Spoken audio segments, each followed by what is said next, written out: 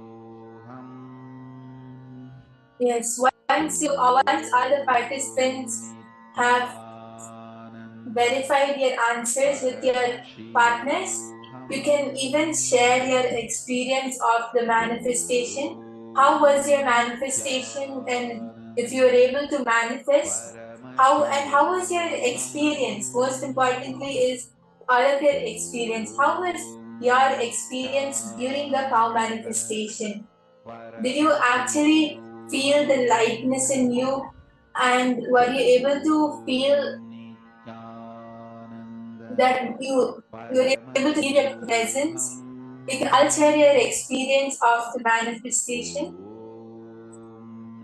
Nityananda Paramashivoham. Om Nityananda Paramashivoham. Om Nityananda Paramashivoham. Om Nityananda Paramashivoham. Om Nityananda Paramashivoham. Om Nityananda Paramashivoham. Om Nityananda Paramashivoham. Om Nityananda Paramashivoham. Yes, so it was a really nice manifestation, and all of you can also post your experiences of how were you able to manifest, right? After you confirm the answer with your partner, you can, after you verified it, you can post your manifestation on the chat. How were you able to manifest, and what was your experience? Right? The most important thing is your experience of the manifestation. Were you able to feel light inside yourself? Was your being feeling light? Did you feel that you actually appeared in your partner's place? You can all post your experience. And even if anyone feels that I was not able to manifest or I was not able to feel anything, it's completely fine, because we are going to be practicing this power more and more throughout the day. And just the decision to sit and manifest by itself is a manifestation, because Swamiji is waiting to flow through all of us. And the moment we give a yes to Swamiji, the moment we say yes to Swamiji to manifest through us, at that time itself the manifestation starts happening. It might take some time to be shown outside and to be projected outside, but the manifestation starts. And now we are going to be moving on to the next session, where we will be learning from Swamiji about what is karma.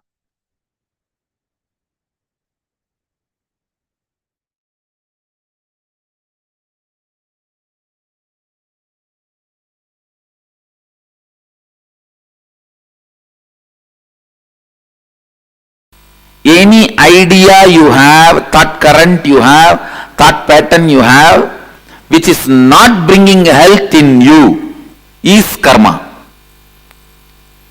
Wealth, any thought current, any thought pattern you have, which is not bringing wealth, what you want to cause as your reality in your life is karma.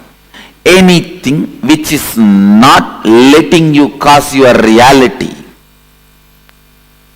the stuck thought current which is not causing your reality is karma. Understand?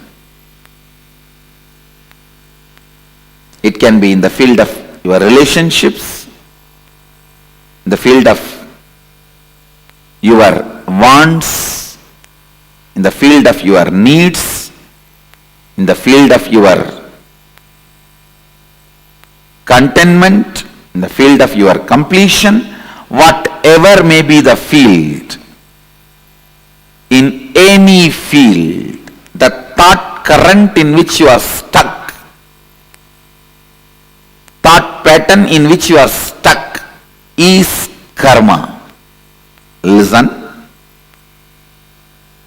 it may be a beautiful, profound, logically convincing theory which you read in a great spiritual book or heard from a great spiritual teacher. Anything which is not liberating you, anything in which you are stuck is karma. Please understand. You might have heard those theory, those belief, those truth from whoever it may be. You might have heard, you might have been thinking, you might have been analyzing, you might have read, you might have been internalizing. Any thought current which is not letting you cause your reality is karma.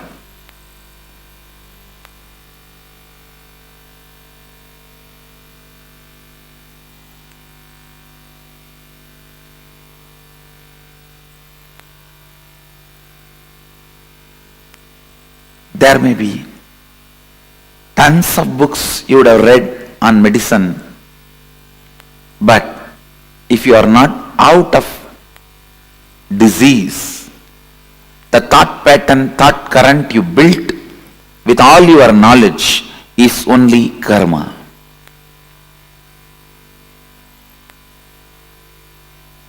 There may be tons of life solutions for every situations you may know, like completion with yourself, completion with others, authenticity, integrity, responsibility, enriching, listening. There may be tons of concepts you heard to cause your reality, but if it has not started happening, it is only karma for you. Listen.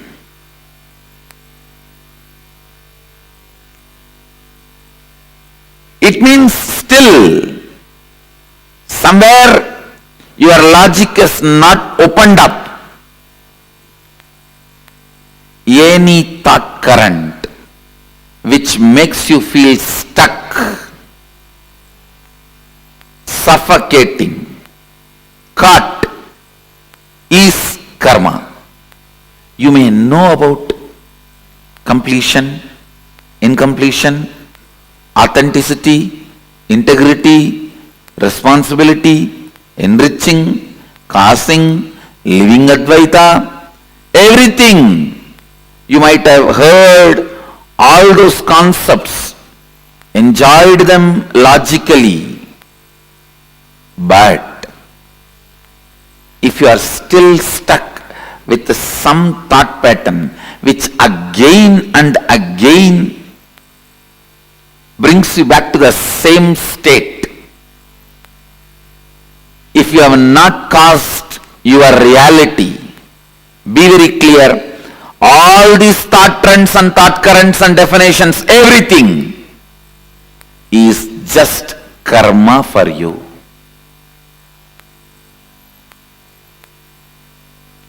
All the concepts.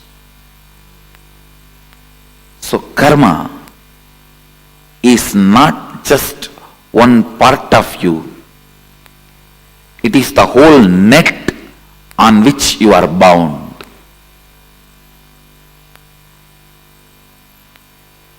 Anything which raises you to the next level, which gives you the push, breakthrough, is freedom, is completion. understand, if you have come expecting definitions about karma, whether it is Pitrudosha, Nagadosha, Sarpadosha, Snake dosha,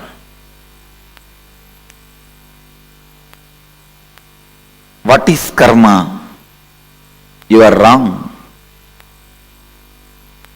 Listen. Any thought current or thought pattern or lifestyle in which you are stuck, your reality is not caused, is karma. Any thought current, thought pattern which gives you a breakthrough, push to the next level of your reality, which is making you cause your reality, is liberation, is completion.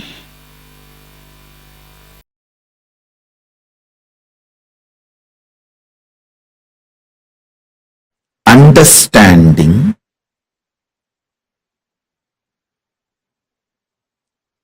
the cosmic flow of life, like karma,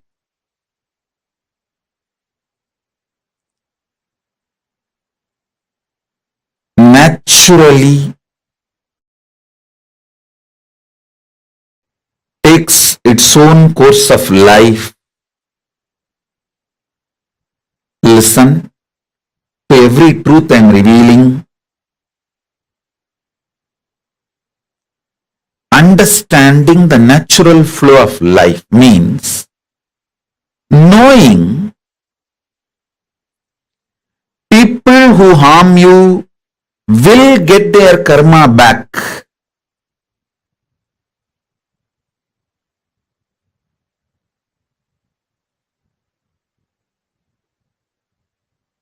People who support you will get their punya back.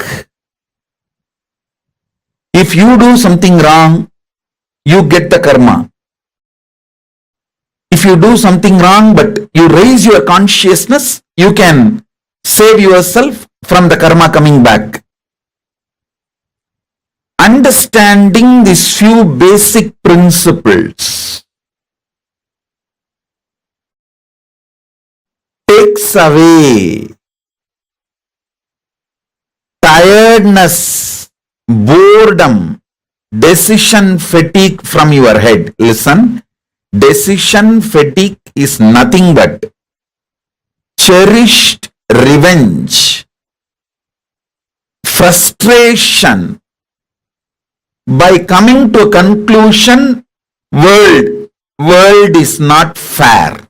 Listen, when you feel world is not fair, you block the flow of energy through you. You block your Shakti. You fall into frustration. Naturally, that leads to decision fatigue. Understanding world is just dharmic. Having simple eyes to see how the karma comes back, how nobody can escape from good or bad. Understanding this basic truth takes away all decision fatigue, frustration, anger about life, vengeance you cherish about people and life, known, unknown, all that just taken away. You become a free channel for energy to flow.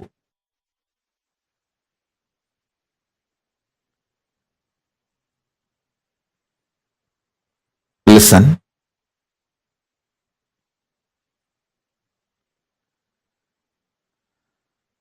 Knowing whether human society or world, nature,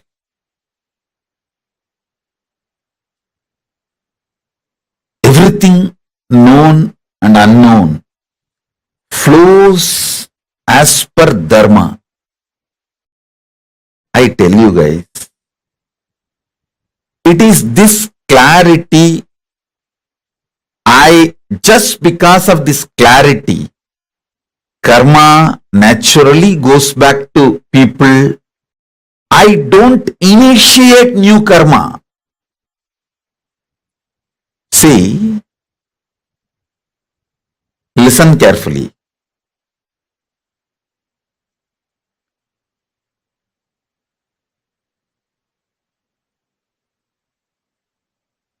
This is one of the biggest confusion. All those so-called logical brains. People try to tell, maybe, see, when I tell them, hey, don't kill the goat and eat, next janma, the goat will come as a human being and kill you and eat. They say, maybe Swamiji, last janma, the goat killed me and ate. That is why now I am killing the goat and eating.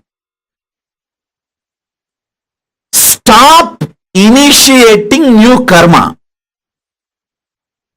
Then your Kundalini will be awakened. You will have the Shakti to see the flow of whole life.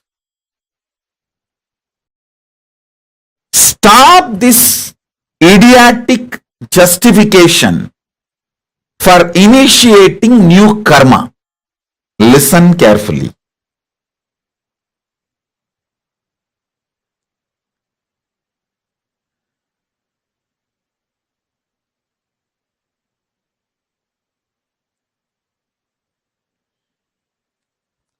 When I realized the flow of dharma and flow of karma, I stopped initiating new karma chakra or the karmic chains that has brought so much energy in me. So much energy, I tell you.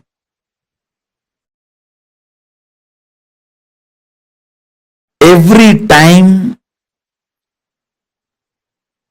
I start having larger visualization, larger plans, larger work. Every time when people try to hit me, persecute me, I flare up and become larger than their imagination.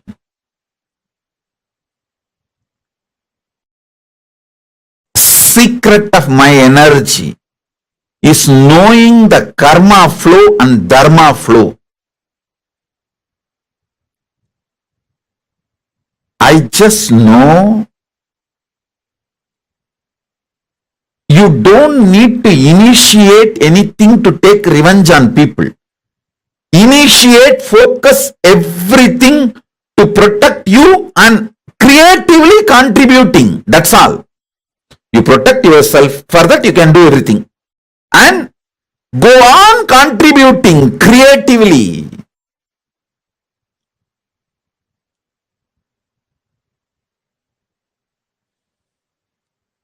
Even when I give a simple hug, it is absolutely creative. I just want to lubricate that being's inner space with my love and compassion and acceptance, so it can flower into a beautiful, powerful being. Same way when I scream, I just carve that being to become a god in every level. I stop just with these two. Maximum I protect myself and I go on contributing creatively, because I am assured inside me experientially about the flow of the dharma, flow of the karma. I do not have a cherished vengeance, cherished anger, cherished violence. All of you should know. You may not have cherished anger towards one person, but you may have a whole against the whole system. You may have a cherished anger and violence against the whole humanity, against the whole economical system, against the whole currency system. When you cherish the anger against the whole system, or the organization you are working for, or the career you are doing, or the clients you are having, you may have anger towards the whole system. Even that gets you decision fatigue. When you cherish anger towards one person, it's called vengeance. When you cherish anger towards unknown system, it's called frustration. Vengeance and frustration both brings decision fatigue in you.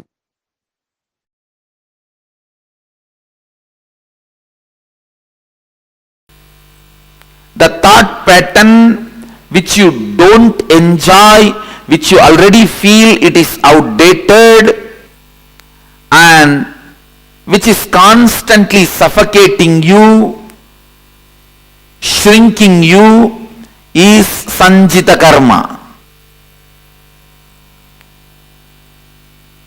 And the thought pattern in which you feel you are stuck, but you are able to cause few things as your reality in your life, that is agamya karma. But because you want to cause one or two things in your life as reality, the thought pattern you accept brings untold, unimagined, unexpected bondages, side effects, after effects in your life. That is called agamya. Listen. Husband is a person who stands by you during all the troubles, tortures, sufferings, pains, which will not be there in your life if he is not there.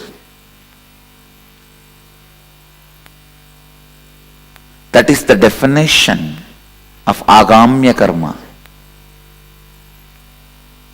You try to cause your reality in one dimension of your life, and you accept certain thought current, thought pattern into your lifestyle, which causes multiple other suffocations and bondages, unimagined, unexpected, untold, unbriefed.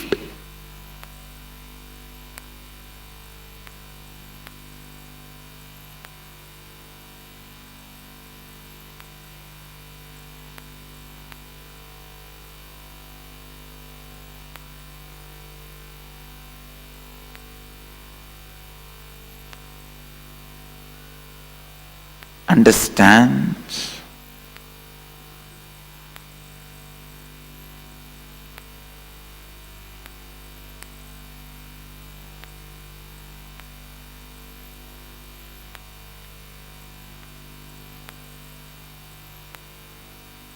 Just because you want to own a home, sometimes you get stuck in the home for next 40 years paying your bank home loan.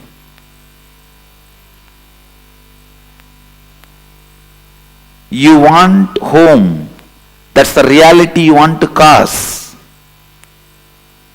But when you cause that reality, the thought current you accept and assume on you,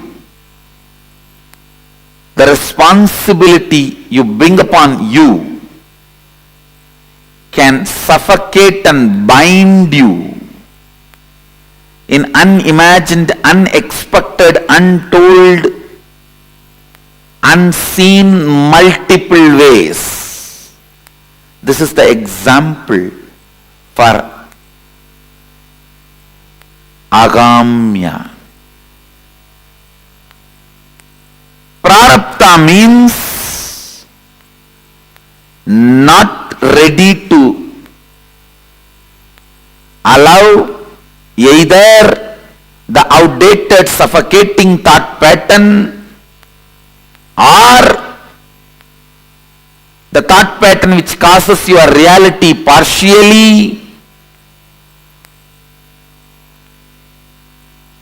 deciding boldly to go on renouncing any thought current, thought pattern, even if you suspect them that they are not going to cause your reality completely. If you go on discarding, the discarding will become a lifestyle.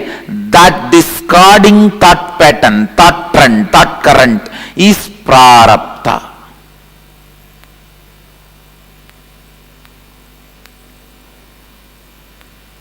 Means only exhausting.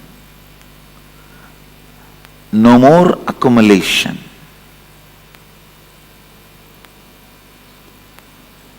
Waking up to the reality. Any thought current, any thought trend cannot cause all my realities as reality. Coming to that understanding and waking up to that reality is enlightenment.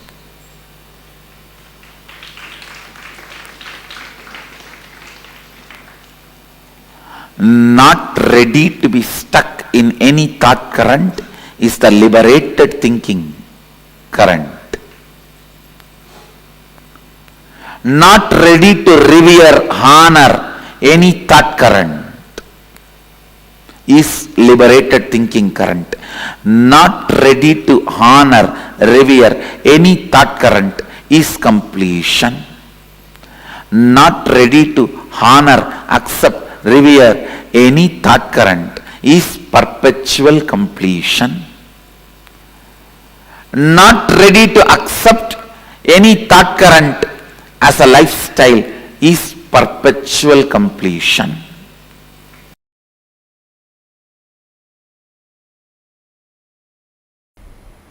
However, you understand, the cosmos does not record anything other than violence.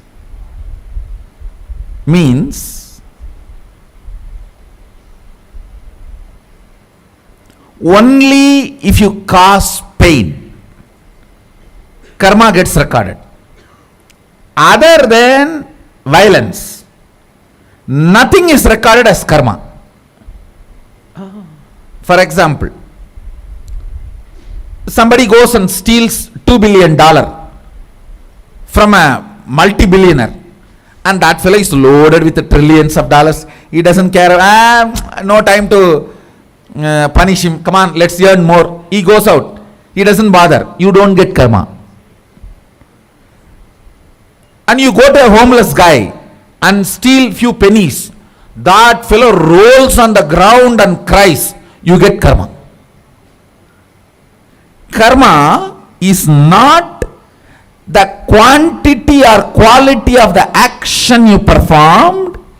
It only the amount of interference or violence you caused. That's all. Listen, I'll go to the origin of the universe. Please understand. Now, I am giving you cosmic legal opinion. I commit with you, I will be completely integrated to the original truth. Because many of you make many decisions in your life based on my legal opinion.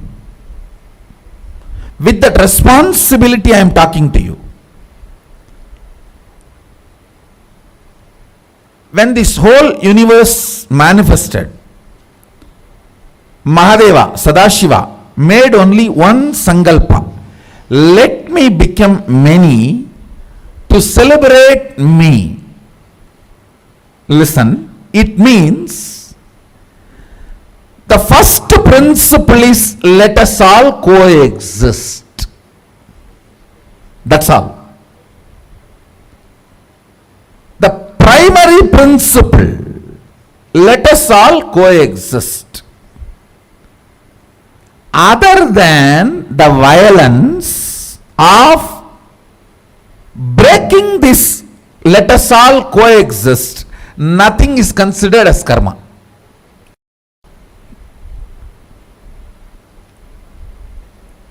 All of you are getting what I am saying? See,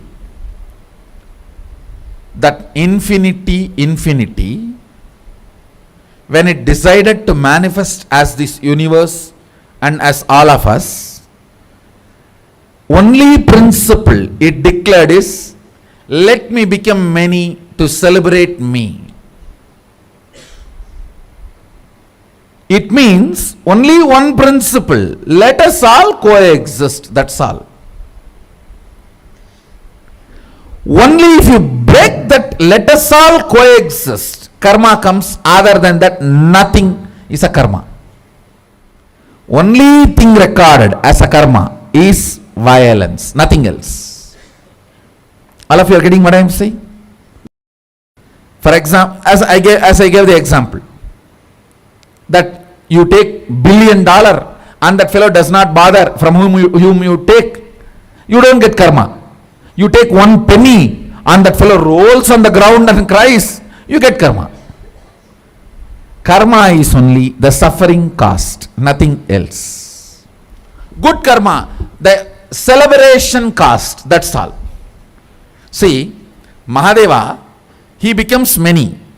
He declares, let me become many to celebrate me. So more and more celebration you cast becomes good karma. More and more pain you cast becomes bad karma. That's all. The same rule applies. You may give $1 billion to somebody and he is not happy about it. You don't get good karma. You may be giving a penny to somebody and he is just praising you and glorifying. He is just ecstatic. You get good karma. It is the experience cost matters, not the other money or quantity or quality or the work of or any of that done. All of you are getting? Because the principle in which the universe, Brahmanda, is expanded. See, the universe manifests. It becomes that multiverse. That universe becoming multiverse, the principle or the first declaration with which it explodes is, let me become many to celebrate me. So anything you add as a celebration of ourself is a good karma. Anything you add to break that fundamental principle of coexistence is bad karma. That's all. Wow. Nothing else matters. What is karma? Disturbing the natural expansion process of the universe. Supporting the natural process of expansion is good karma. Trying to disturb is bad karma, that's all.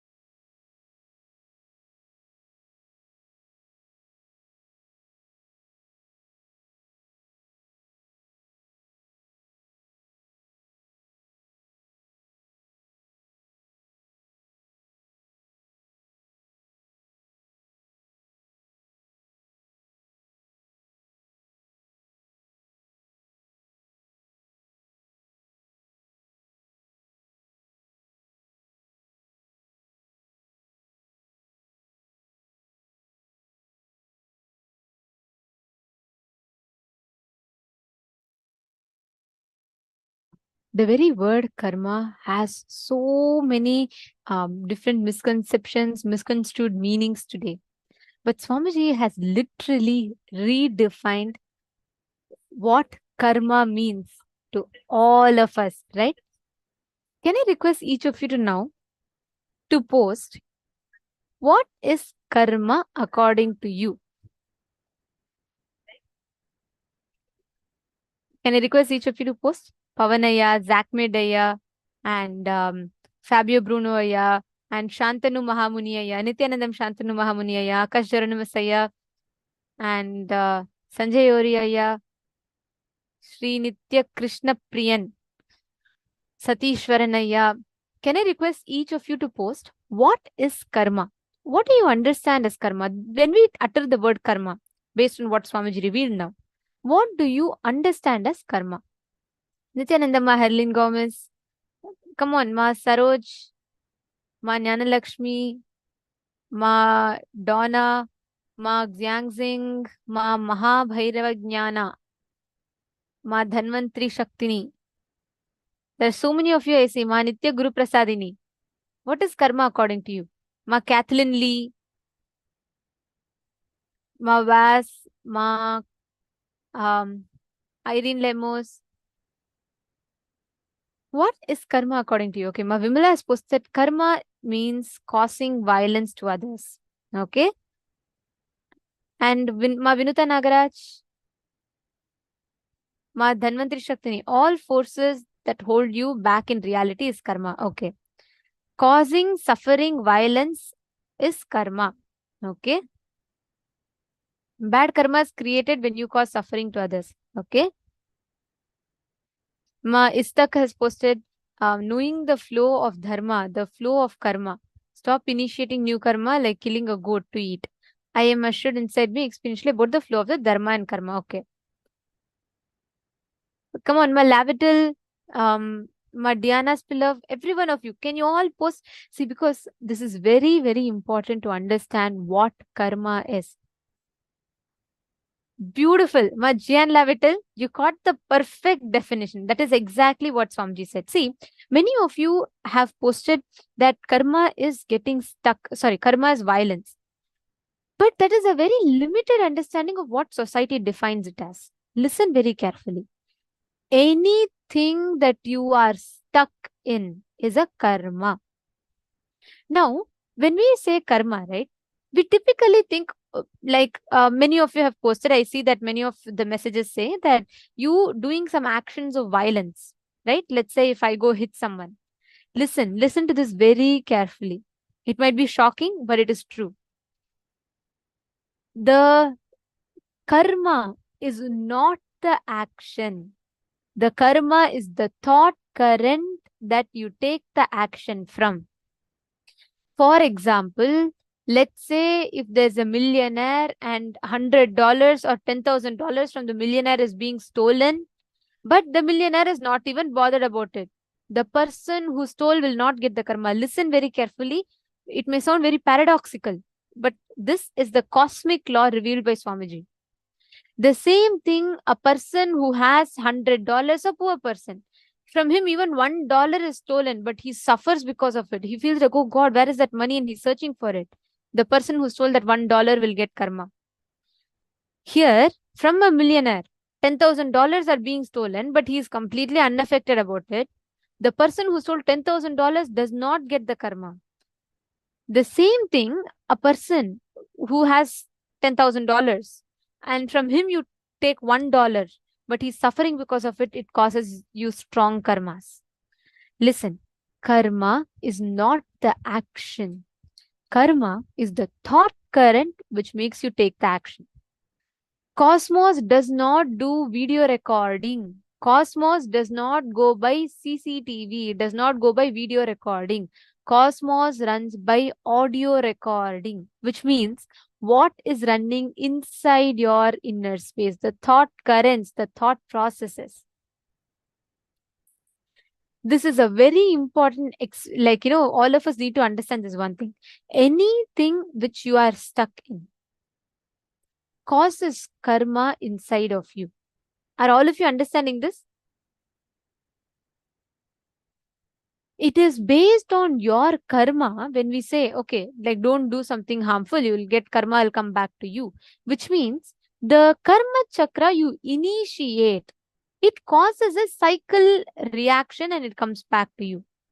Have you all seen this meme? I'm sure you might have come across it, where you will see that, the domino effect, where the one slab is pushed, it's going to push everything, and the last slab will come back and fall on you. The karma chakra, the thought current with which you initiate an action, the moment you push, you take an action from a certain thought current, it is going to go all the way around and come back and fall on you. Listen very carefully. Karma is not the action, it is the thought current that pushes you to take a certain action.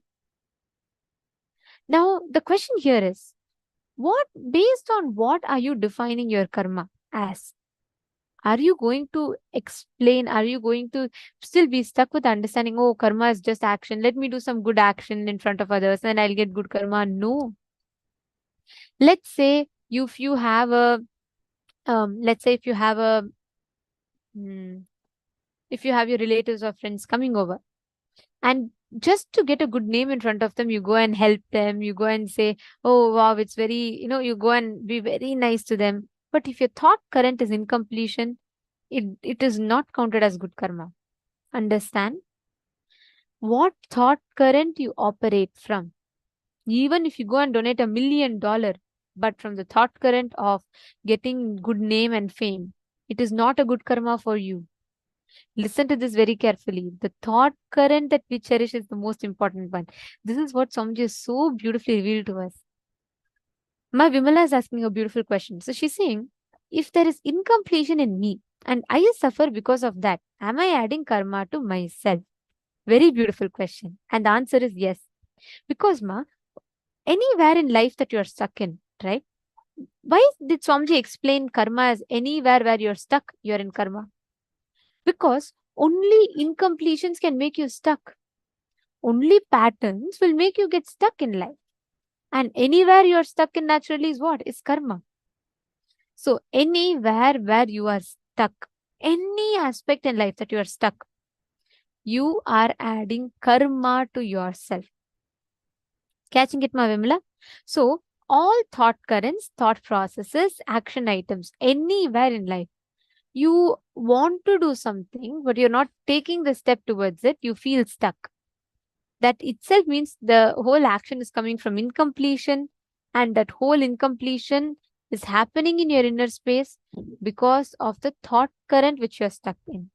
If you shift that thought current, you will suddenly start having the breakthrough.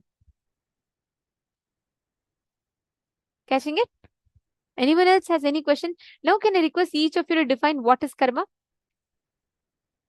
Come on. Can I request each of you to post? What is karma?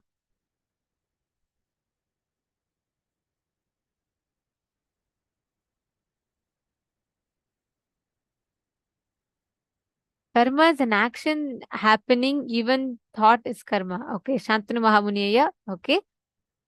Thought current does not manifest your reality. The suffocating thought current is karma. Beautiful, Fabio Bruno Aya. And come on, all the others. Akash Jeronimus Aya, Everardo Alfaro Aya.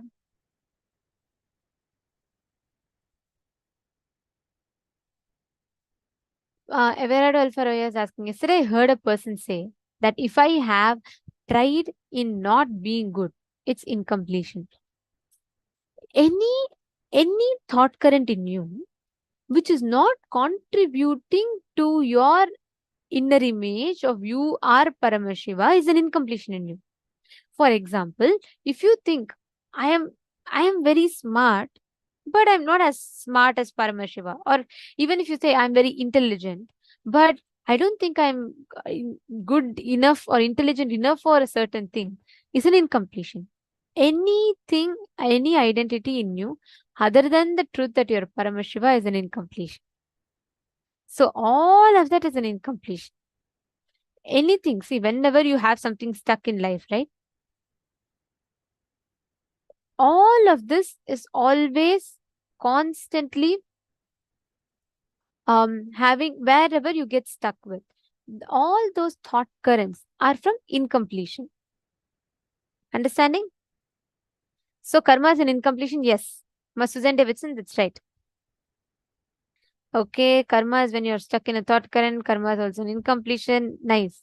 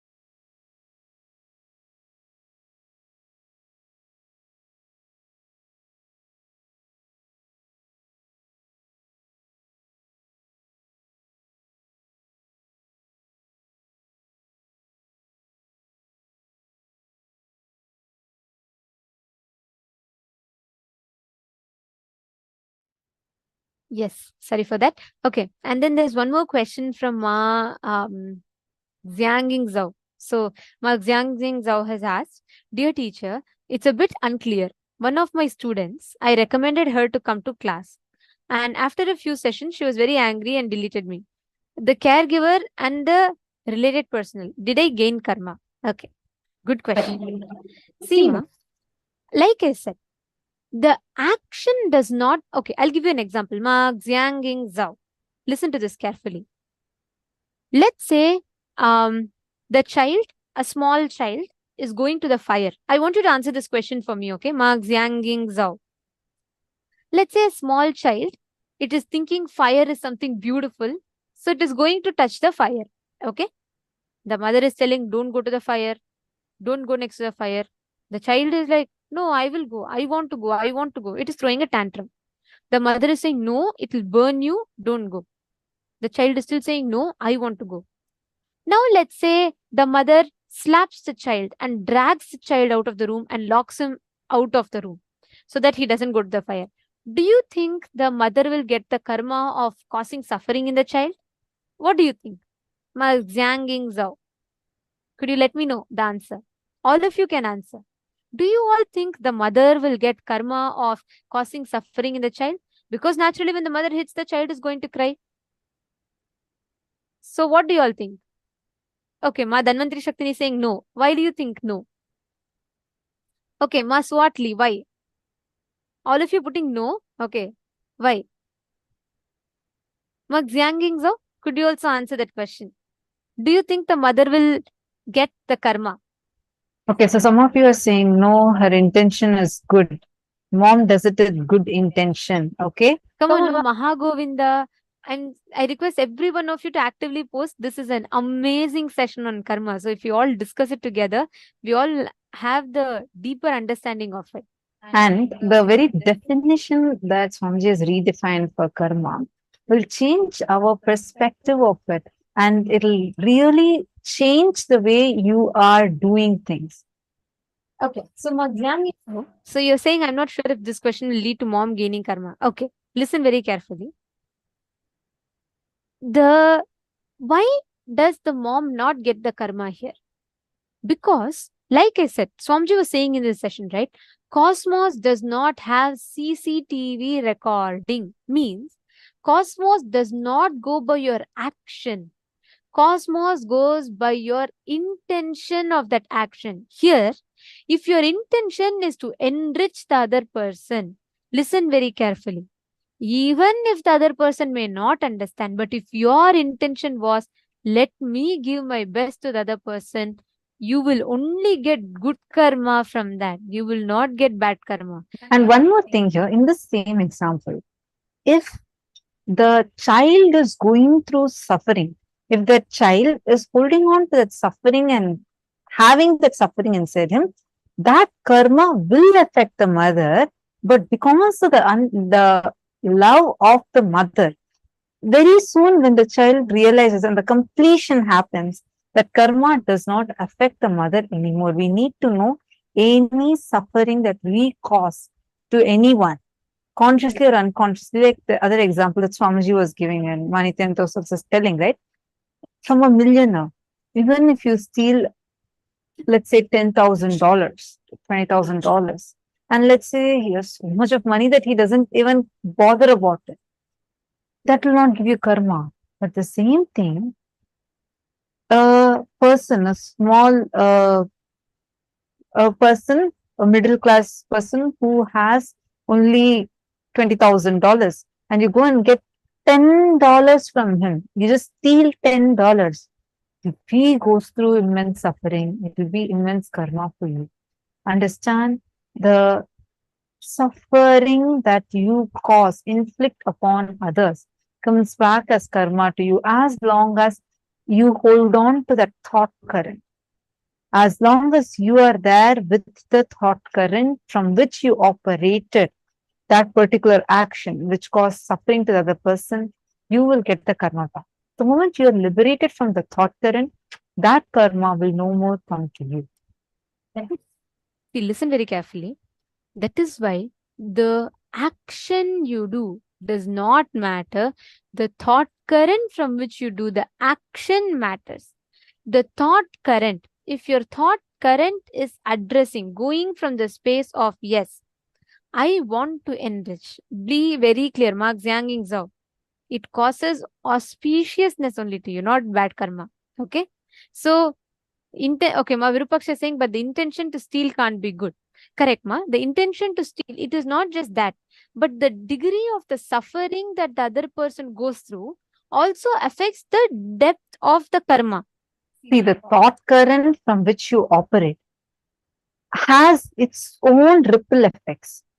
See, for example, have you all seen in this like Disneyland and they blow certain bubbles with a certain shape.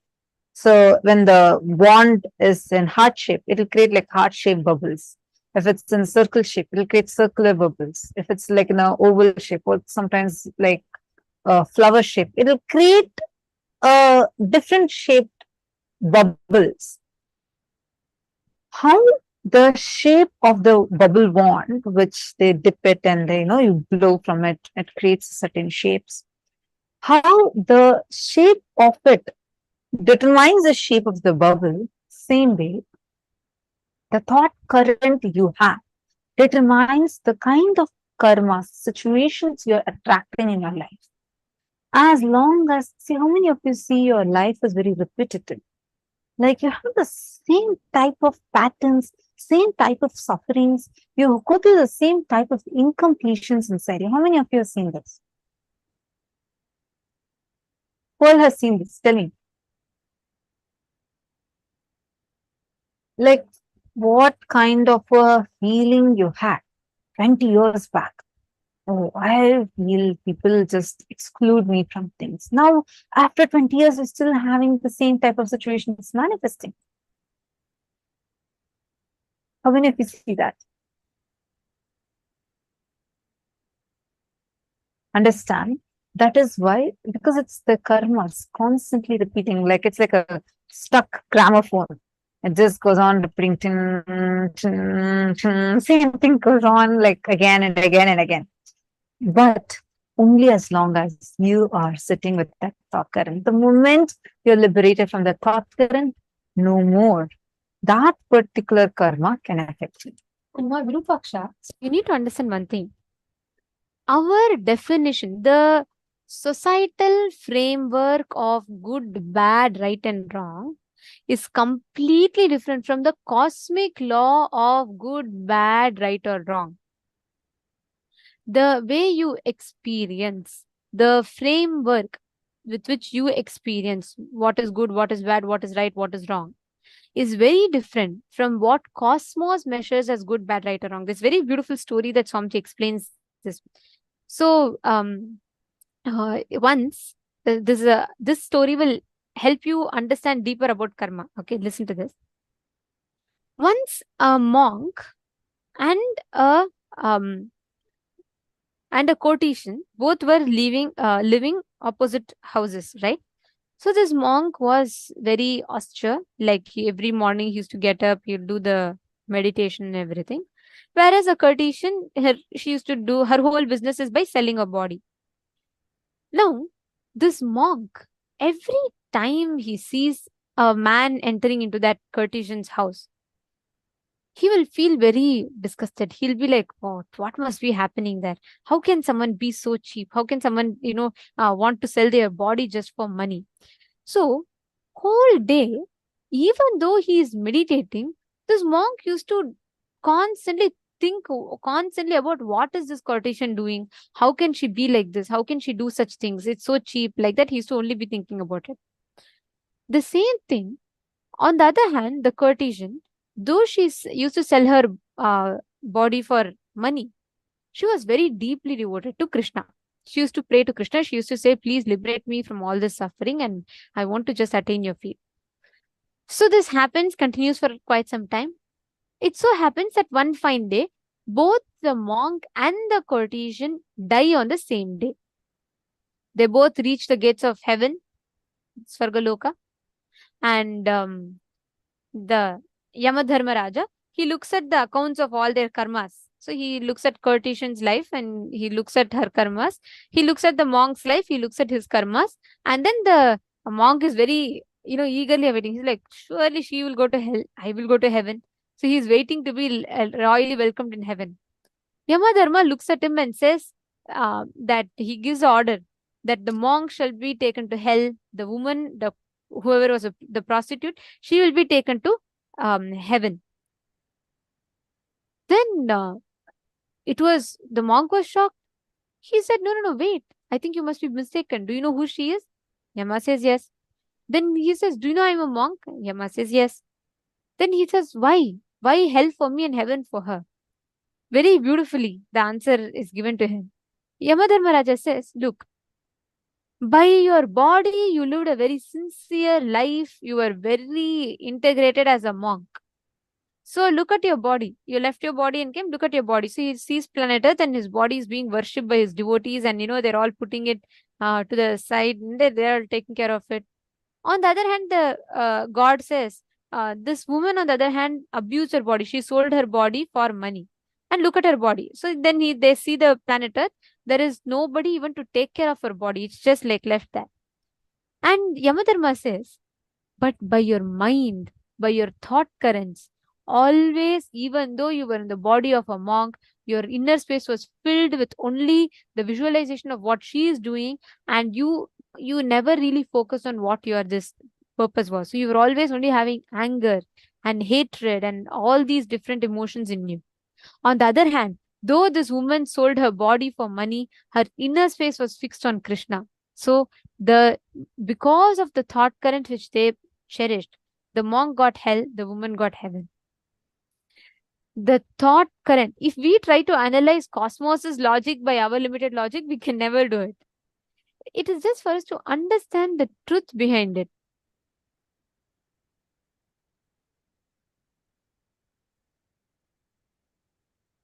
Machingo is asking, okay, so in the... Actually, I just want to add one thing to this example that you're mentioning.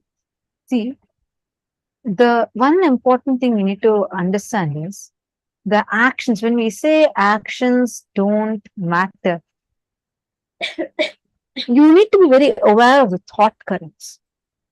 So, why we have a certain lifestyle given as per agamas, why we have certain lifestyle practices, because only those will help us to be able to live this life through which you will be able to cherish the right thought currents. Your understanding, thought currents are too important.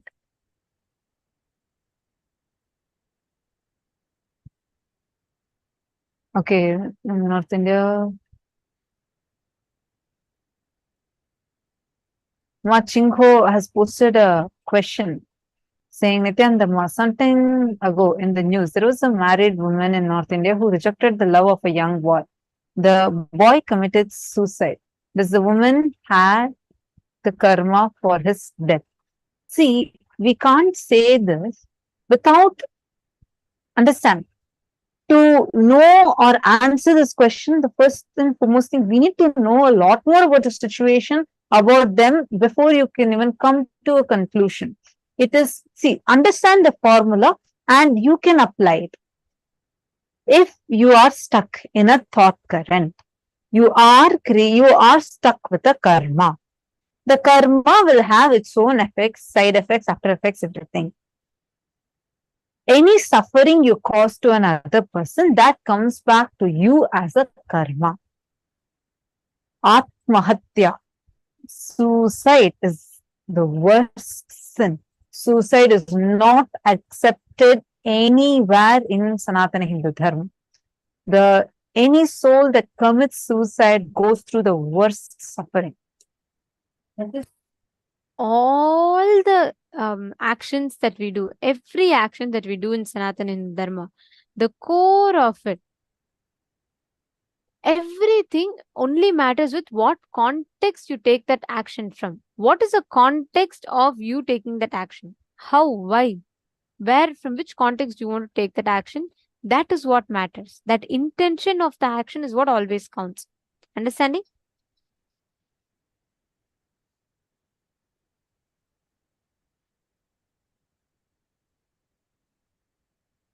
Okay, so Mashvetal Vas is asking, does this mean any action we do with the right intention but cause suffering, still we will not get karma? That's what, see, the thing is, many times you would not know whether there are actions that when you take, when in a very hidden, with a subtle underline, it will still be from your ego boost. There are things that could have been done in a very non-violent way.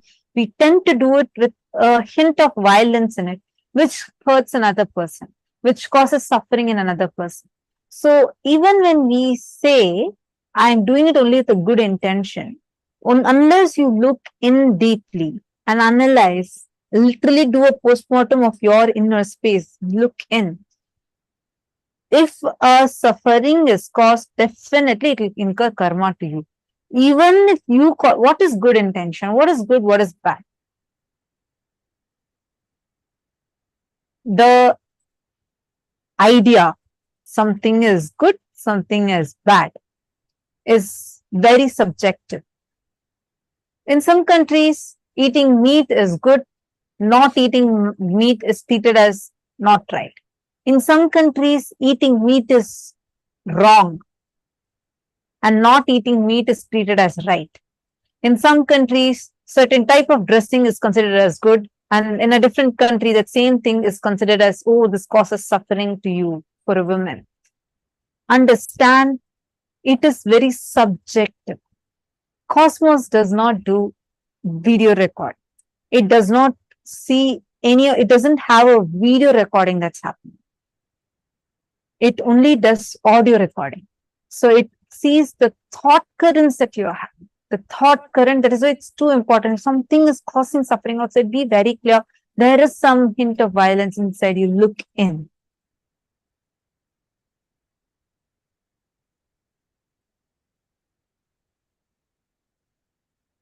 Understanding. If we all analyze now, we will see how beautifully you can shift the understanding of karma, and you can not just shifting the understanding, can experientially gain the powerful cognitions. Now, take a few minutes and pen down all thought currents or lifestyle in which you are stuck. You are feeling stuck. Life is suffocating you, which is not letting you cause your reality, whatever the thought currents are. Anything which is making you feel stuck, please write down.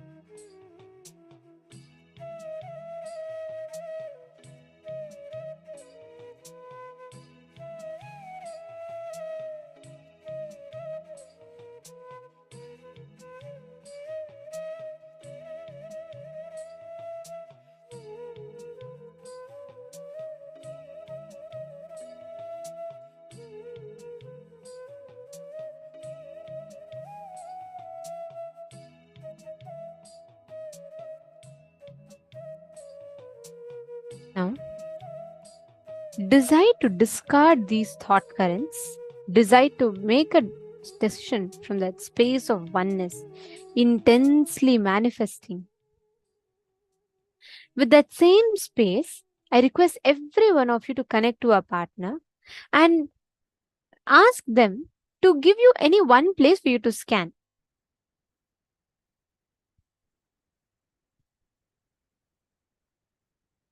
Listen very carefully. The thought current with which you take an action, the thought current with which you initiate an action, that is going to determine what space or what reality you are manifesting.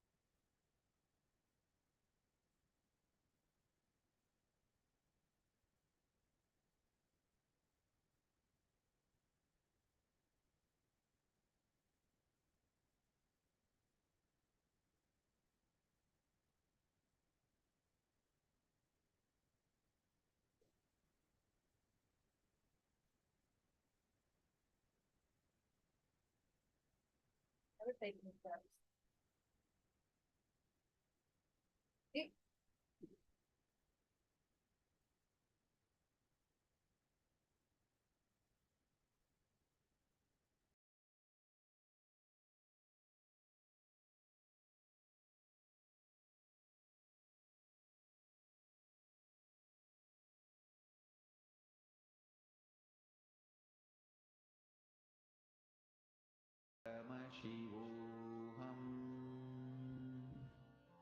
Om Nithyananda Paramashivoham.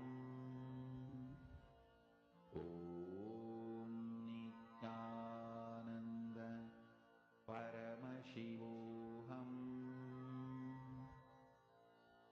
Om Nithyananda Paramashivoham.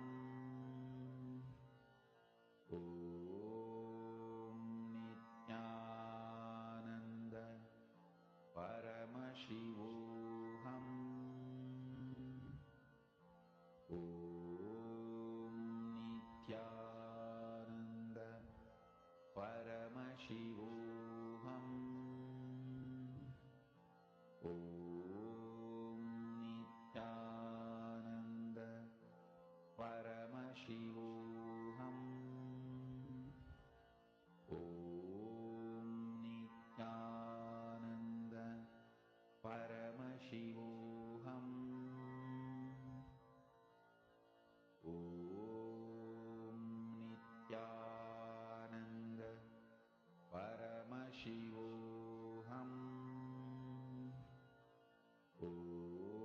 Om Nithyananda Paramashivoham. Om Nithyananda Paramashivoham. Om Nithyananda Paramashivoham. Om Nithyananda Paramashivoham.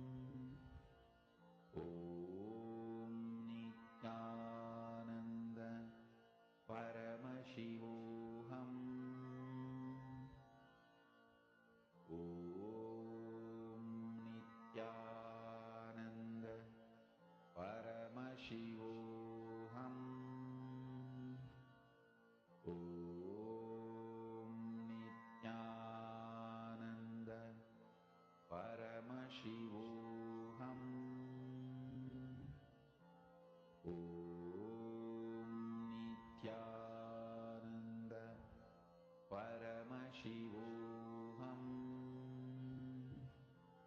Om Nithyananda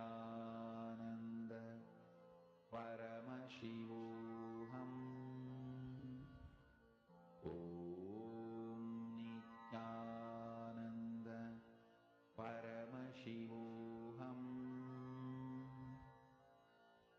Om Nithyananda Paramashivoham. Om Nithyananda Paramashivoham. Om Nithyananda Paramashivoham. Om Nithyananda Paramashivoham.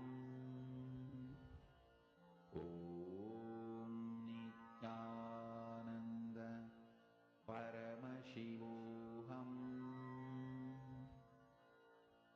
Om Nithyananda Paramashivoham.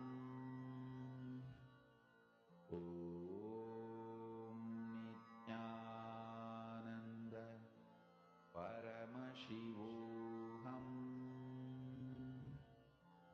Om Nithyananda Paramashivoham. Om Nithyananda Paramashivoham. Om Nithyananda Paramashivoham. Om Nithyananda Paramashivoham. Om Nithyananda Paramashivoham. Om Nithyananda Paramashivoham. Om Nithyananda Paramashivoham. Om Nithyananda Paramashivoham. Om Nithyananda Paramashivoham. Om Nithyananda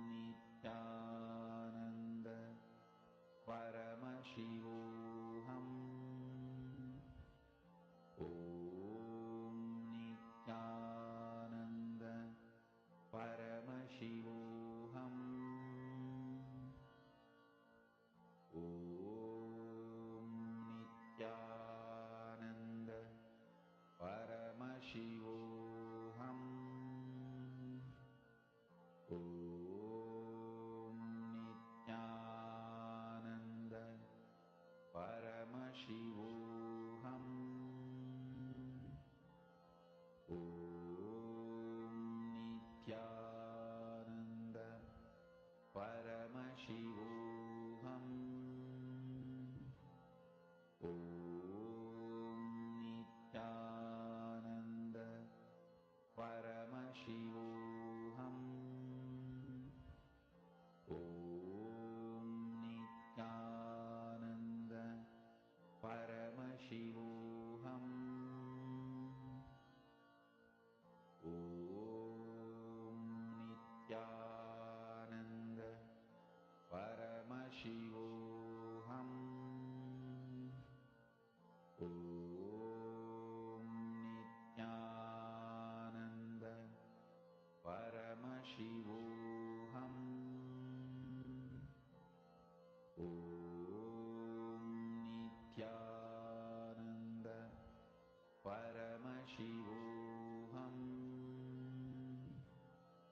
Om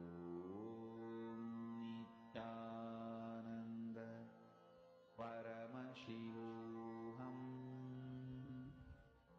Om Nithyananda Paramashivoham. Om Nithyananda Paramashivoham. Om Nithyananda Paramashivoham. Om Nithyananda Paramashivoham. Om Nithyananda Paramashivoham. Om Nithyananda Paramashivoham. Om Nithyananda Paramashivoham. Om Nithyananda Paramashivoham. Om Nithyananda Paramashivoham. Om Nithyananda Paramashivoham. Om Nithyananda Paramashivoham. Om Nithyananda Now, Paramashivoham. let us all enter into the next session where we understand about what is karma and what is dharma, the difference between karma and dharma. If somebody tries to attack you, what will you do? Naturally, you will defend yourself. Do you need a special spiritual practice for it? Do you need a special understanding? Whether you know the technique or not, method or not, system or not, by the very existence, your life will defend you. Because you don't want to be killed, you not killing others is Dhamma. Please understand. Because you don't want to be killed, you not killing others. That is ahimsa. Whatever you don't want to be done to you, you not doing to others. Same way, your properties. Naturally, you don't want that to be stolen.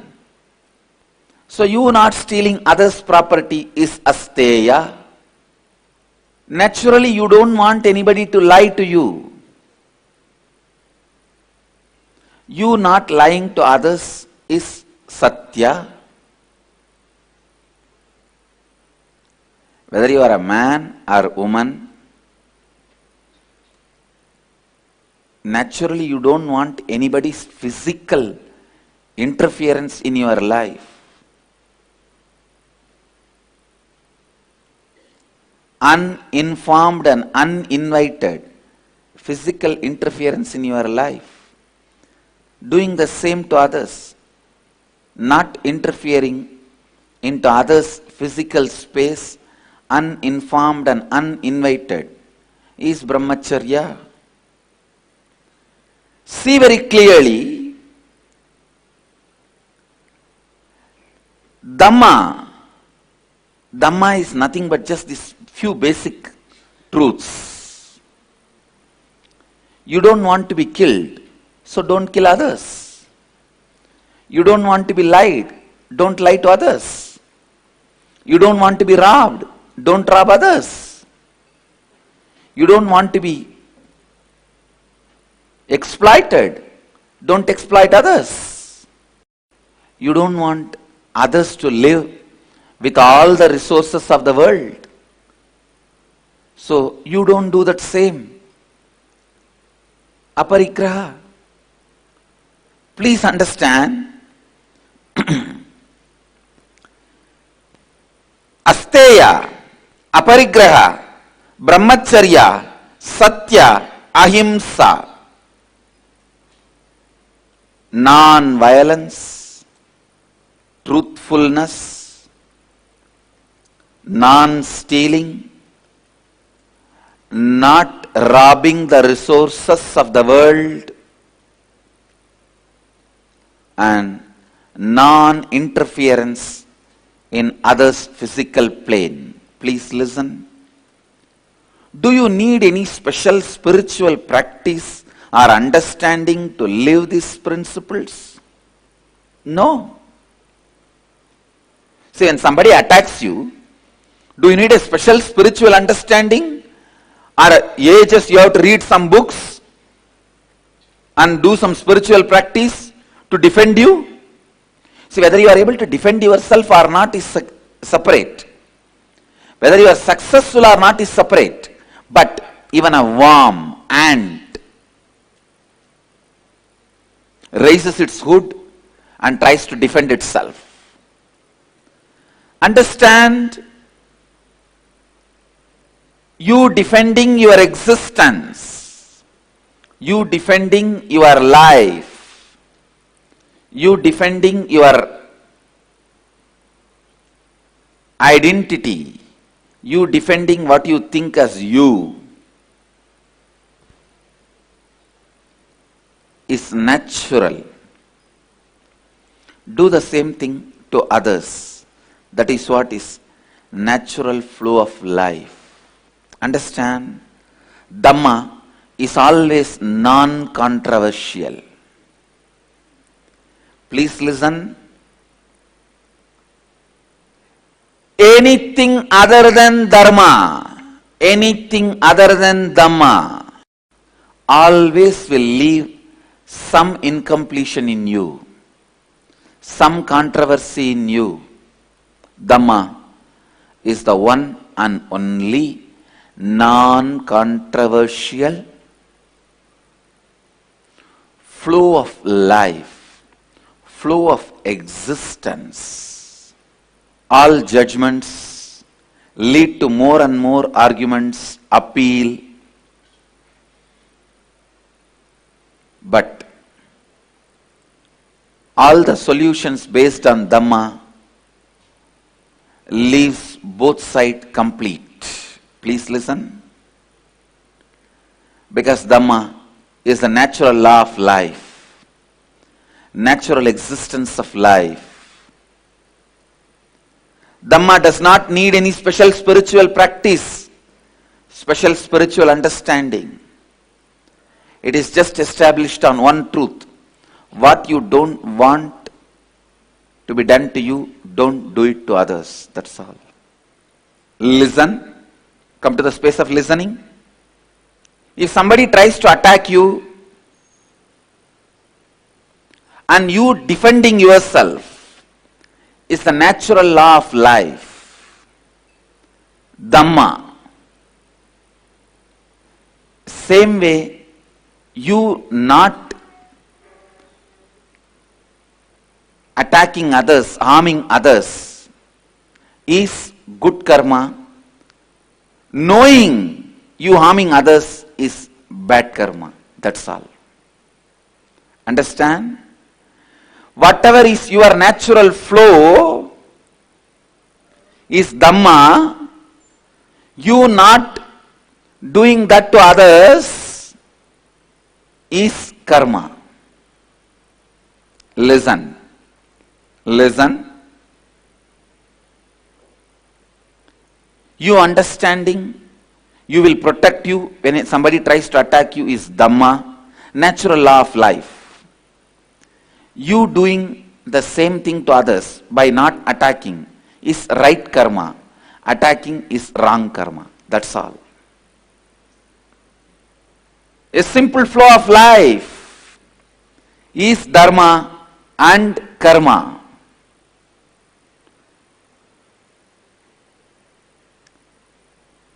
Listen. Anything you create,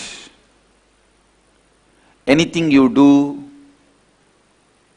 anything you mull over, anything you try to digest, anything you try to practice is not natural law of life. If at all you have to practice something, that is only one completion, that's all. Only one you need to practice completion, means getting back to your natural space, your original space. Other than completion, nothing else need to be practiced. Simply you know the law of life.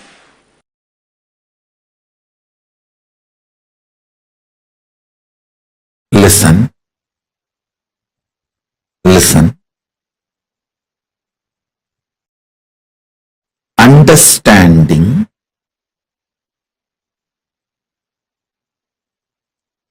the cosmic flow of life, like karma,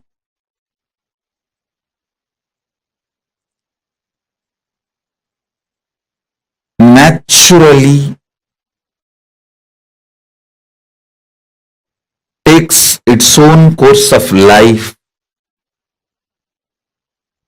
Listen to every truth I am revealing. Understanding the natural flow of life means knowing people who harm you will get their karma back.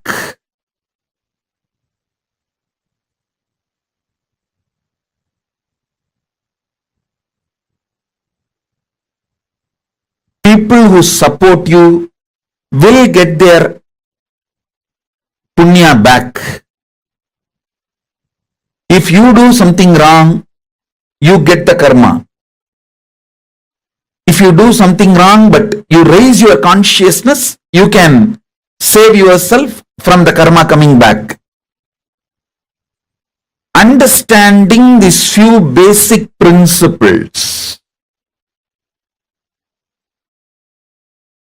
takes away tiredness, boredom, decision fatigue from your head. Listen, decision fatigue is nothing but cherished revenge and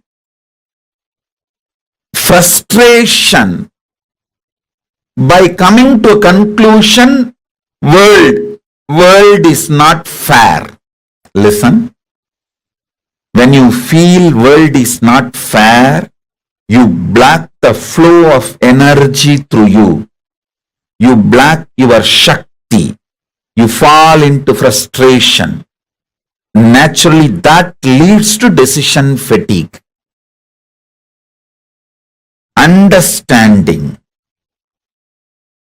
world is just dharmic, having simple eyes to see how the karma comes back, how nobody can escape from good or bad,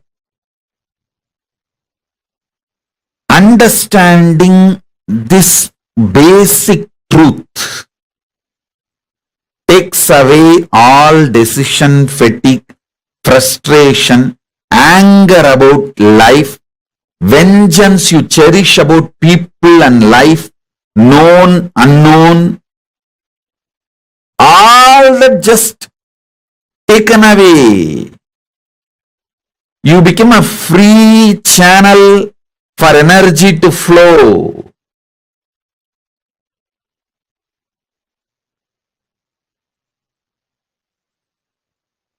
Listen.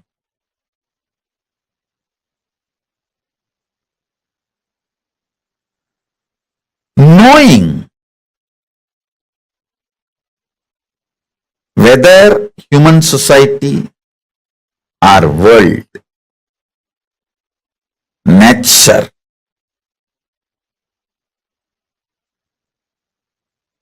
everything known and unknown flows as per dharma. I tell you guys, it is this clarity, just because of this clarity, karma naturally goes back to people. I don't initiate new karma. See, listen carefully.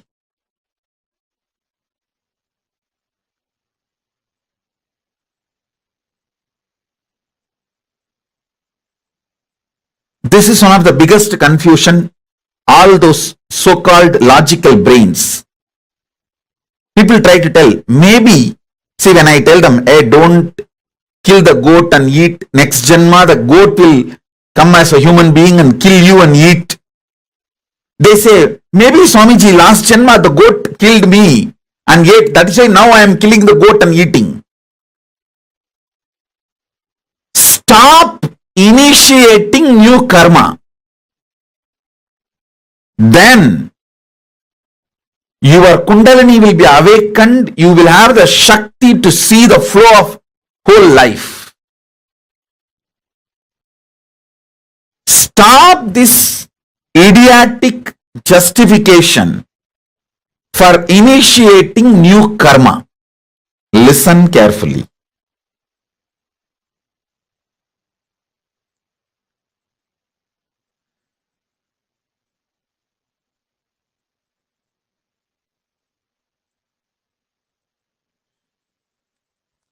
When I realized the flow of dharma and flow of karma, I stopped initiating new karma chakra or the karmic chains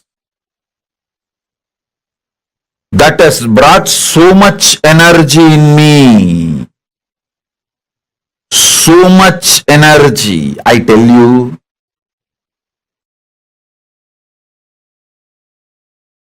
Every time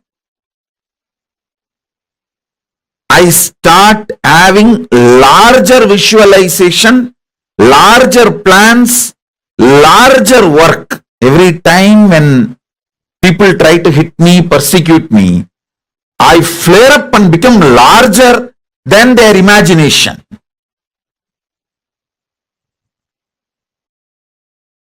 Secret of my energy is knowing the karma flow and dharma flow. I just know you don't need to initiate anything to take revenge on people.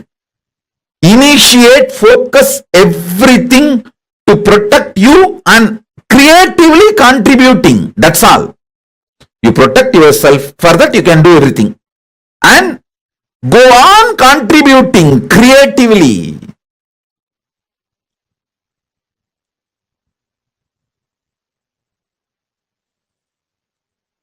even when I give a simple hug, it is absolutely creative. I just want to lubricate that being's inner space with my love and compassion and acceptance so it can flower into a beautiful, powerful being. Same way when I scream, I just carve that being to become a god in every level. I stop just with these two. Maximum I protect myself and I go on contributing creatively because I am assured inside me experientially about the flow of the dharma, flow of the karma.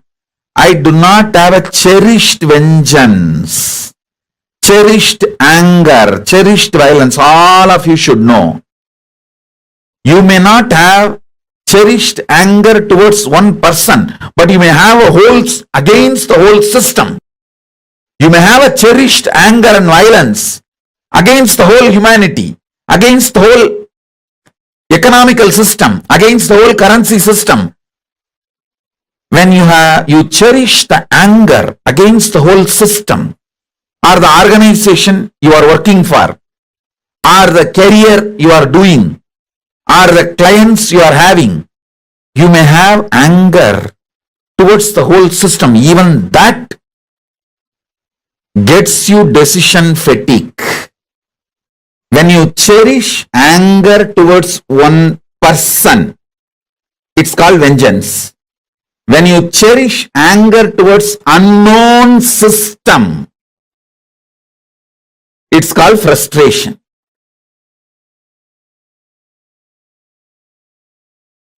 Please understand, your arrogance which makes you believe you can manage the natural law of life itself is called karma. Your arrogance which gives you the belief you can manage the natural law of life is karma. Authenticity is natural law of life. You can never manipulate it. You can never manage it.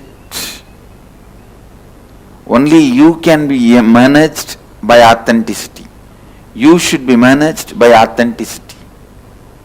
Why we try to manipulate dharma, law of life? Because we feel at some part of us we cannot change that.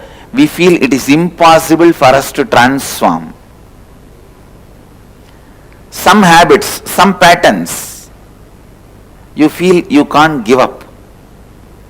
So naturally, to convince yourself it is okay, you need to manipulate dharma. For example, if you can't live the life of a sannyasi, celibate, then just manipulate the dharma saying, okay, it's okay, this is also okay. If you are unattached and live grihastha life, that is also okay. But if you are unattached, then why are you going to live there? Now I am not saying give up the grihastha life and become a sannyasi. All I am saying is at least be very clear where you are powerful, where you are powerless. And it is not necessary you need to give up grihastha life to achieve Advaita, live Advaita. So from that context, if you say, I don't need to give up the grihastha life because that is not required for Advaita, living Advaita, then you are right. But if you say, no, without attachment, if you live there, that is also okay, then you are manipulating dharma. Please understand. If you can't get up early morning for yoga, naturally you start manipulating. No. That and all is not required for me. Just if I mentally align myself and remember God few minutes, He will immediately land on me and support what is there. Unnecessarily waking up in the early morning, bending the body this side, that side, and if I just remember, that's all, that is enough. This is manipulating dharma, understand? Actually, waking up early morning is not necessary for Advaita. It is a support, but not a compulsion to live Advaita. From that understanding, if you think, then it is okay. Listen. You may ask, what is the difference between these two thought currents? When you understand what is necessary and what is not necessary, you never fall into powerlessness. But when you think something is necessary and not able to do, you fall into powerlessness. Only the fellows who fall into powerlessness manipulate dharma. Trying to manipulate dharma is karma. Trying to manipulate dharma is karma. Understand?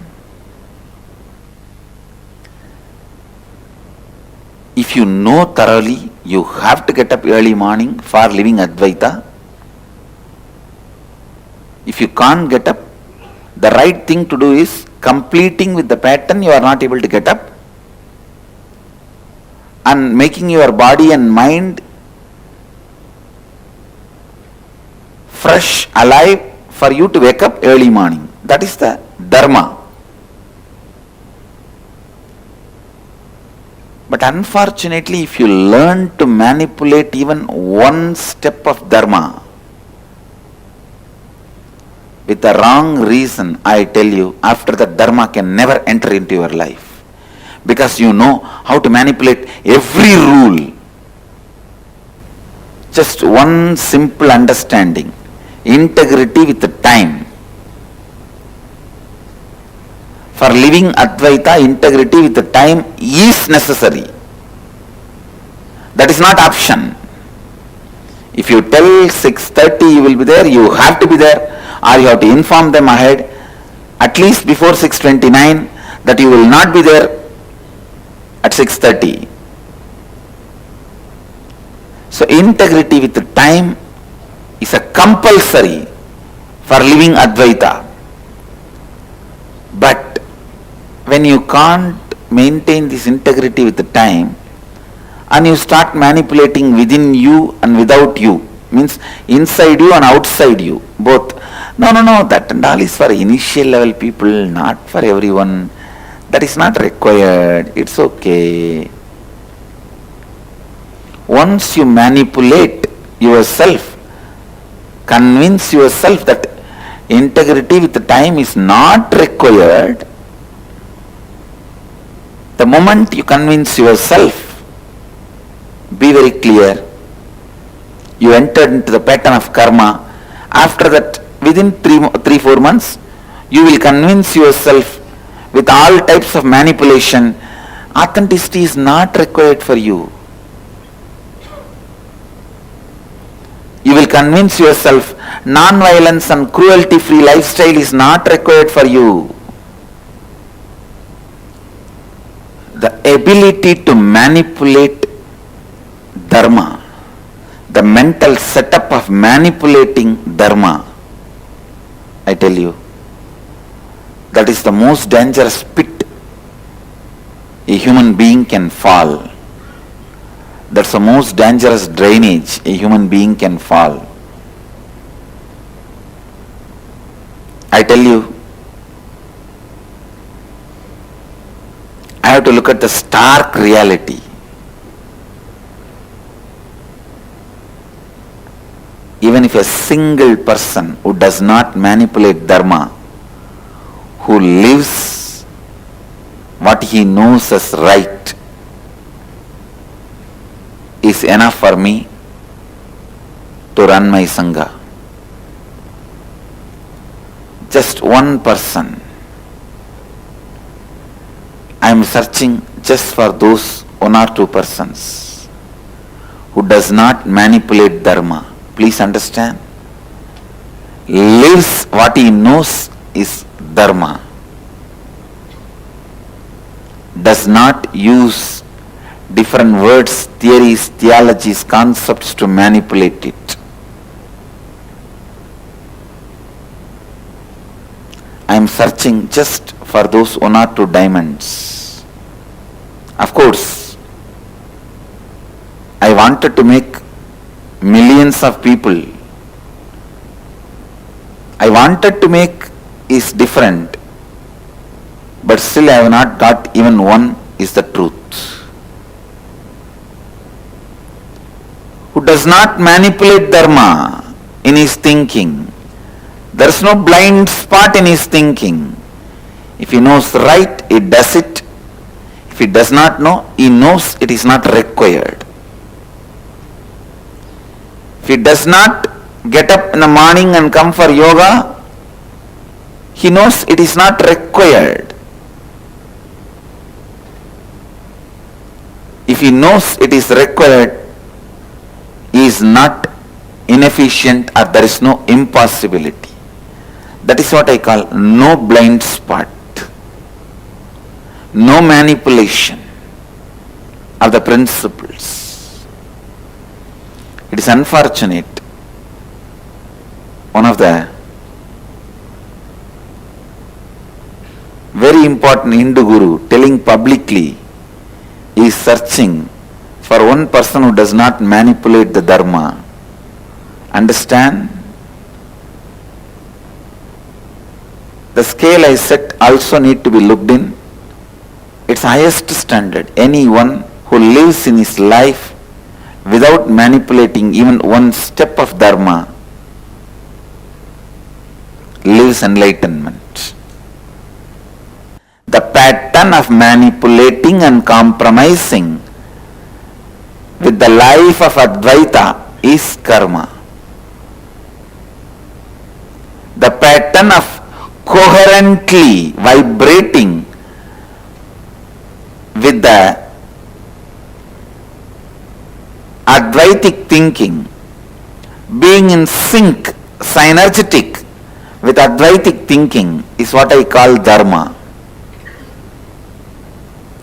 Who knows the Dharma and do not compromise, do not manipulate it, lives enlightenment. Sit and think through your whole life. Let your whole life be aligned with Dharma. Whatever species exists on the planet Earth, they all have a right over the planet Earth just like we have a right. We don't have a right to vacate them from the planet Earth just because of our whims and fancies. No. Everything you live should have the context of Advaita. Everything which has the context of Advaita should be lived by you is living enlightenment. Lifestyle of no blind spot. Every understanding from the context of Advaita has to be lived uncompromisingly. If you are made to understand this is responsibility, you have to live it. This is enriching, you have to live it. This is authenticity, you have to live it. This is integrity, you have to live it. No question of compromising. No compromising. If you are powerless somewhere to live the Dharma, complete. Complete with that powerlessness. Complete with that powerlessness and raise yourself to the next level. But no question of manipulating it. If you manipulate Dharma, you will never transform. You will never know where you need to complete. You will continue to be the same sewage, thinking outside you sprayed enough perfume, no one will have a smell. Yes, but inside you will be stinking.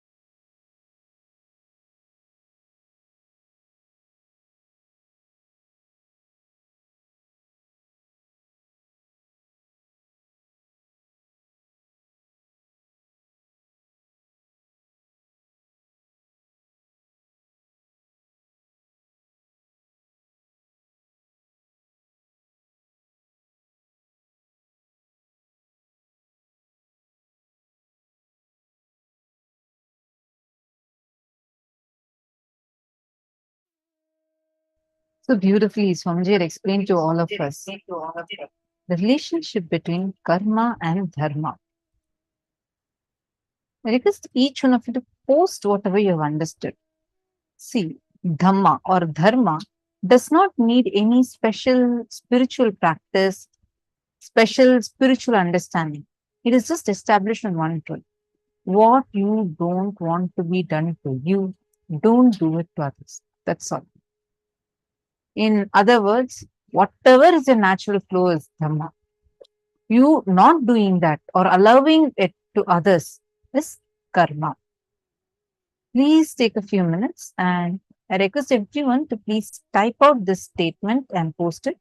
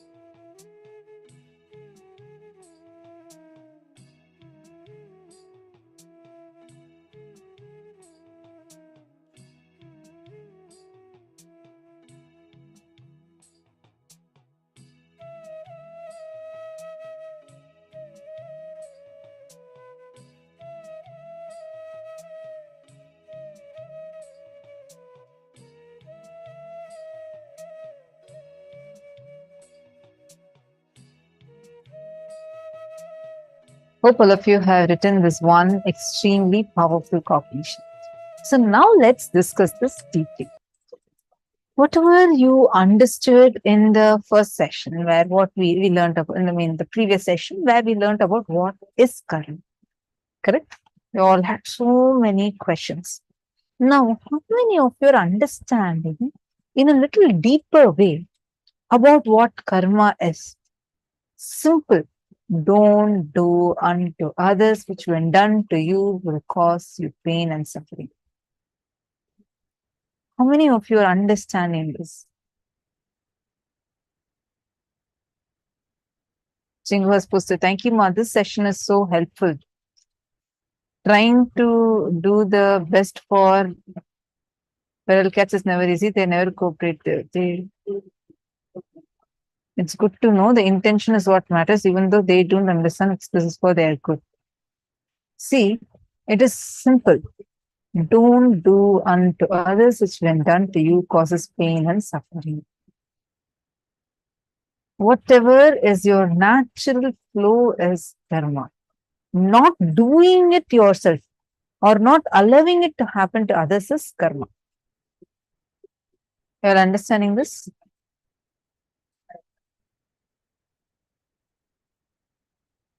How many of you are getting this? How many of you feel like, yes, I'm clicking this?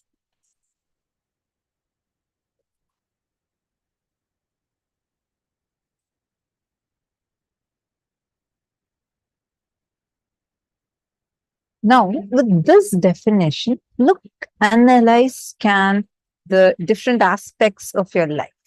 You're going to get clicked with understanding about how the Karma Dharma operates. It was such an amazing the science of, actually Swamiji revealed the science of Kayakalpa through karma, digestion, explaining what karma and dharma relation, and the science of Kayakalpa. We're going to have that session too today. Anything you create, anything you do, anything you mull over, like whatever you're trying to digest, you're trying to practice, which is not the natural law of life. If at all you have to practice something, then it's only one thing, like what Swamiji said, completion. That's all. Means getting back to your natural space, your original space. Other than completion, nothing else needs to be practiced. Simply, you will know the law of life. How many of you saw the moment you got connected to Swamiji? Probably, yes, you might have made a decision once, twice, a few times, saying that, yes, I don't want to eat non-veg food. But automatically it just dropped from you. No more this non-veg, eating meat is even there as a necessity for you. You just were able to drop it. How many of you have had this breakthrough?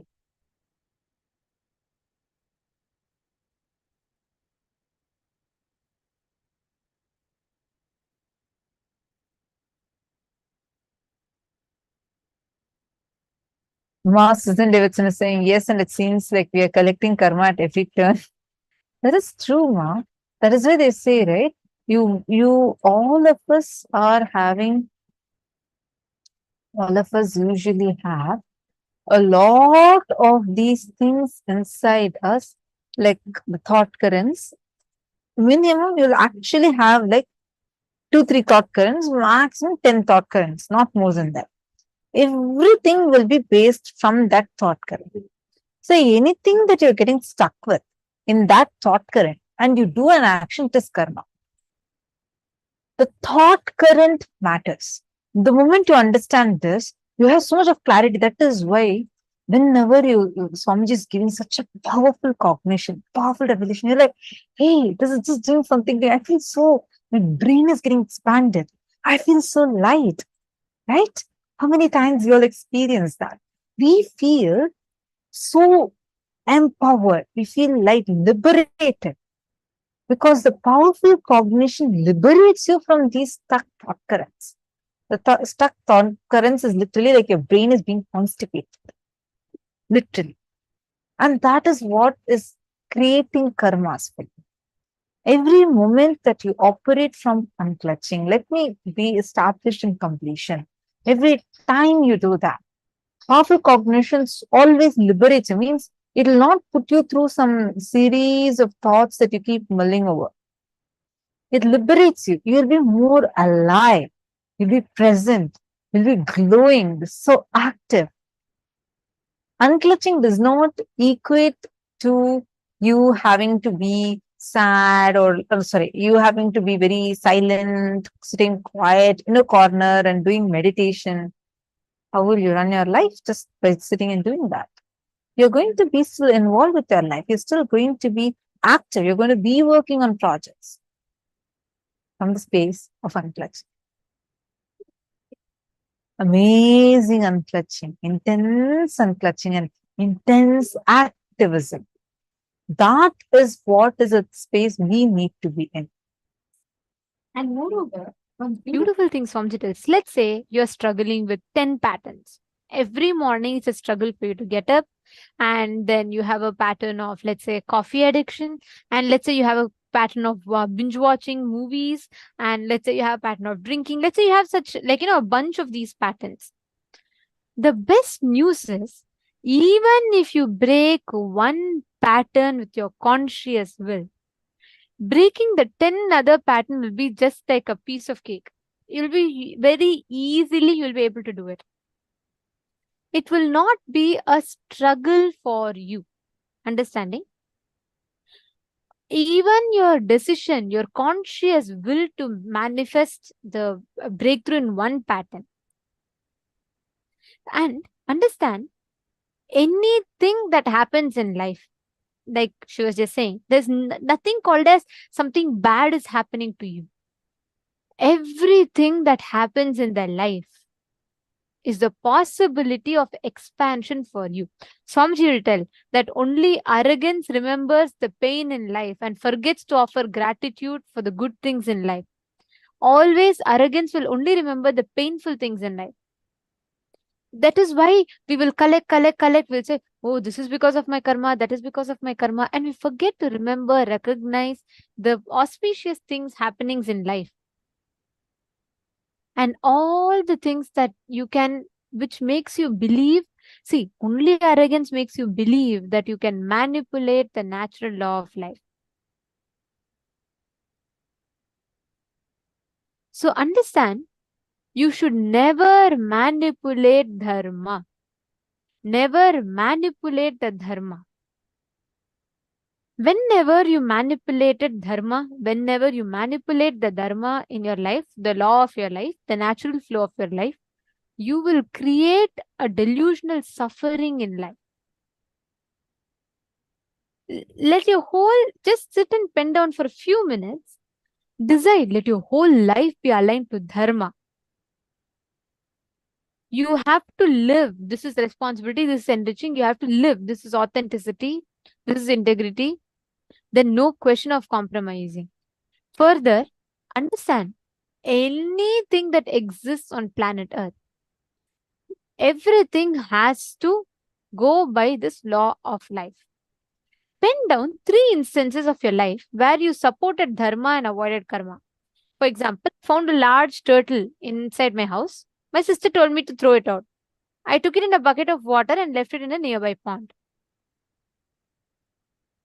Just write it down. Where you supported dharma and avoided karma. Are all of you understanding?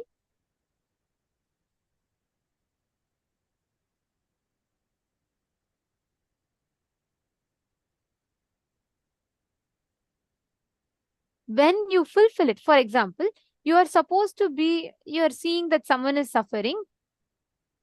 It is not that you are, it is not that someone needs to tell you that, but it is your dharma that you have the ability to help, and there's a person suffering in front of you.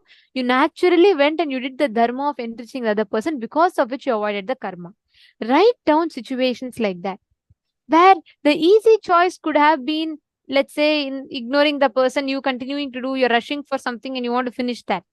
But you're incurring karma there by not supporting the person. You're manipulating the karma. Whenever we postpone, procrastinate due to laziness, boredom, tiredness, we are manipulating the dharma and in turn incurring karma. Write it down. I just wanted to read out this beautiful experience Mayana has posted. I had a breakthrough on fasting last days. I did not eat for 3 days and it was so simple. I just thought and offered it to Swamiji and Devi. Yeah, and she said that she clicked with saying that we can actually surrender even fasting to Swamiji. And first, I only wanted to fast for 1 day only. Wow. See, now, Vayana, how powerful you feel, right? This liberating cognition will not cause karma in you. Because every cognition that's liberating you will not cause karma for you. That is why any time, any action you do, which you do from a very powerful cognition inside of you, liberates you. See, when we get caught up so much in following the letter, forgetting the spirit, that is the worst way you can manipulate any dharma, the law of life. There's a very beautiful story about it. This is one of my most favorite stories. The story on how a cat stopped the worship. It's a very beautiful story. So there was a monastery, okay? And in that monastery, there lived a cat. Every day, whenever the Sannidhanam, which means the pontiff of that monastery, was performing his daily worship, the cat used to jump here and there and used to create a huge ruckus. So one day, the Sannidhanam said that, hey, first tie up the cat before I start my puja so that the puja is not disturbed. This is what the Sannidhanam had told. The disciple tied up the cat and the Sannidhanam did the puja peacefully. On the second day, they again tied up the cat. The Sannidhanam did puja. On the third day, they again tied up the cat and the Sannidhanam did the puja. After some time, it became customary to tie up the cat before Sannidhanam started the puja so that it doesn't jump and disturb. One day, this old Sannidhanam, he died. The new Sannidhanam, the successor, succeeded him, who also faithfully followed the practice of tying up the cat before doing the puja. After some years, the cat died. Now the disciples don't know what to do, how to start the puja without the cat. So they started searching everywhere for another cat, but no cat could be found. Finally, that day, Sannidhanam could not perform the puja because there was no cat. Understand? Initially, the cat was told to be tied up so that it doesn't disturb. Now, that became just following the letter, forgetting the spirit, and they stopped the worship because there was no cat. Understand? A beautiful religious tradition which had been happening without break for hundreds of years was stopped because of the wrong understanding. Many times we follow the letter, forget the spirit, and we create suffering in life. This is exactly how it is. The cat was originally bought for what? The cat was disturbing, so it was tied. But the whole thing, now the worship stopped because of the cat. This is how we all follow the letter, forget the spirit. So understand, look into your life, analyze and pen down 3 instances where you supported dharma.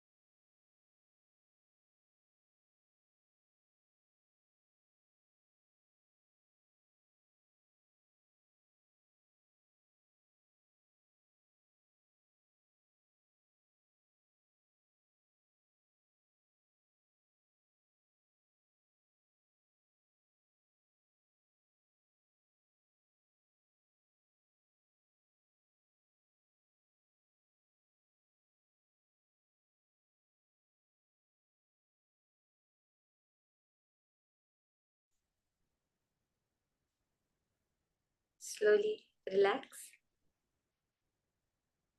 in that powerful space of being in that space of dharma. As Swamiji so powerfully said, what you do is what you get.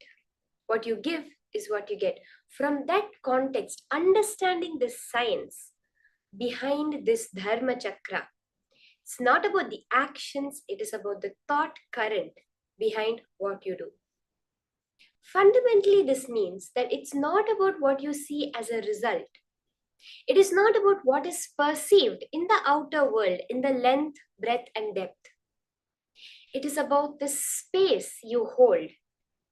It is about from what context, from what cognition you did whatever you did.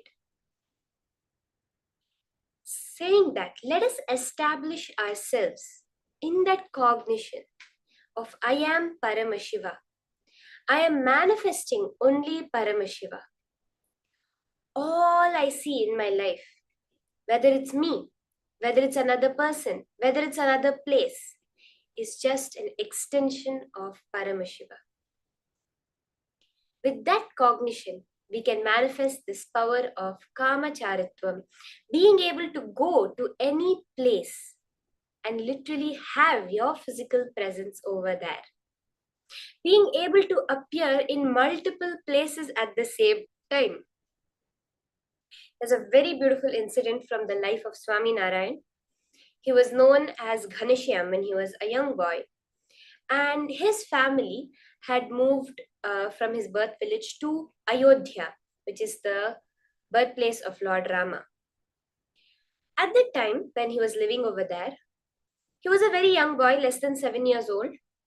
And he used to always go to the temple to listen to the various stories of the divine, the various happenings in the life of the divine. One such time when he was gone, it became late evening and he had not returned home. So his mother sent his elder brother to look for him. His elder brother came to the temple, knowing that Ghanishyam had gone to the temple, and started looking for him. He first went to the Rama's shrine as part of that huge temple complex. And there he saw his brother, his younger brother Ghanishyam, listening to the Rama Katha, the story of Lord Rama. So he goes and calls Ghanishyam saying, "Come, mother is waiting, it's time for us to go home." Ghanishyam says, "See, you go to the next shrine, the Krishna shrine, get blessings and come. By the time this story will be over, and then I will come with you." So his brother says, "Okay, make sure you come. Don't try to sit for longer after that." And he goes to the next shrine. When he goes to the Krishna Mandir, the Krishna shrine, there also he sees Harikathas going on, meaning the story of the life of Lord Krishna, the Bhagavatam is being read out. And there again he sees his younger brother. So he's starting to get a bit confused. He said, just now he was there in the Rama place listening to the story. So he again goes and calls his brother saying, "Hey, it's time to go home." His brother says, "The third one is then on top of the hill. You go and get blessings from there. By the time the story will be over and I will come." His brother is like, "Okay, just now he was in the Rama temple. Now he's in the Krishna temple also." He's okay, and he goes up to the shrine which is on top of the mountain. There, when he goes, it's too much for him. He sees again his younger brother standing there and doing the tapas, standing there and doing meditation. He is in shock. He goes and he asks the temple priest, "From what time has Ghanishyam been here? Since when has he been here? Did he just come?" The temple priest says, No. From the morning he has been standing here and doing the meditation. He has not even moved a single muscle. The elder brother is completely baffled. He does not have a head or tail understanding of what is going on. He's like, "Just now my brother was there in the Rama Mandir. Just now he was there in the Krishna Mandir. And now the temple priest is saying that he's been from morning up here." And then he mentions this to the priest. And the temple priest says, "Yes, I've also noticed this. Your brother is no ordinary being. He's a divine being because he's there in 3 places at the same time." That is how we see in the life of Swami Narayan how he manifested this power so playfully and completely confused his brother. There's another small incident from his own life where his sister-in-law, his elder brother's wife, will lock him up inside the house because he would have taken her ring and he would be wanting to sell it to get some sweets. Just the divine Leelas. And she would have locked him in the house, but then within an instant, she will see he's already at the shop buying the sweets. Like this, we have seen in the life of so many enlightened masters appearing in two places at the same time. Let me tell you a secret. All of you have manifested this power. Every single one of you sitting here has surely manifested this power at least once. Are you wondering how? In your dream. How many people have had someone come and tell you, I saw you in my dream tonight? Can you just post a yes in the chat? Can I have everyone post? How many of you have appeared in another person's dream? Where they have come and told you, I saw you in my dream.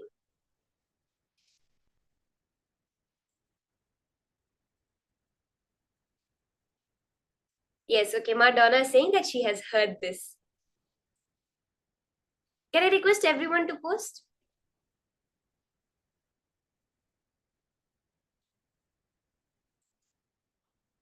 Okay, Ma Valini. Thank you, Ma.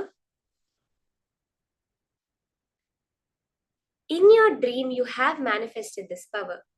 Let's say you are appearing in the dream of your sister who is sleeping in the room next to you. You are also sleeping.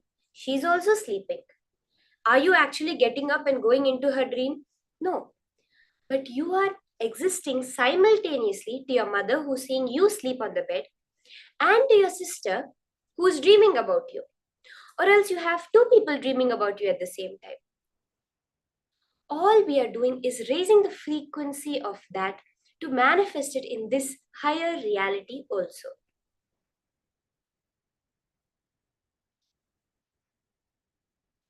Okay? Yes, Ma Sarala, I know I have heard of many incidents where Mahavatar Babaji has also manifested this power of appearing in two places at the same time, being able to appear in any place at his will. So now are all of us ready to manifest? Let us start, okay? I'm going to be holding an object for each and every one of you. I have an object with me on my lap. All of you are going to be coming to the place where I am currently, scanning and seeing what is that object that I am holding now. Go to the detail. What does it smell like? What does it look like? What does it feel like? What does it taste like? What does it sound like? All of these details you can post for the object that I'm holding now, okay? Because you're going to be physically coming here and seeing it. Let's start. I want to request all of you to post in the chat whatever Paramashiva reveals to you. Exactly what is the object that I am holding in my hand right now.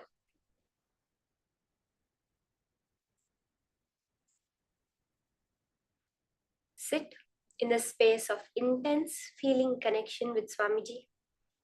You are quantumly entangling with Swamiji, whom we all saw in the morning, how he manifested this power, right? We are entangling with that source, that being, to continue and also see this power as our reality. Unclutch and chant the Mahavakya to raise your frequency and make this as your reality. Chant the Mahavakya and physically look, experience with all your five senses. What is the object that I'm holding right now?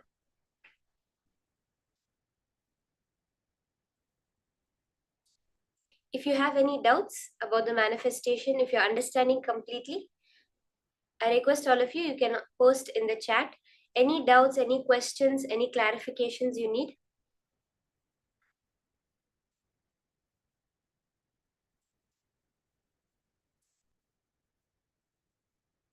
You can start the round of manifestation.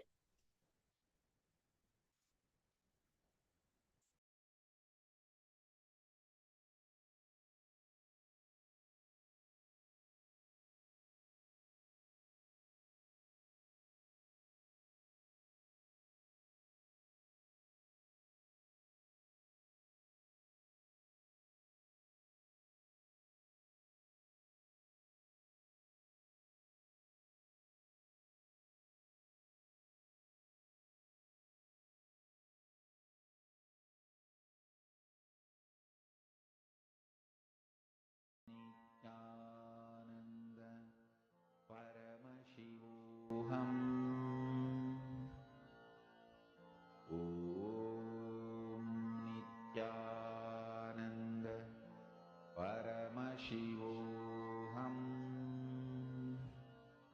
Om Nithyananda Paramashivoham.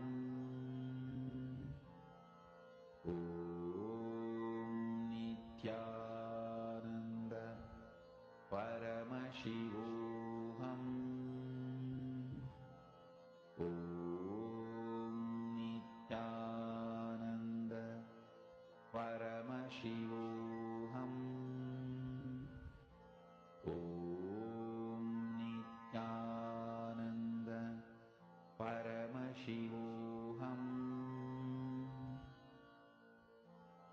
Om Nithyananda Paramashivoham. Om Nithyananda Paramashivoham. Om Nithyananda Paramashivoham. Om Nithyananda Paramashivoham. Om Nithyananda I see people starting to post. Thank you.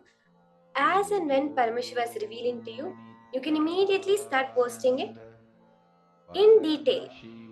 Go through all the five senses. What are the sounds that Paramashiva is revealing to you? The sight, the touch, the taste. All of this you can post.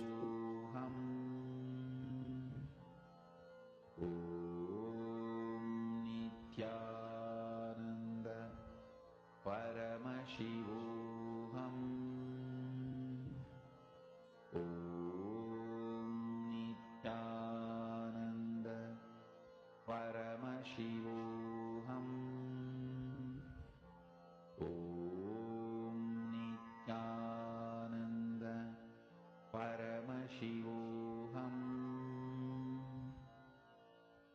Om Nithyananda Paramashivoham. Yes, Mama, Vani, Ma Mahabhairava Jnanaswarupini, I'm seeing you all posting. Go to the detail. What is the colors that is appearing to you? What is the feel? Like, what are you able to feel as the texture? If there's any smells or tastes, post all the details. How exactly did it appear to you? You saw, let's say, Mavani said she saw bells. How was the bell? How did the bell appear to you? Did it appear as a word, as a sound, or as a feeling? Did you see someone holding the bell? You can post all the details of exactly what you saw. What color was it? What size was it? All of these details.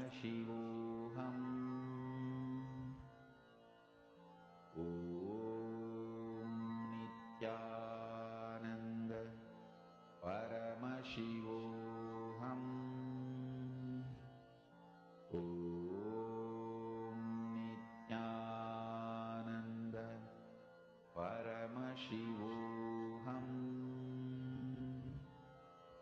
Om Nithyananda Paramashivoham.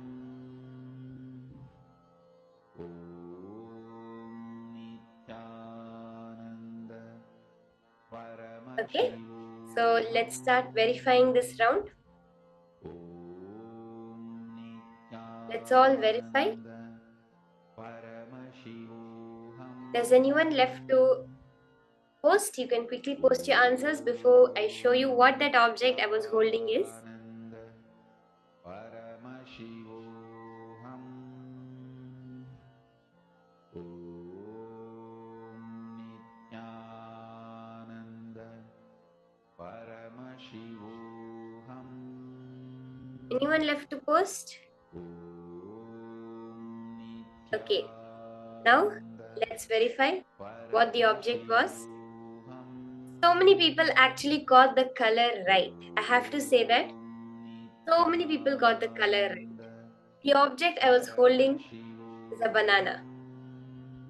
As you can see it, it's a regular banana. Ma Vani, you actually saw brown and yellow. You saw both the colors, exactly the only two colors that are present on this.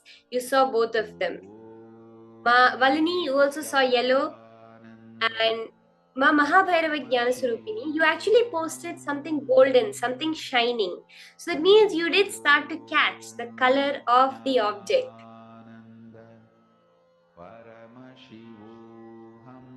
Ma Kalyana Sundari Ma, you saw a green apple. You did see a fruit. You were very close, Ma. You saw a fruit. So this is the object that I was holding. A banana. Okay, so now for the next round, the same way as all of you manifested with me, I want all of you to connect to a partner and manifest. Okay? Let's all celebrate. So many people got it right. Exactly the color. See, if even one of us have manifested, it means that all of us have manifested. Each and every one of us right now have manifested. If Ma Vani saw yellow, if Ma Valini saw yellow, that means each and every one of us have manifested because everybody is an extension of us. When you're hurting someone, you're not hurting anybody else but you because only you exist.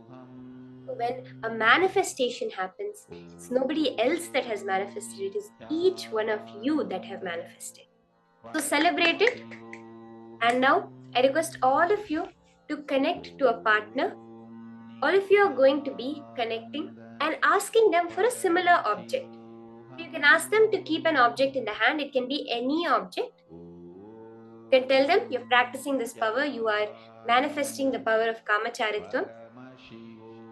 And request them to keep the object in their hand off camera.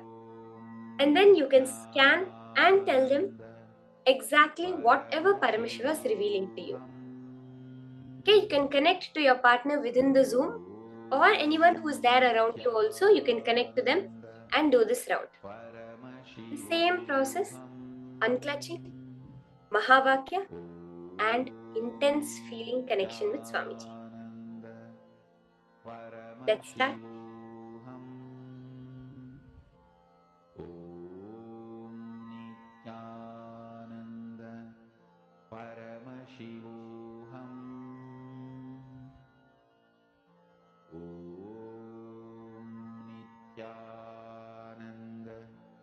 Paramashivoham.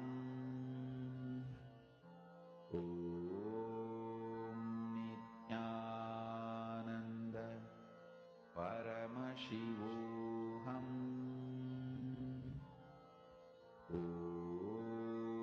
Nithyananda Paramashivoham.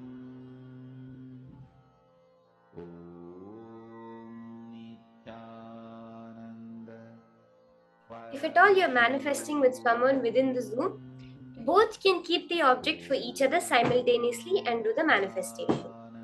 Okay? So let's all start. Chant the Mahavakya intensely. Nithyananda Paramashivoham.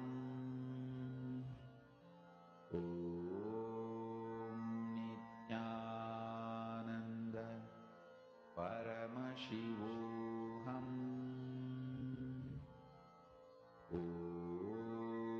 Nithyananda Paramashivoham. Nithyananda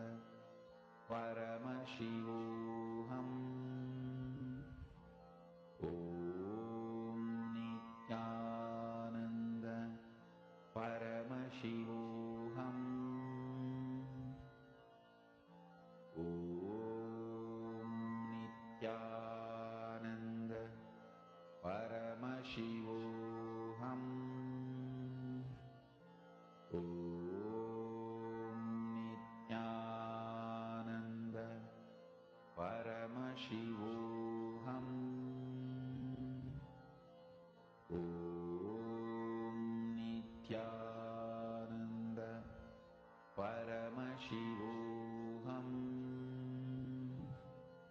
Om Nithyananda Paramashivoham. Om Nithyananda Paramashivoham. Om Nithyananda Paramashivoham. Om Nithyananda Paramashivoham. Om Nithyananda Paramashivoham. Om Nithyananda Paramashivoham. Om Nithyananda Paramashivoham. Om Nithyananda Paramashivoham. Om Nithyananda Paramashivoham. Om Nithyananda Paramashivoham. Om Nithyananda Paramashivoham. Om Nithyananda Paramashivoham. Om Nithyananda Paramashivoham. Om Nithyananda Paramashivoham. Mahamahavagya, spiritual lullaby for samadhi, and Suprabhatam, wake up call, wake up song for Paramashiva. This Mahamahavagya is spiritual lullaby for you to fall into samadhi. Suprabhatam, wake up song for Paramashiva to wake up in you. Just remember this one powerful cognition. This Mahamahavagya puts me in samadhi. This is spiritual lullaby for samadhi, and Suprabhatam, wake up song for Paramashiva in me, for Paramashiva to manifest. With this one spiritual powerful cognition, chant this Mahamahavagya.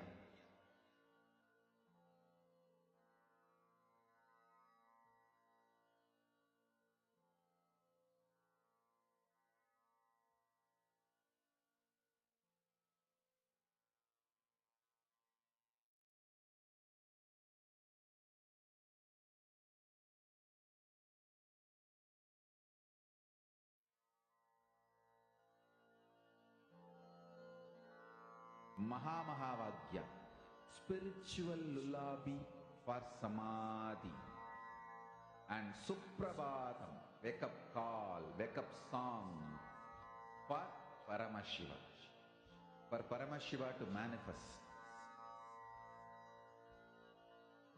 With this one spiritual powerful cognition, chant this Mahamahavagya. Om Nithyananda Paramashivoham. Om Nithyananda Paramashivoham.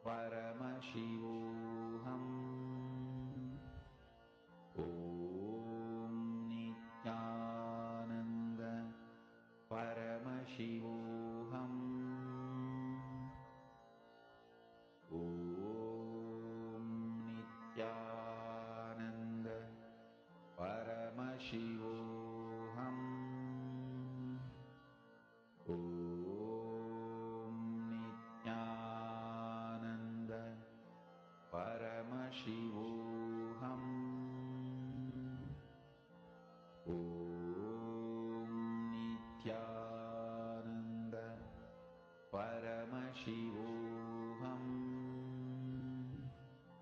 Om Nithyananda Paramashivoham.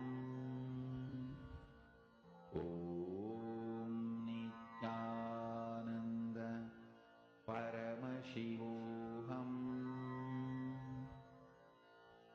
Om Nithyananda Paramashivoham. Om Nithyananda Paramashivoham. Om Nithyananda Paramashivoham. Om Nithyananda Paramashivoham. Om Nithyananda Paramashivoham. Om Nithyananda Paramashivoham. Om Nithyananda Paramashivoham. Om Nithyananda. Yes, you can start sharing with your partner. Get verification for all the manifestation that you're doing. How is Paramashiva manifesting through you? In the next session now, we are going to be understanding about karma, Kayakalpa, digestion, and immortality. Let us now hear the higher powerful cognitions from Swamiji on these higher truths.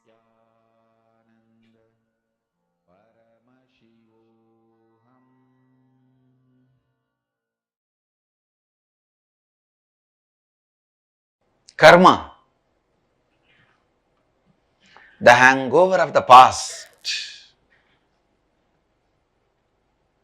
Please listen. We always feel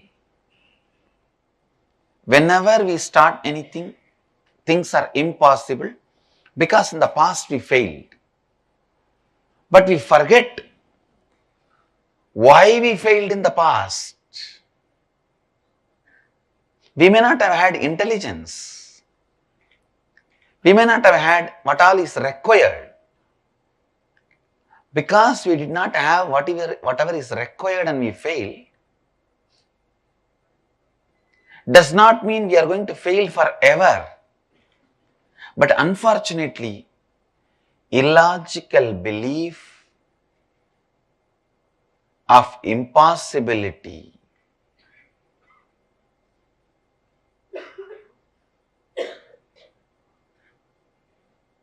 in your inner space is karma. Illogical belief of impossibility. Please catch it. This is the Facebook statement today for all of you. Illogical belief of impossibility is karma. In your inner space, illogical belief of impossibility, when it becomes pattern, that is karma. If you build self-doubt, when you grow up, you are like Dhritarashtra. Developing self-doubt in course of growing up is accumulating the karma, agamya.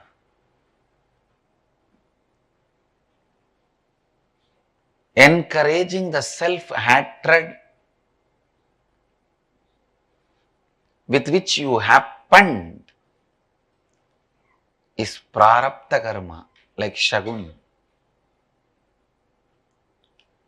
coming down to the human body with a self-denial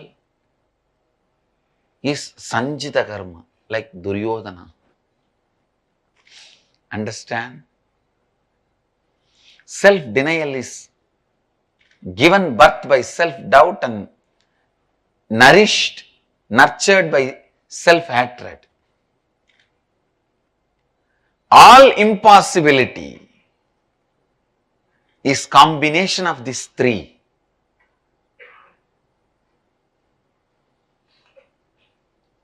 Being held together by self-blackmailing, Gandhari. Gandhari held all the three together. Dhritarashtra, Shaguni, Duryodhana, because she is blood relative of all three. She is the head of the family of all three.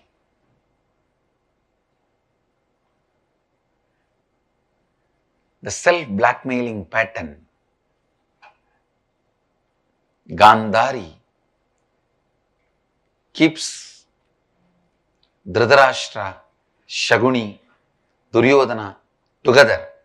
If Gandhari was not there, at least Shaguni would not have stayed with Duryodhana. Dhritarashtra would not have allowed Shaguni to stay. Understand? Even in you, the constant self-blackmailing pattern. Let me define self-blackmailing pattern. If the same way things go on, then what will happen to my identity? I will become nobody. Where will I end my life?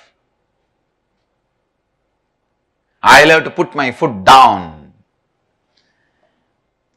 which forces you to put your foot down. But unfortunately, whenever you want to put your foot down, you put it in your mouth. Putting the foot down is what I call self-blackmailing pattern. You always think, no, if I don't put my foot down, it will go in a different direction, it will go in a different way. What will happen to my identity? Constantly, everywhere, you think, I'll have to be living in the same way. Understand? Nothing needs to be lived in the same way. You don't need to worry. Self-doubt, self-hatred, self-denial,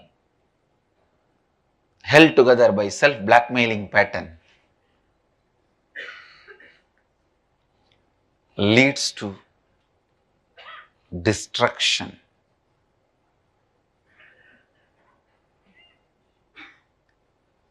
Only in the pure, beautiful, Advaitic space, you will even understand, look beyond the self-blackmailing patterns with which you are suffering. Self-blackmailing does not need to be your lifestyle. Self-blackmailing does not need to be the way you are approaching, cognizing your life.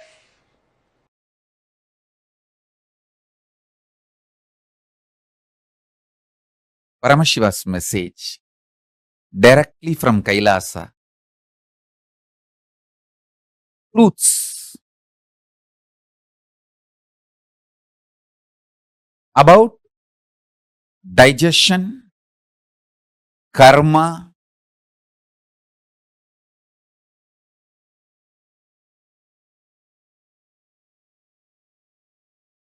not just liberates you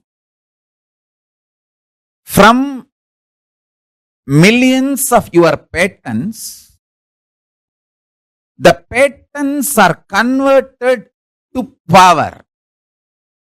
Understand? Whenever you master a pattern, you conquer a pattern, you demonstrate your powerfulness to your pattern, the pattern gets converted into power.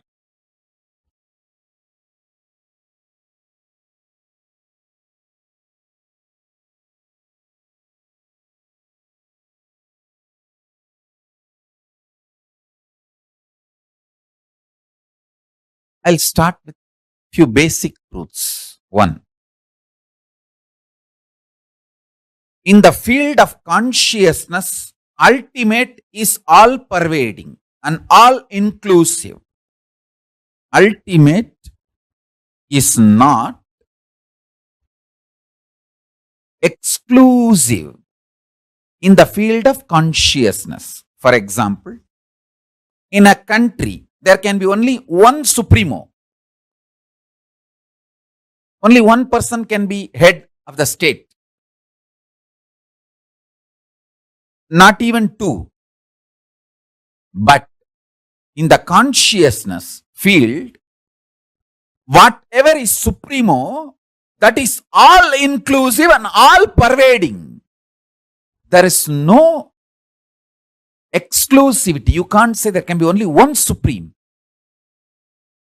Pushing our ideas based on politics and this world's reality into the plane of consciousness and trying to say the supreme God is also one is the human stupidity and peak of delusion. But actually in the field of consciousness, the supreme is oneness. It is all inclusive. It is all inclusive. Listen.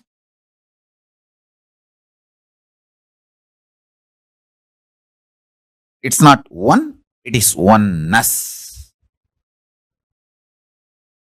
When Arunagiri Yogeshwara showed me, actually I asked him, show me the ultimate. Then he just opened himself and showed me the ultimate. Then in that same experience, he hugged me. I could see when he moved his hand, the Arunachaleshwara Garbhamandir and Arunachala Hill. Arunachala Hill was on his left hand side.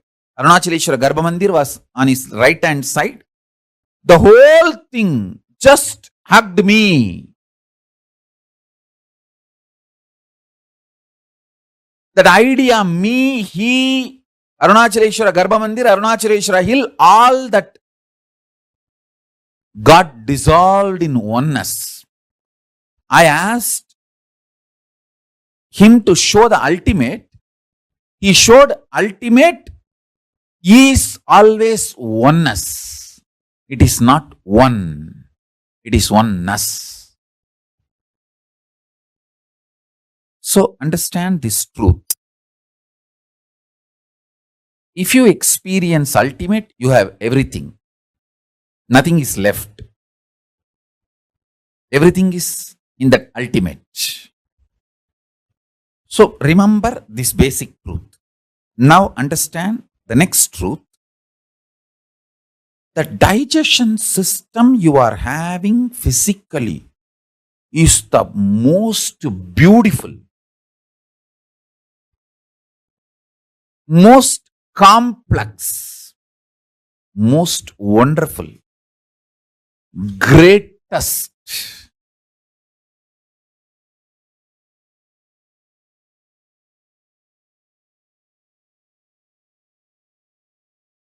most powerful digestion system in the whole universe, not just comparing with all the animals and other species,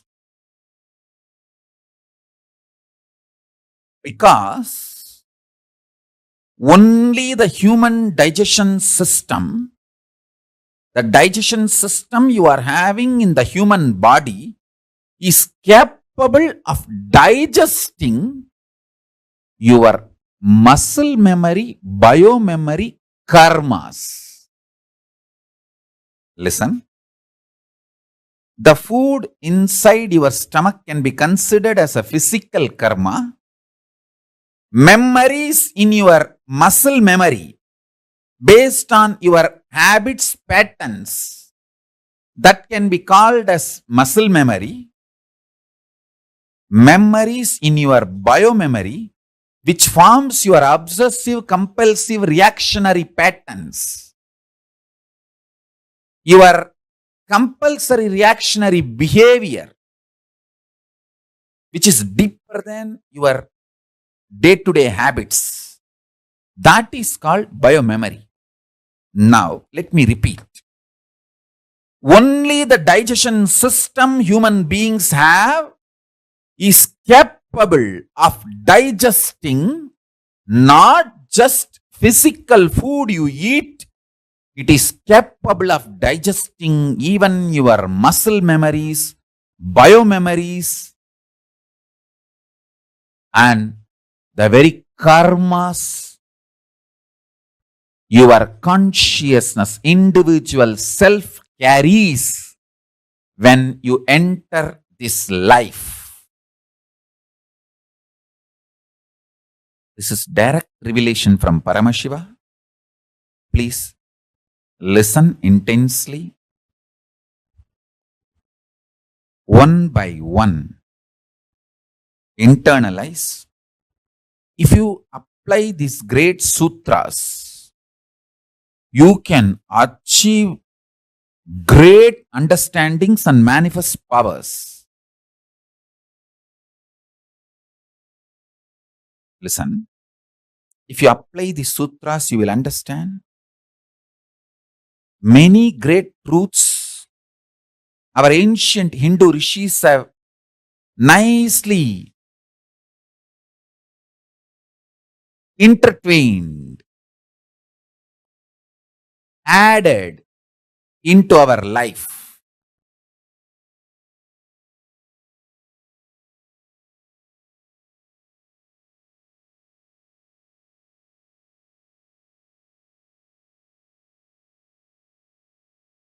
Once I asked Isaki Swamigal,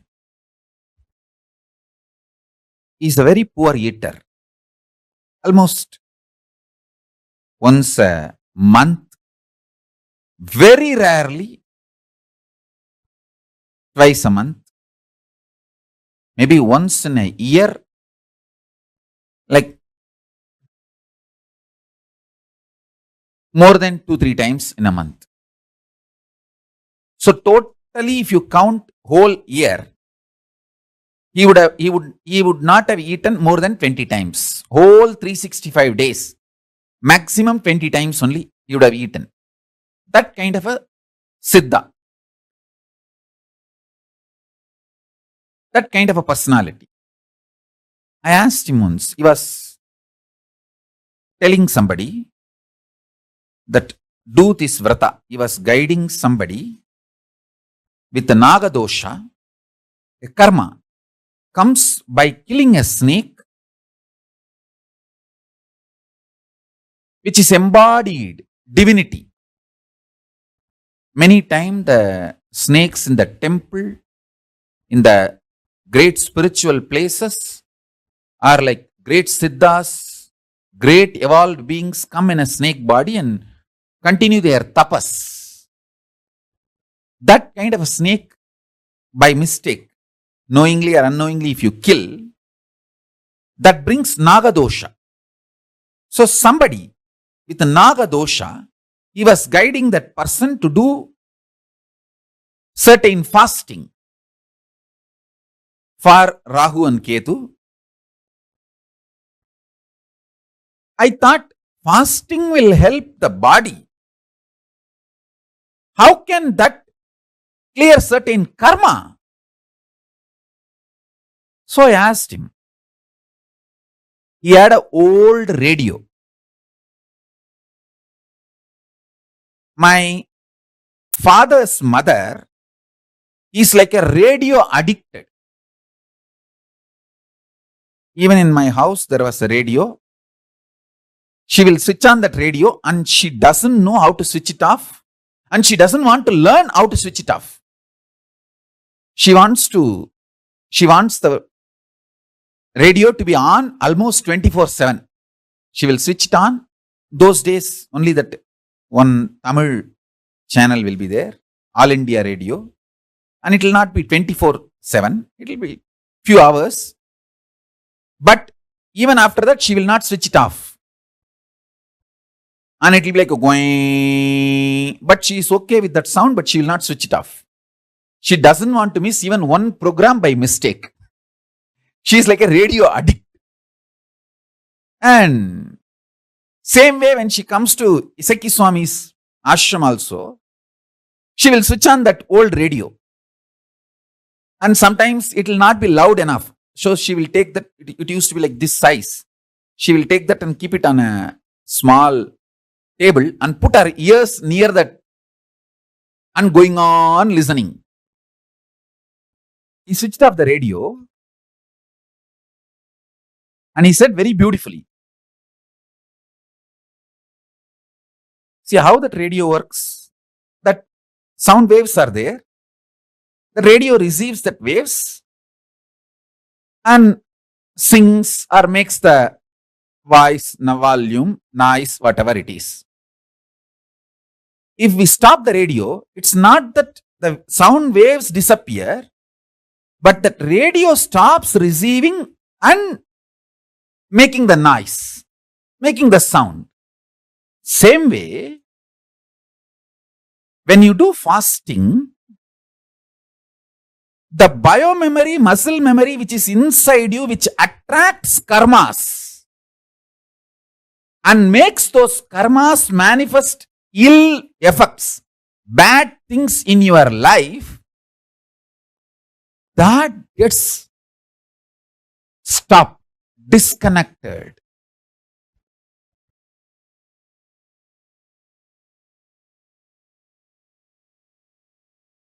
Listen.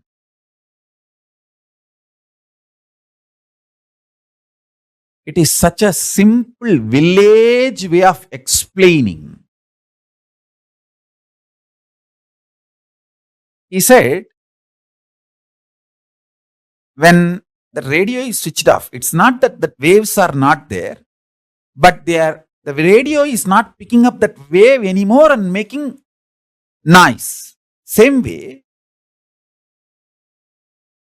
in your body, if you remove the biomemory, muscle memory, which attracts these Nagadosha karmas from cosmos and manifests as suffering and pain, if we just remove the biomemory and muscle memory, you are free from that karma and free from that dosha.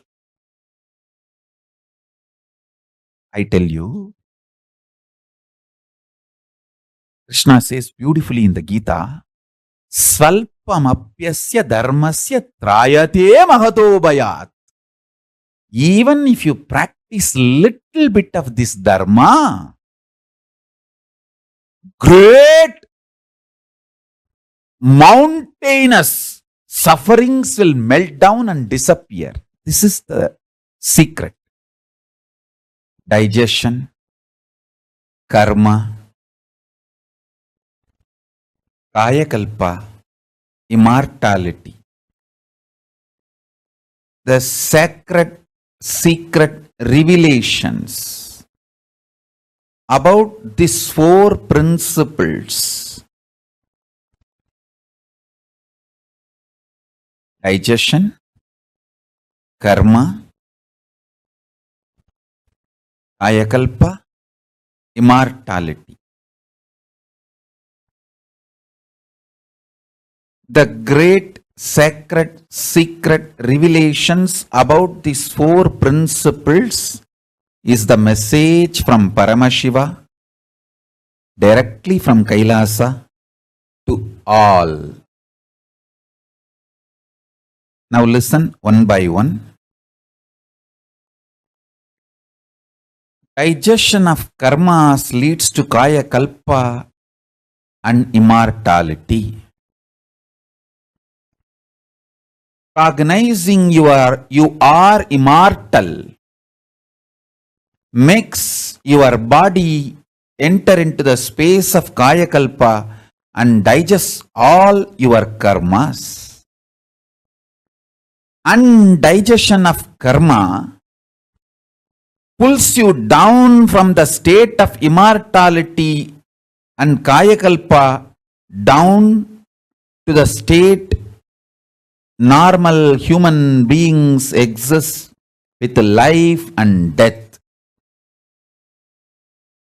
Karma understood from the cognition of immortality leads to Kayakalpa of your body and makes you experience the digestion of all karmas. Digestion, understood in its real sense, digests all your karmas, and ordinary kaya makes kaya kalpa dega for you and makes you immortal.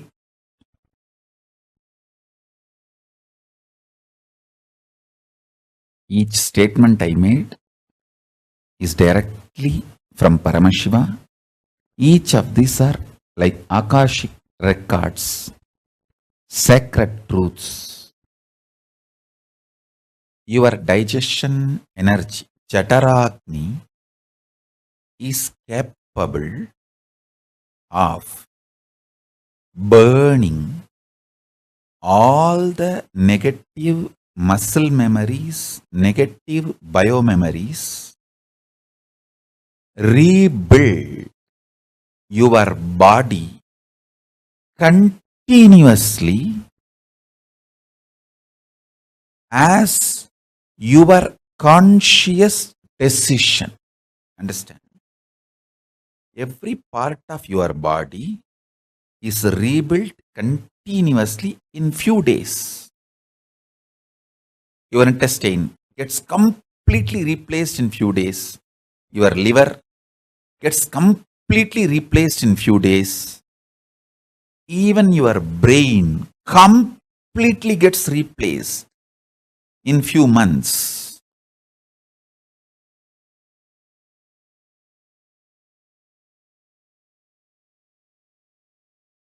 I'll give you one simple example, one incident in my own life.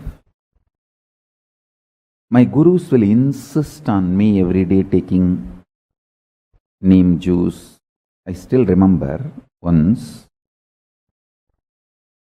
he did not, my Guru Raghupati Yogi, Yogananda Puri, he did not let me eat almost for 5-6 days.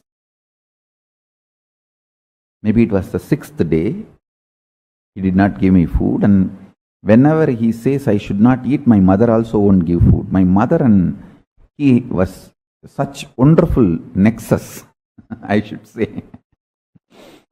My mother is such a sweet, compassionate person, but so dedicated to my enlightenment and the process. My gurus were doing it for me, and my gurus used to tell that they are preparing my body not only to be a yogi and live long life, healthy life, and the way they prepared my body, they said very clearly that even if after I leave the body, it will not go through any of the regular dead bodies decays. How the dead bodies go through decays, the natural decaying happening.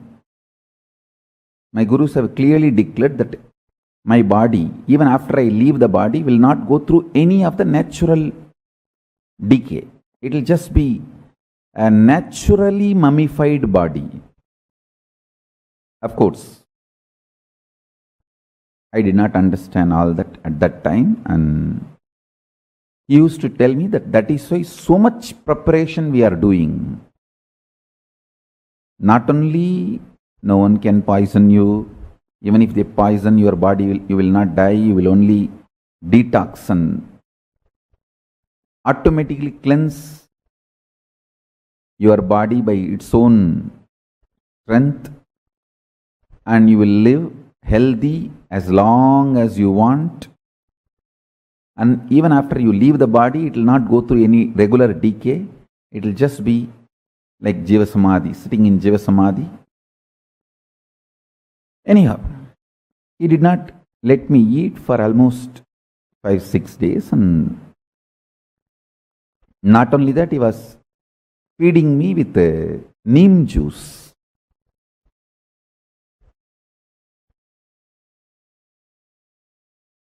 Without food, giving neem juice and asking me to brush my teeth with the neem stick. With the neem stick, I have to touch the haritaki powder as the powder. Neem stick will be like a brush. Haritaki powder will be like a tooth powder. That is the way I have to brush. And 6th day, still no sign of food. And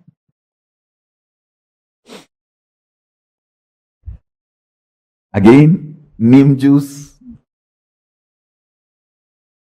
Finally, I vomited. Nothing came out, just that neem juice which he fed me, that only came out. Because there was no food for last 6 days. What can come out? Only neem juice came out.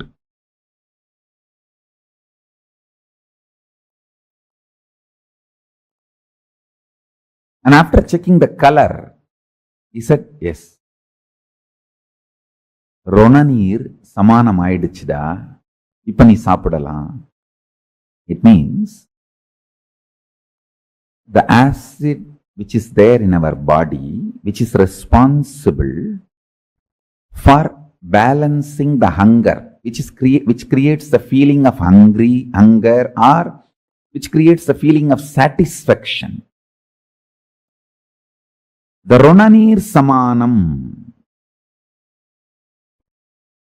That Ronanir, I don't know exact English translation of that word Ronanir. The Ronanir is not just a chemical.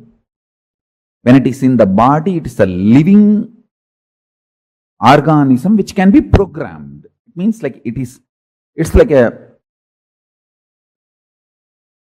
has its own biomemory. So, that decides the signal of hunger, signal of satisfaction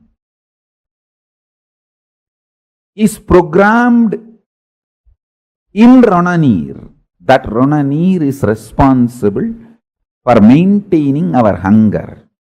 He said that has been balanced and programmed. And I tell you, till now,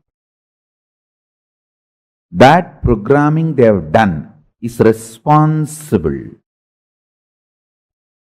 for my healthy, happy life. As I said, 42, can sit in Padmasana, no spare parts required, spectacles or teeth, nothing, no spare parts required. Internal or external, happy, healthy, 20 hours a day I can do my work. No medicines, no hospital visits, nothing.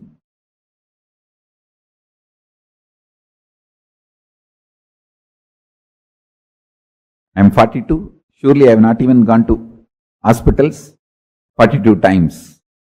Maybe I would have gone to inaugurate, visit, bless, but not for treatment.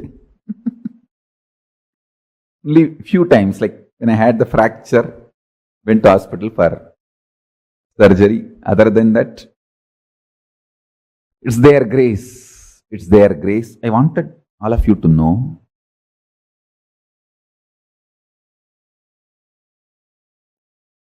balancing of the Ronanir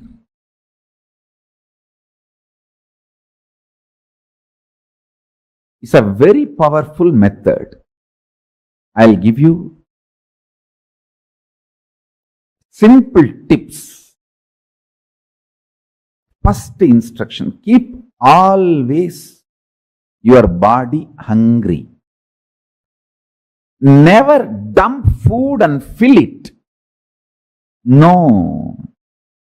You should always feel that subtle hunger. Means constantly the Jataragni is alive, burning. Rana near balancing gives you tremendous willpower. Biggest problem for the seekers is self-doubt, self-denial, self-hatred. Will persistence will be higher than the self-hatred, self-denial, self-doubt in a strong person. Higher than the will persistence, consciousness. You need a strong, powerful vessel to do the alchemy process with mercury. Enlightenment is just like alchemy process with mercury.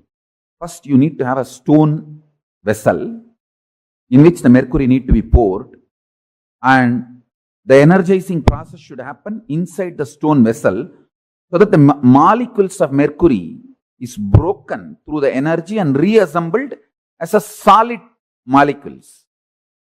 It's a whole alchemy process. But the vessel should be strong stone, granite vessel.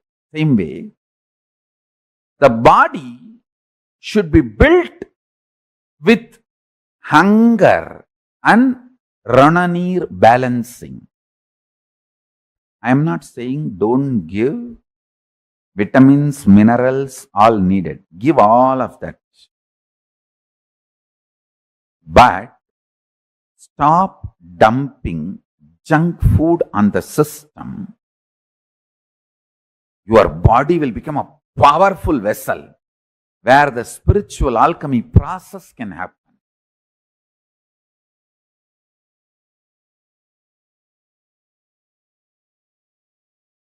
Yajnavalkya Smriti says beautifully, the best detox, Kala, Agni, Karma, Mrit, Vayu, Mano, Jnanam, Tapo, Jalam, Paschatapaha, Niraharaha, Sarve, Ami, Tuttihetabaha.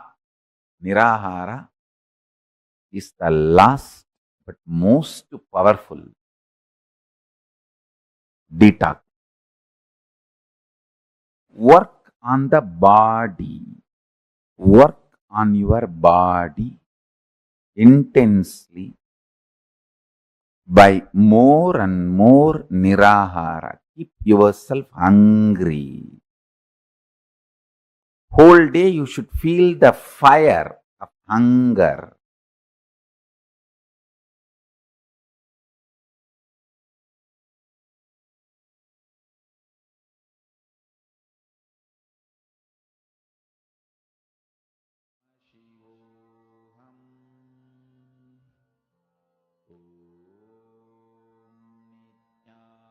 Nithyananda Paramashivoham Mahavagya, spiritual lullaby for samadhi, and Suprabhatam, wake up call, wake up song for Paramashiva. This Mahavagya is spiritual lullaby for you to fall into samadhi. Suprabhatam, wake up song for Paramashiva to wake up in you. Just remember this one powerful cognition. This Mahavagya puts me in samadhi. This is spiritual lullaby for samadhi, and Suprabhatam, wake up song for Paramashiva in me, for Paramashiva to manifest.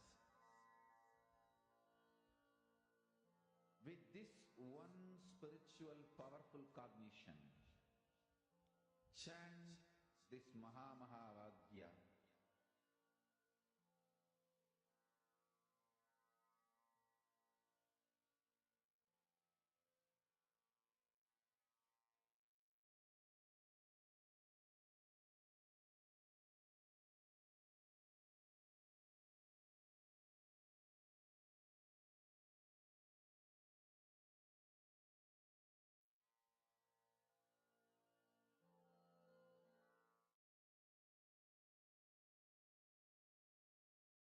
First statement, karma means that the effect of our actions will come back to us in the future. Myth. Karma means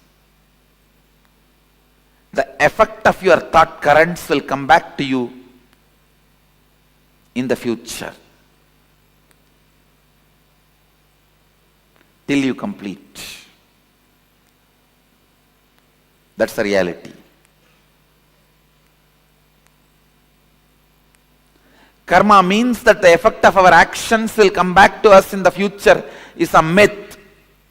There is no CCTV recording going on in the cosmos where your actions will be bringing suffering to you in the future. No. But your thought currents will be bringing the results in the future. There is audio recording going on in the cosmos, not video recording.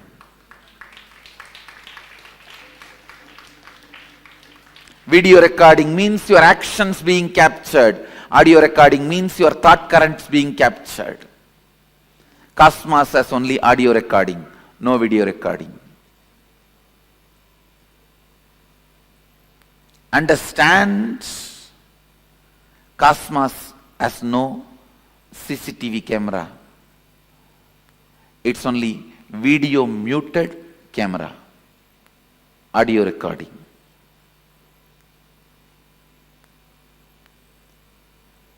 A video recording getting punished is a cheap, childish. God is not interested in that game. God is not playing the game of the judge. And there is no such thing as you will be judged, weighed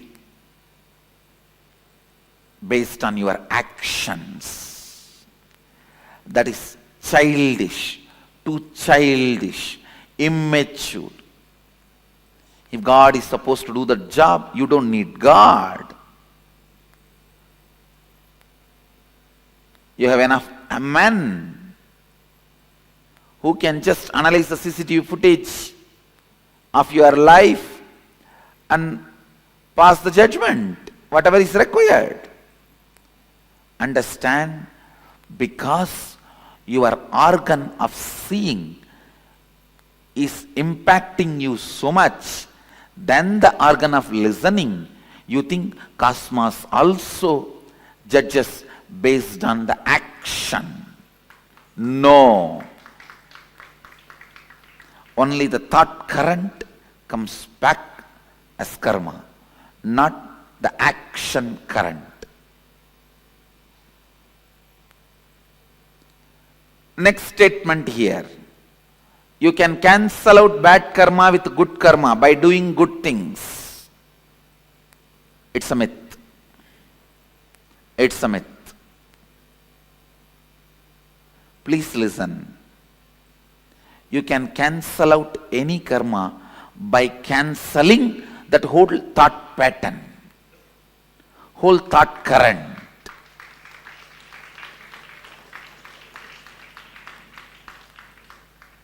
If you are not able to give up even one small parts of your thought current and cause even parts of your reality, that is called bad karma, if you are able to break and give up on parts of your thought current and make parts of your reality into reality, that can be called as good karma. If you are able to break the whole thought current and go beyond that thought trend, it is called completion. So, good karma does not cancel out bad karma. Cancelling out happens only when you break from the whole thought current. The next statement. Same action by different people will have different karmic effect. Yes, it's reality. because the action is not responsible for the karma. It is the thought current behind the action is responsible for karma. Understand cosmos as continuous audio recording but not video recording. This statement, this truth will clear tons of your questions about karma.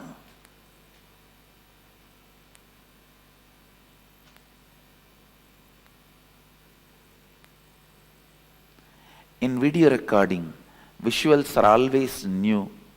In audio recording, it is always a single flow. Please understand.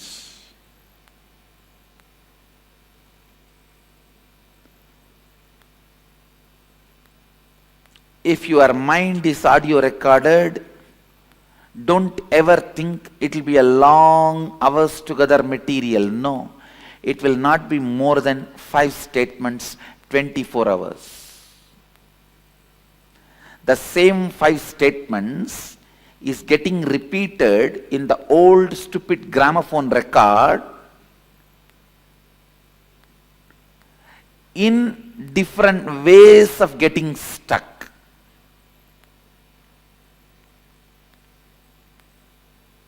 Just this one statement. I ate and like kaka biryani. I ate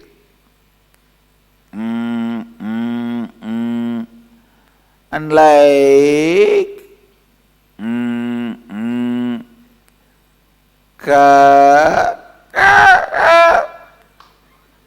biryani. Maybe next time. I ate and like kaka biryani. Maybe the third time. I ate and like kaka biryani. I ate and like kaka biryani.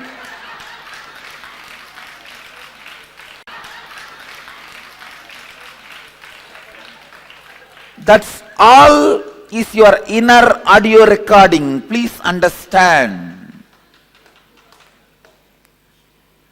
If you think, if you are inside audio recording is done, you will have multiple things. You are wrong. You do not know you. The more restless you are, you think more thought currents you have. No. The more restless you are stuck in the same thought more number of times. Not more thought current. You are repeating the same more number of times, not more number of thought currents. Listen. Listen to this understanding.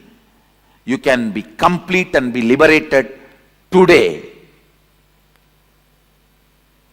Internalize this truth.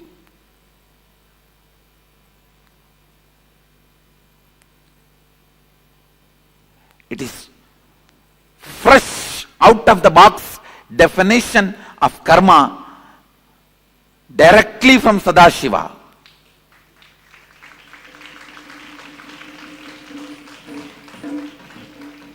Remember this one truth. Your life has no video recording, it only has audio recording. Your actions do not count, your thought current counts.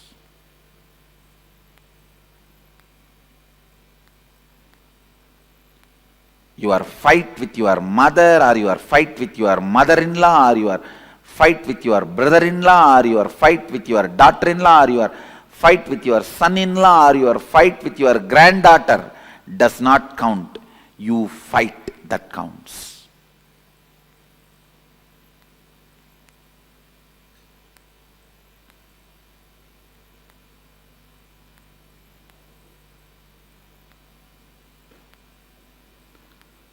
same action by different people will have different karmic effect. The statement is true. Next statement. Karma cannot be changed.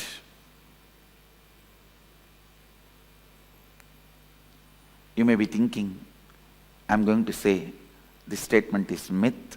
I am saying truth. Karma cannot be changed.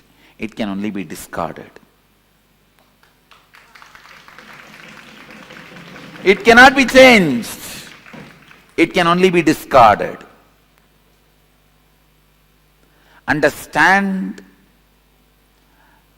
the thought current of fight, thought pattern of fight.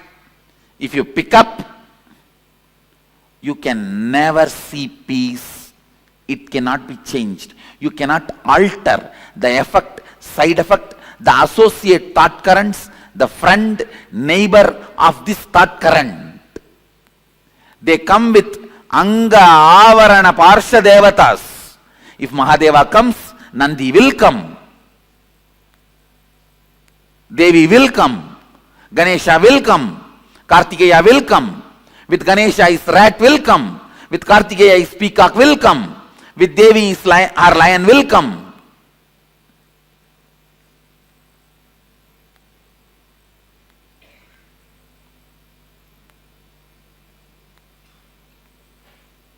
You can't change it.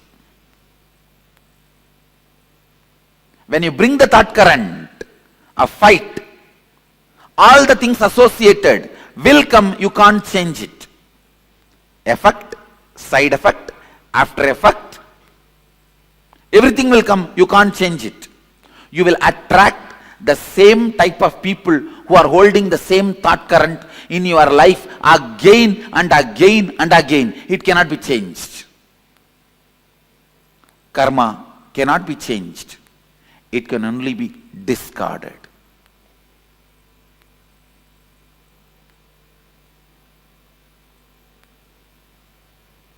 The good news I have for you is karma cannot be changed. The great news I have for you is karma can be discarded.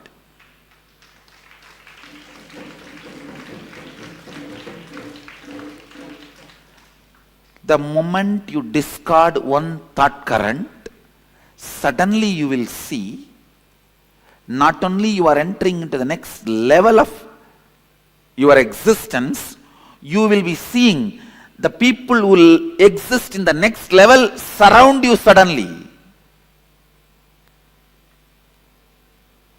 It is literally like Indian movies, how the moment you fall in love, the scene changes. The dry land around you becomes a green grass bed, and the electric pole around which you are standing and talking in your stupid cell phone becomes a great Devadaru tree, and the dog which is pissing around that electric pole becomes a cute pet Pomeranian, and you just run around the tree.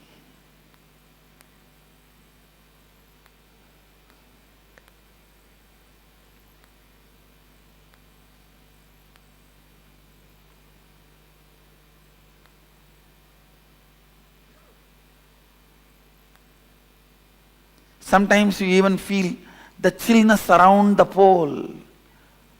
Ice around the pole till police comes and picks you up.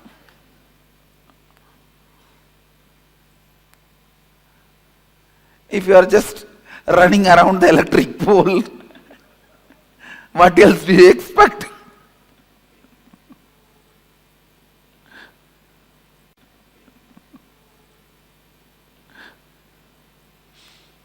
Just like how in Indian movies, the moment you fall in love, your whole inside, outside changes. I tell you, exactly the same way. When you complete even with one thought current, the whole thing suddenly around you will change. It has to change, only then you are completed. your friends in reality and your friends list in Facebook. Your likes in reality and your likes in Facebook. You are right, wrong, good, bad, everything suddenly will change.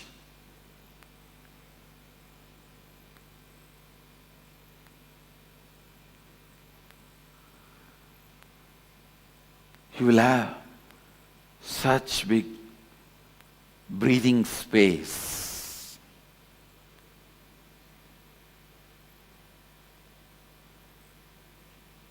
You will have that breather.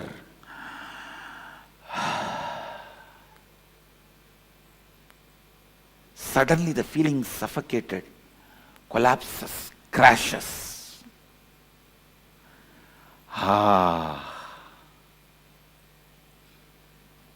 That becomes the music of your whole being. Whenever the becomes the music of your whole being, you are tasting completion. You are tasting completion. You are tasting completion.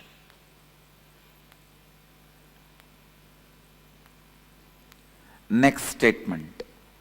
I will not accumulate karma if I do nothing. Do I accumulate karma through action or do I burn karma through action? This statement, I will not accumulate karma if I do nothing, is a myth. Listen, because there is no such thing as doing nothing. You can't. You don't know that space. When you achieve that space, you will not be making this statement, if I do nothing. You will make the statement, if I be nothing.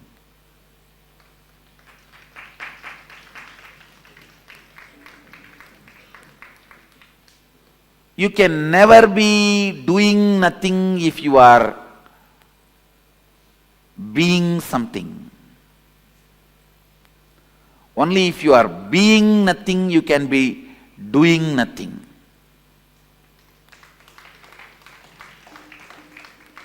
So there is no such thing as doing nothing.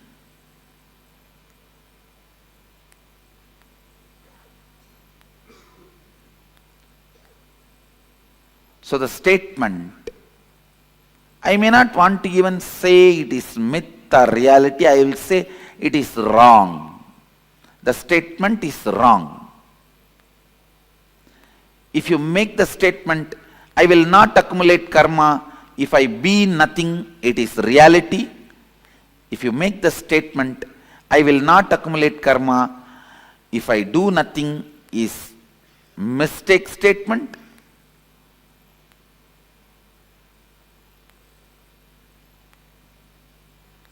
If you make a statement, I will not accumulate karma if I am doing nothing, is a myth statement.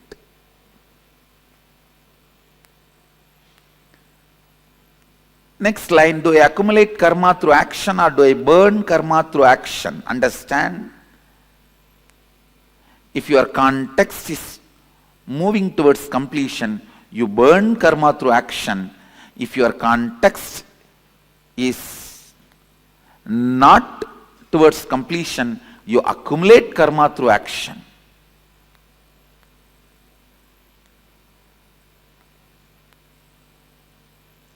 Whether you burn karma through action or accumulate karma through action is dependent on how you hold you, the context you set for you.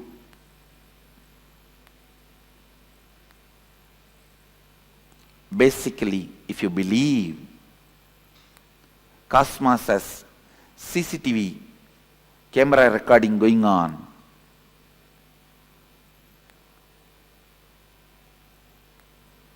you will be accumulating karma by action.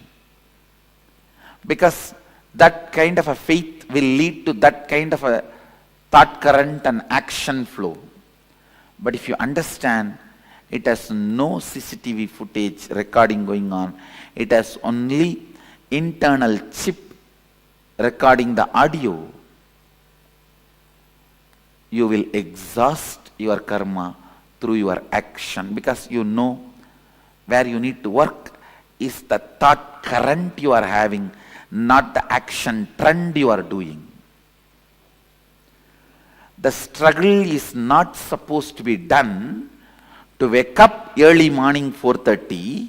The struggle is supposed to be done to break the lazy thought current and boredom thought pattern.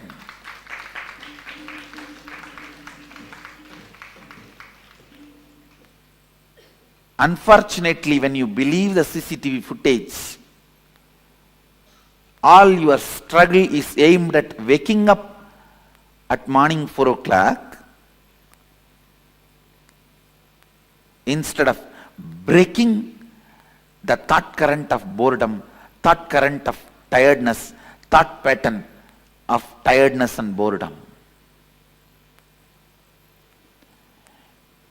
Even for your whole life, if you wake up early morning 4:30,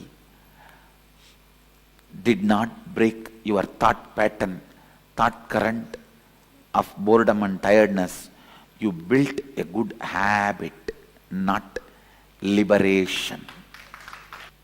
Habit is a habit. All of you know, I may want to remind you once more.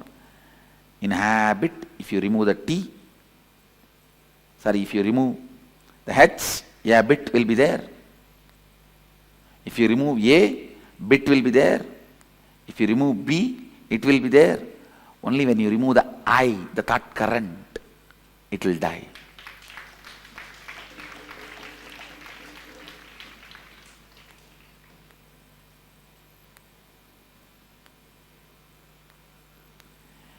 Even if you work whole day in Microsoft,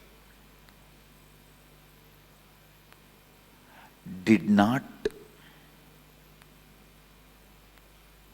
complete with that thought current of feeling bored and tired, understand, you will just feel stuck and feel exploited, sucked and die by 45.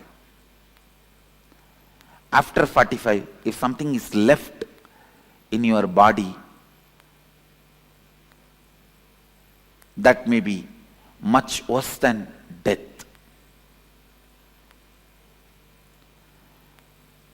If you break the boredom and thought current and bring activism, you have experienced activism and go on working, you may be working till the last moment of this body's existence and still will not be tired, retired, bored.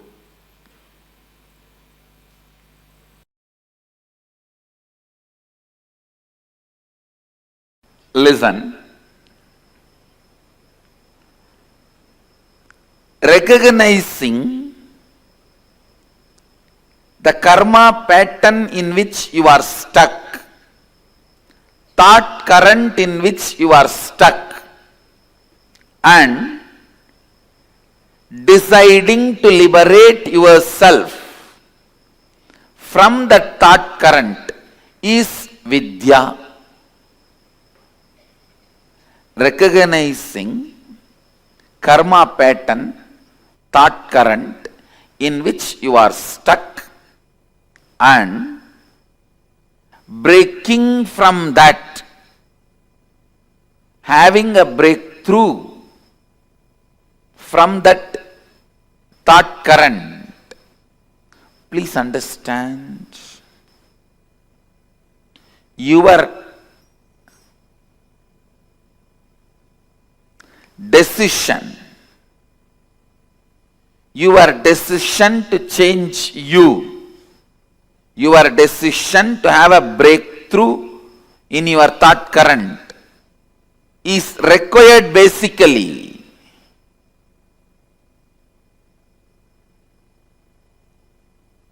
to have any breakthrough and have liberated thinking.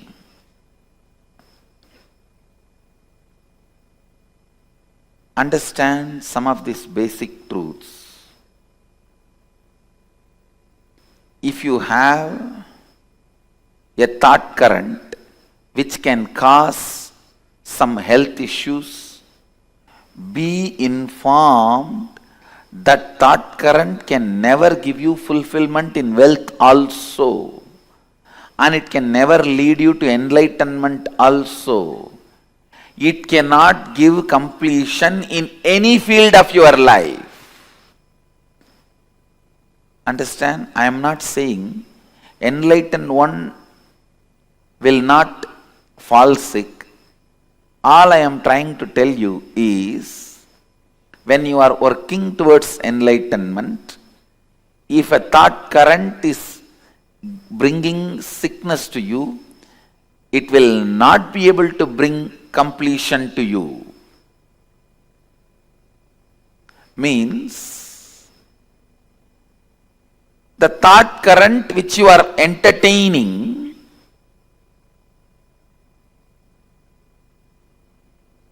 will bring difficulties not just in one field, in every field.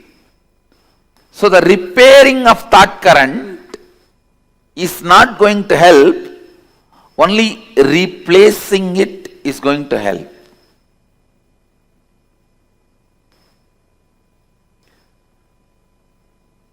When you have a problem, do not suspect just your actions. Suspect the very you. Please understand. Do not suspect just your action. Suspect the very you. Means your very thought current, your idea about you. Suspect that very you, because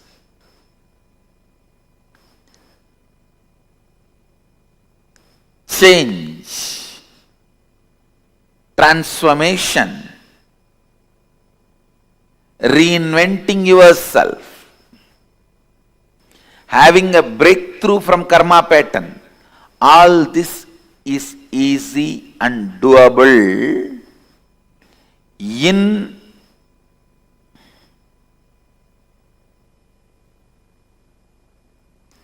simple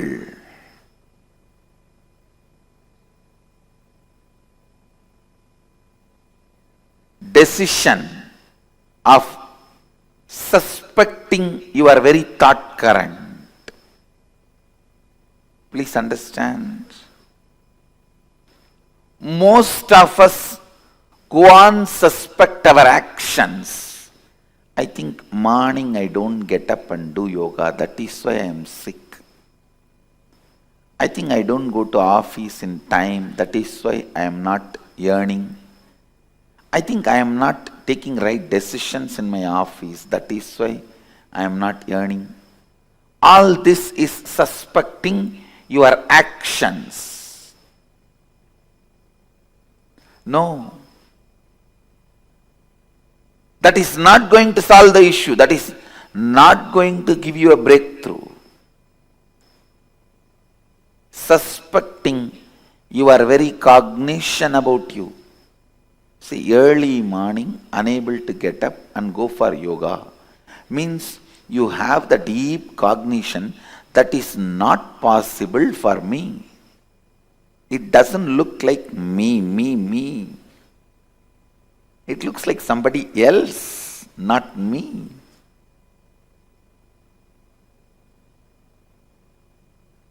The man who can doubt his thought current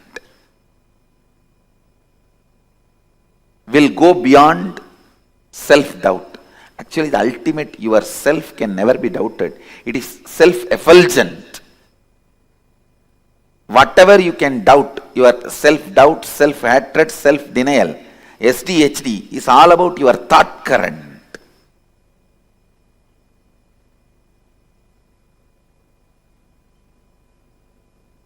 You should doubt your thought current, which is creating SDHDs in you, and complete that SDHD. Self-doubt, hatred and denial. Please listen. Do not confuse the words. I am giving you the exact essence. The thought current which you are having about you, the cognition you carry about you, that is what you celebrate as you, even though that is not you. What you celebrate as you need to be doubted. And the completion need to happen for the doubt by dropping that very self which you cognize as you.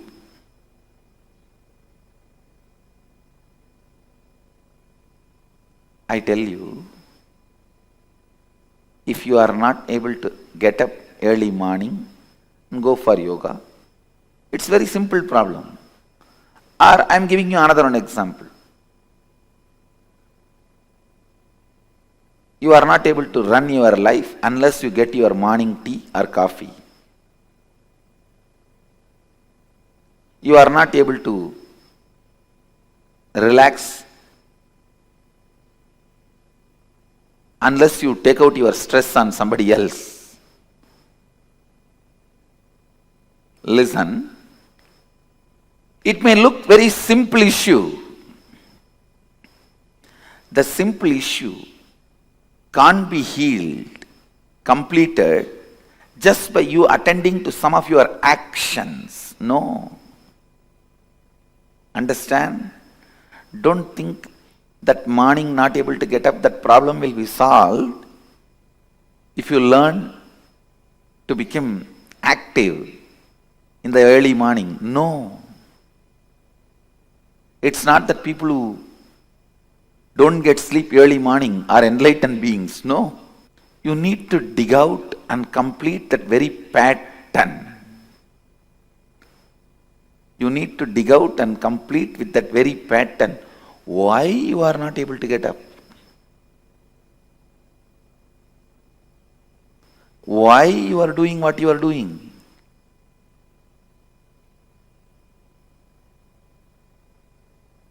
Partially attending or looking into your problems will never solve the issue. The very thought current need to be renounced.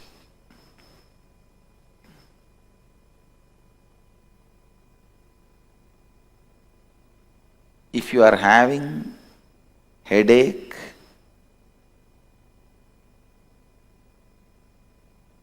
be informed.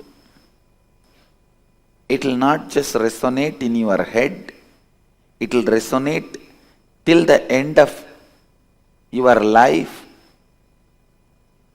wealth, relationship with others, contentment, everything.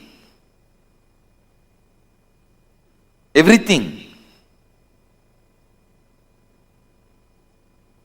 Because it is the thought current. One of the most paradoxical thing in the life is,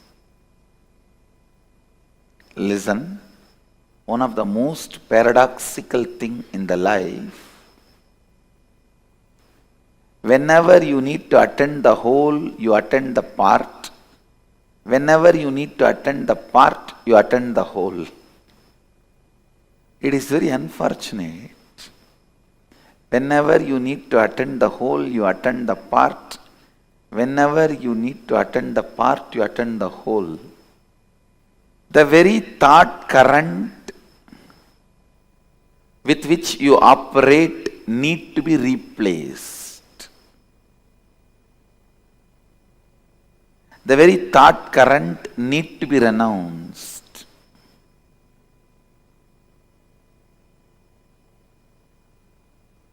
If you are entertaining the thought current, you don't have enough energy to wake up in the morning.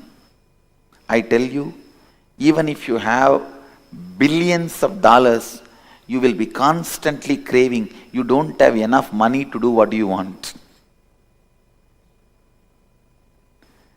Because you do not know the power of the money which you already accumulated and having it. You will consider them as zeros and still continue to feel poor.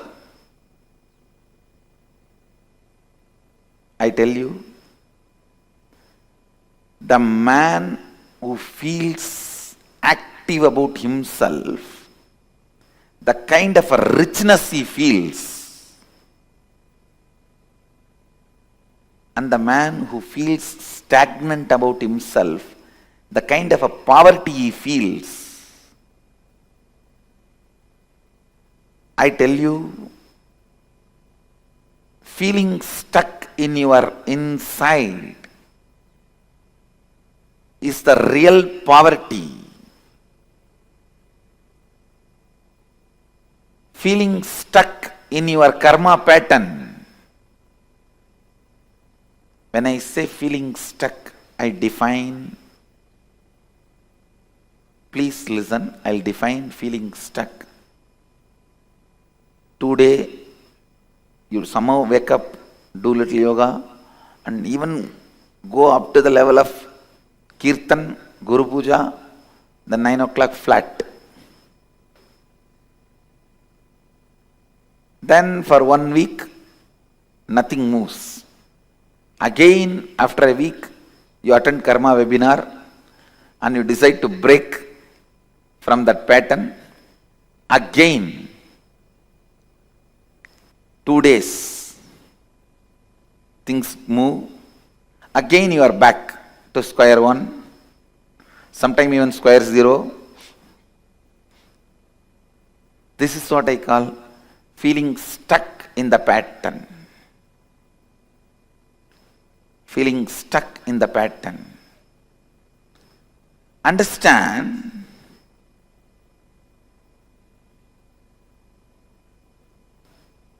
unless you give a breakthrough, you give a break for yourself, unless you decide to break from this karma pattern,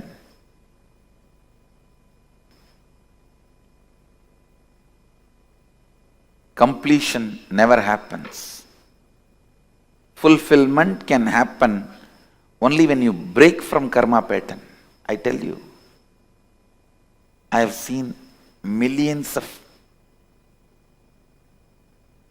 beings, not just human beings, Gandharva, Kinnara, Kimburuda, Yaksha, Rakshasa, Bhuta, Preta, Pichacha. I have seen all types of beings. With that clarity I am talking to you.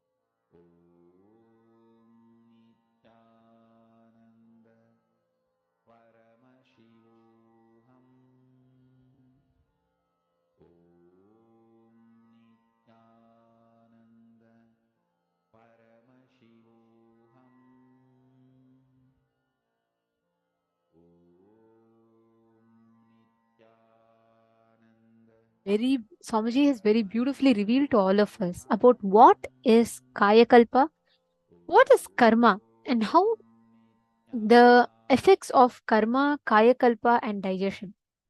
This is a very, very important truths. And Swamiji revealed to us about the myths on karma, right? How we can decode the karma pattern and how we can decode the different myths that is existing around karma. Now, to all the participants, every one of you sitting here, we request all of you to take a few minutes and post what is the new understanding that you have had on karma.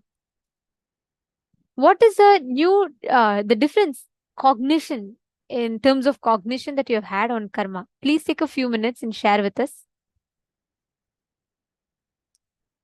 See, all your karma patterns, every pattern that you generate, it's called a karma pattern. Like, for example, let's say you create an addiction of every morning reaching out to coffee. Understand that is a karma pattern you are generating inside of you. Every time you work for something, you create a pattern. It's a karma pattern. Any thought current is a karma pattern in you. Now, your decision, just your conscious will is powerful enough to free you from that karma pattern. The karma-centric decisions that you make. If you just understand, if you just catch precisely what Swamiji has revealed through this, you will understand the exact technique and science. Listen very carefully. All the karma pattern, recognizing the karma pattern in which you are stuck, the thought current in which you are stuck, and deciding to liberate yourself from the thought current is Vidya. For example, if you have a thought current which can cause some health issues, understand, please be informed that the thought current can never give you fulfillment in wealth also. Never lead you to enlightenment also. Fulfillment in one aspect of life, completion in one thought current will always lead to a breakthrough in another thought current. Completion in one field will always give you completion in other fields.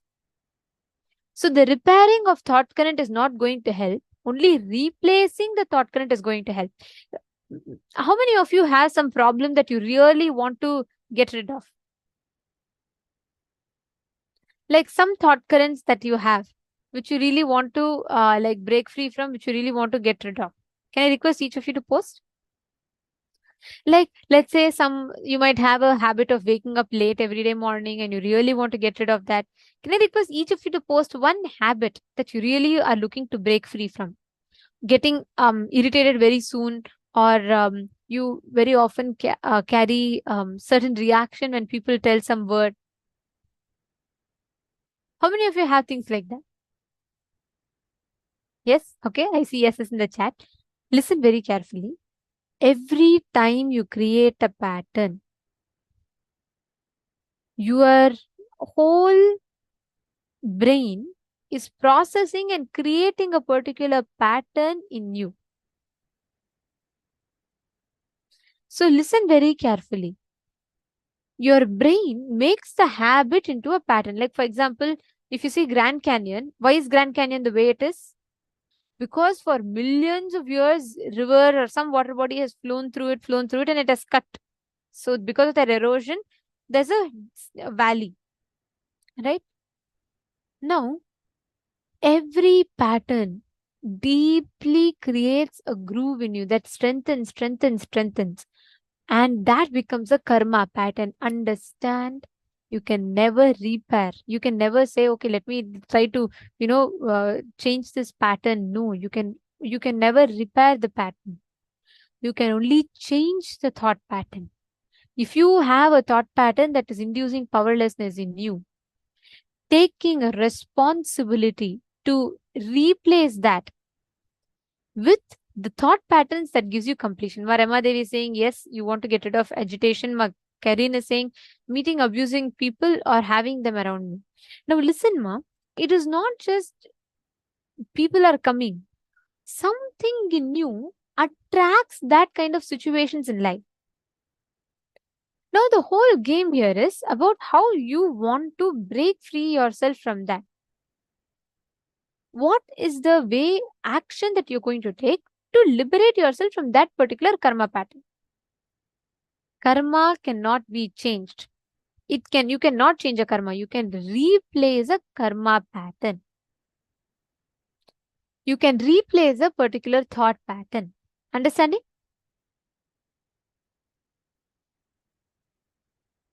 Understand, the root of it starts with all the decisions that you take which are against life. There's a very beautiful incident that it happened in the monastery campus. One of the Adinavasis, sannyasis living in the campus, she was once diagnosed with cancer in her base of her spine. Like it was a very quite serious, and she was suffering from cancer. So she came to Swamiji for healing, and Swamiji used to heal her. Every time Swamiji heals her, she'll be healed of that cancer. It was in the base of her spine. But in a few days, again that severe pain and cancer will come back. This kept repeating, and Swamiji used to heal her, she used to get the cancer back. Swamiji used to heal her, she used to get it back. This cycle went on for quite a long time. So Swamiji said once Swamiji scanned her to identify what exactly was the reason. Again and again it keeps coming back in her body. Then Swamiji spoke to her, and Swamiji helped her identify.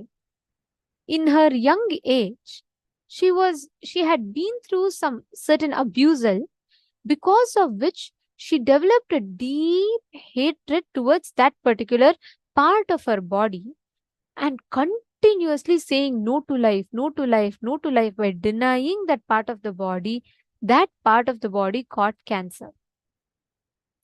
You'll be shocked. When Swamiji told this to her, when Swamiji walked her through, she said, she was crying. She said, yes, Swamiji, I've been suffering from this. I was abused when I was young without my consent. And I suffered a lot because of it. And I started hating myself very deeply. Swamiji gave her a very powerful technique. Swamiji told her, for the next 21 days, every day, just go to a room, take a pillow, visualize that pillow is that person. Scream, yell, cry, show your all the anger in that to that pillow. And after you finish that whole thing, just sit and deeply connect to that part of the body that you hate. Just deeply connect and offer your gratitude to that part of the body. And I tell you, she did this. Within 10 days, she got rid of the cancer. It never came back to her. This is the power of breaking yourself free from karma patterns. All the known, unknown karma patterns, this is the root. Karma cannot be destroyed, but it can surely be replaced. This incident was very, very powerful. Just by doing this one meditation process, she just replaced that karma pattern, that same karma pattern which made her again and again decide for suffering.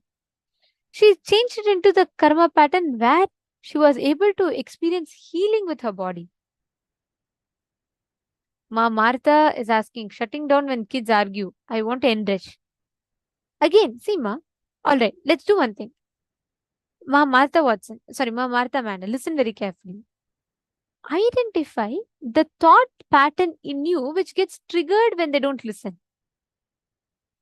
See, for example, if someone calls me, let's say, monkey, I won't feel offended. But if someone calls me, let's say, someone calls me a buffalo, that might affect me more. Why? Selective words affect someone. Selective words, the same thing, if someone calls another person, the same person calls another person a monkey, they may get affected for the word monkey, but not affected for the word buffalo. Why? Because it is not the external situation. Every external situation is triggering a thought current in you. Are you catching it? Now, There are two ways you can deal. You can try to change life, which is never going to work. People are not going to change. If people could have changed, then long back world would have been a happier place to be. People, you cannot change outside. The only thing that is under your control, easy to change, is you, inside you. So look in, identify every time when your kids don't listen to you, they argue back. What thought current in you gets triggered? What is the thinking process runs in you?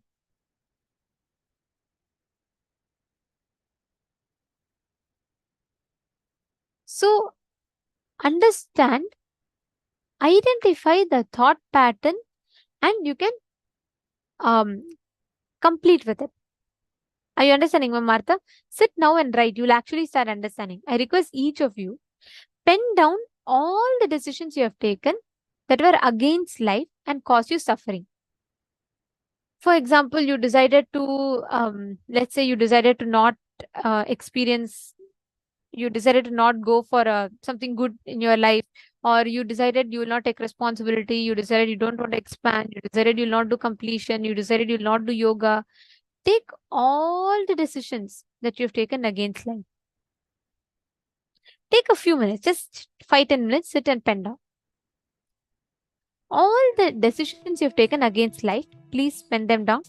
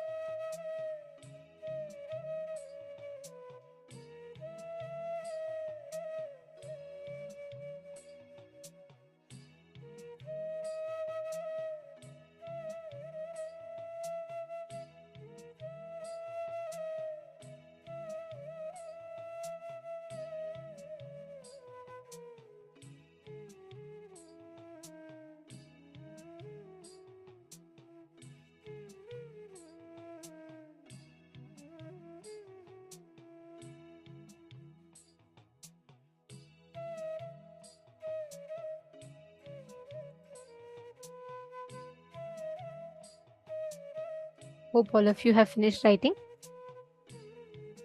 See, now please understand, all of us, every one of us are just by our decision, we have the power to rewrite the karma patterns. We have the power to break free from even the biggest of addictions, fears that we carry.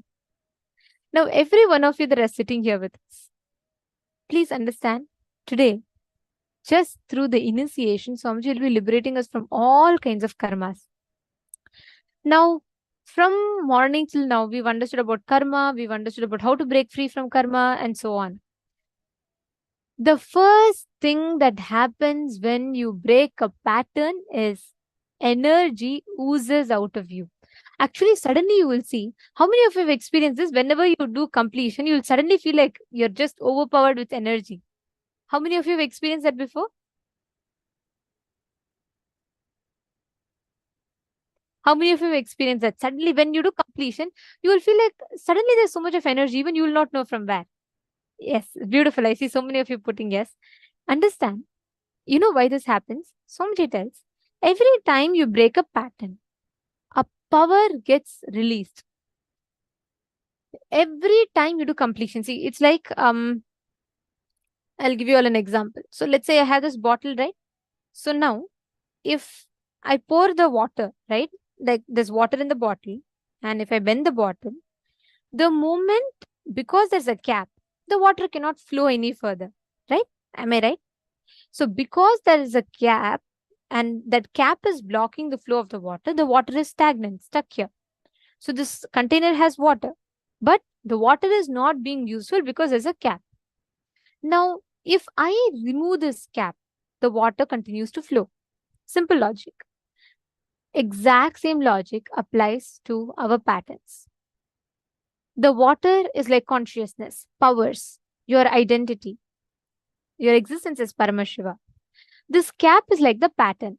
We all screw it tight, and we put the cap so tight that the water cannot flow. And we suffer with that pattern. That's what is called as root pattern. Now, doing completion, if I remove this bottle cap, what will happen? The whole water is going to flow out, correct? It will just immediately gush out. The exact same thing happens when you complete, the energy gushes out. That is why we all feel sudden surge of energy during completion. Now, the only thing we need to do, the only thing we need to understand, the only thing we need to do is apply the science of completion. And whenever you complete, whenever you break a pattern, the energy gets released in you. That energy is what is life energy, Atma Shakti, the energy of enriching. Enriching is the power of living. Every moment of your life, you can harness that power. Let us learn about the science of enriching. What is enriching? And today, all of us are having a very, very special initiation. And very soon, we're all going to be entering into the darshan. Can I please request all the participants to come and settle down, please? Nithyananda, can I request all the participants to please settle down? Please take a few minutes and please be seated.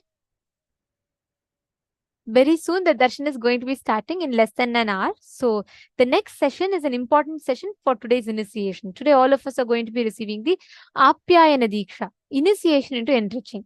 So this session, you're going to be understanding what is enriching, how you can harness that energy completion releases in you. So let us now listen to the revelations from Swamiji.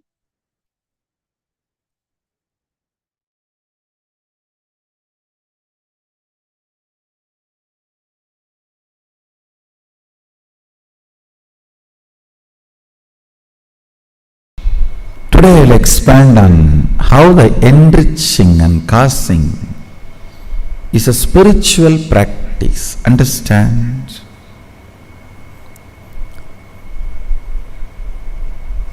Fundamentally, the purpose of the life, not just human life, is to manifest Pindanda to Brahmanda, macrocosm to microcosm. one cell amoeba to Mahasadashiva. See, whichever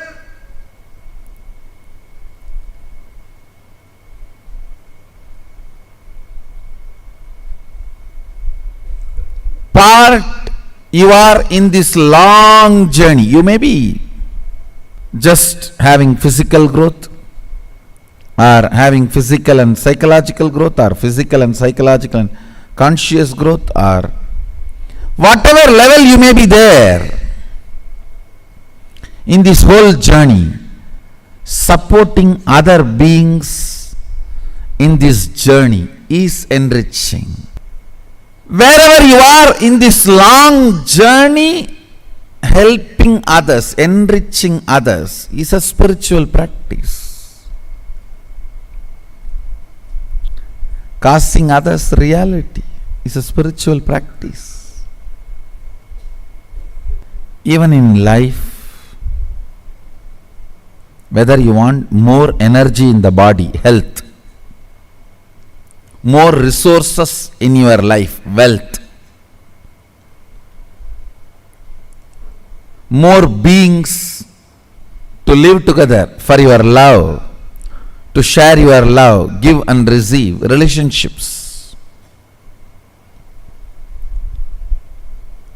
Fundamental principle is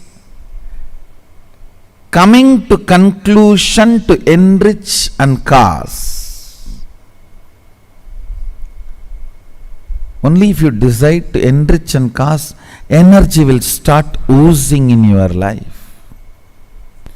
Energy starts oozing in you only when you decide to enrich.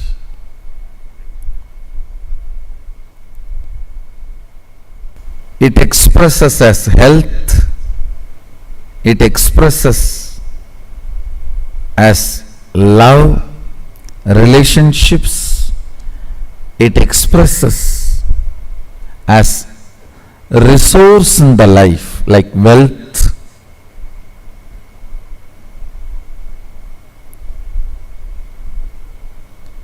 What's the biggest wealth, you know? Ability to relate with a large number of people with love is the best wealth you can have, which will never leave you.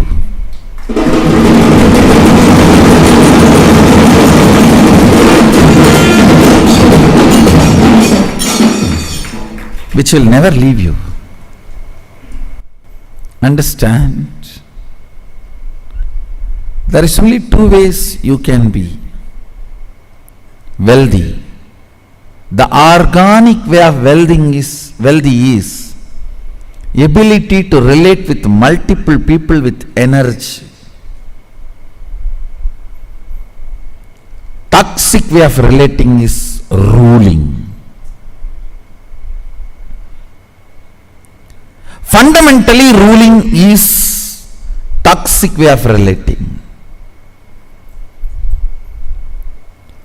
All human beings should be given a chance of love relationship only if he or she is not even mature to relate with that love relationship. I have seen when you shower your love, people think you are innocent and you can be cheated. Then no other way they should be ruled, because they want that only. They come and tell, rule me, only then I will be disciplined. Otherwise, I myself do not have any discipline. I don't trust me. I can't control me. You control me.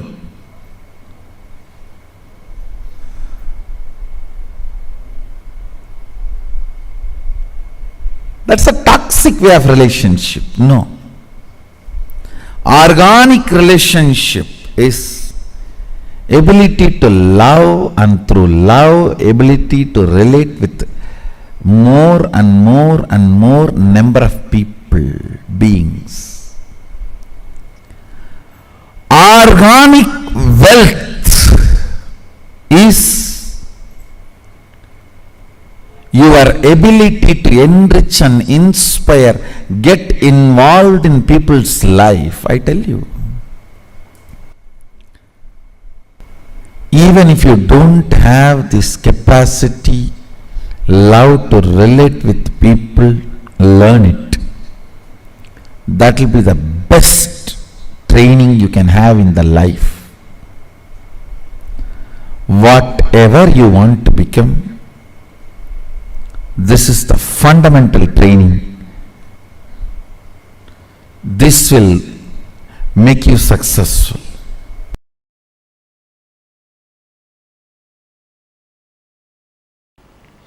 Deciding for life consciously in every step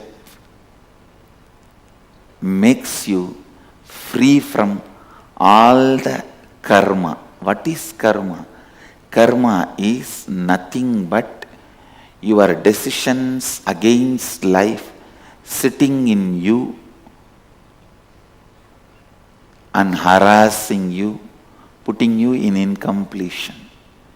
Your decisions against life which sits in you and puts you in incompletion is karma. Is karma. Your decision for life liberates you from all karmas, all fears, all negativity. Evam tvayinanyate tosti na karma lipyate nare. There is no other way by which a man can free himself from the bondage created by the deeds. Listen.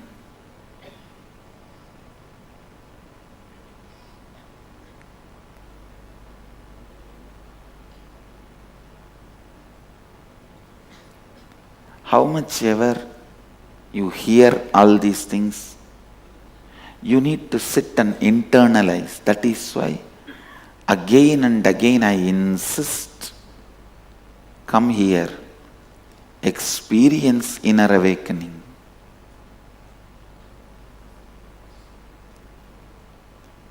Experience completion. You will see this whole truth, deciding for life, will become your very core cognition.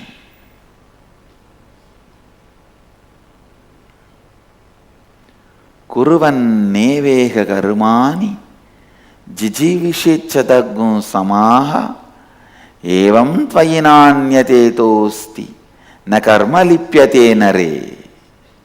Understand? There is no other way by which a man can free himself from the bondage created by the deeds. This is the only way you can free yourself from all your past karma. Now decide for life, work for life. I tell you.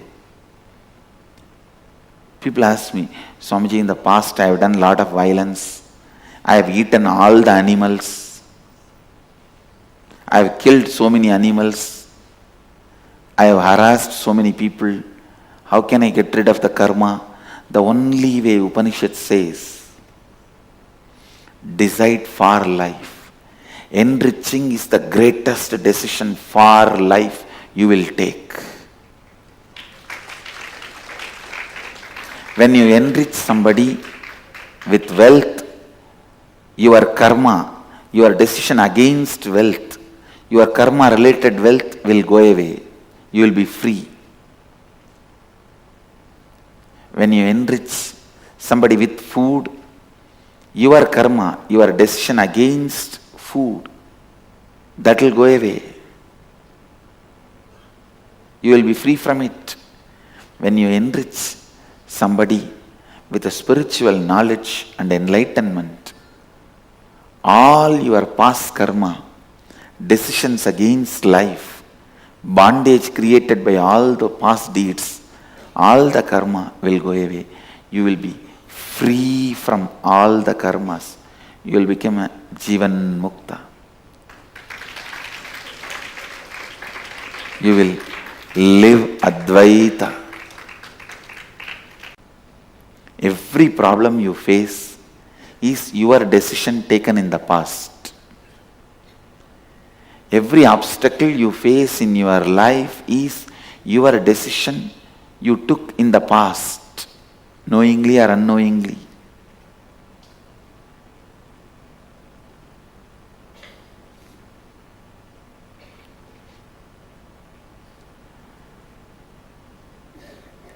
You can decide now strongly for life. You will see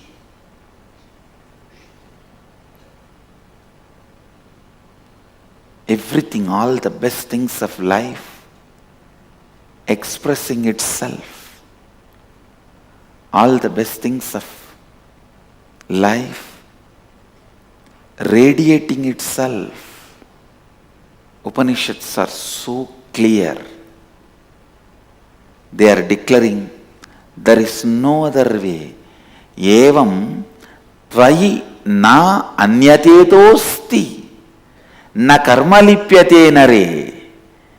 If you want to be liberated from the karmas, there is no other way.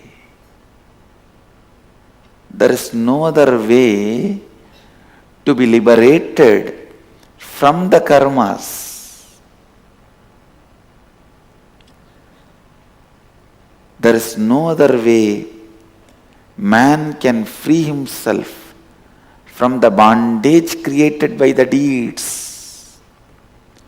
Kurvan neveha karmani jijivishecha samaha evam tvayinanyatetosti na karma lipyate nare.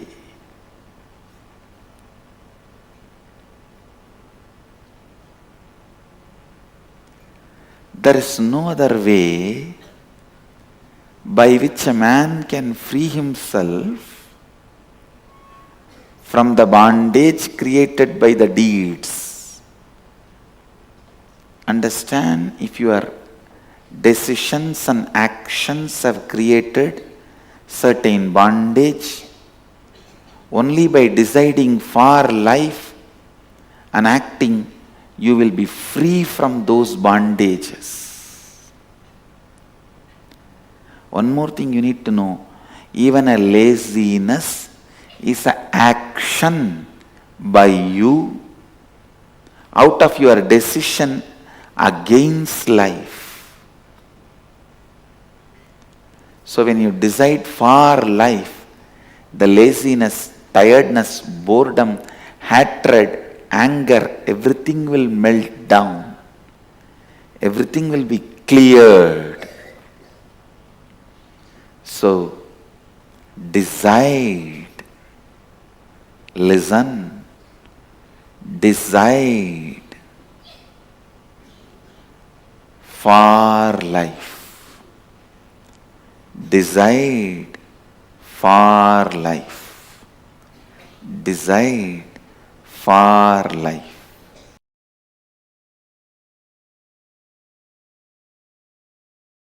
Life is rhythmic continuum. If you avoid this boss in this life, it's not that you are going to be liberated. You will project the same boss in your life continuously till you come to completion with the pattern why you are projecting the same type of people in your life. Karma sabalyam is janma sabalyam. Not changing place, person, situation. No. Karma sabalyam is janma sabalyam, means completion of the karma is completion of janma. But always what we think, somehow if I escape from this boss, I am saved. If I escape from this person, I am saved. If I escape from this situation, I am saved. Sometimes we say, okay, I need to escape from karma, but let me first escape from the situation, then I will plan. Listen, if you decide to change the karma, and want to escape from the immediate problem, God will support you completely. Any man who decides for completion, the whole cosmos supports him. Cosmos is not interested in taking revenge on you.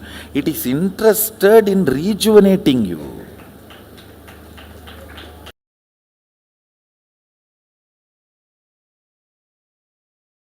Please understand, it is the friendliness that is essence of life.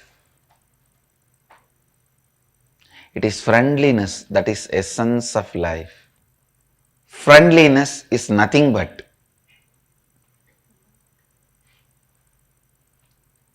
positive self-fulfilling prediction about the other person. Listen, I am defining. Whenever you have a self-fulfilling negative prediction about the other person, you are waiting to break it. When you are waiting to break it, all your attitude, everything will be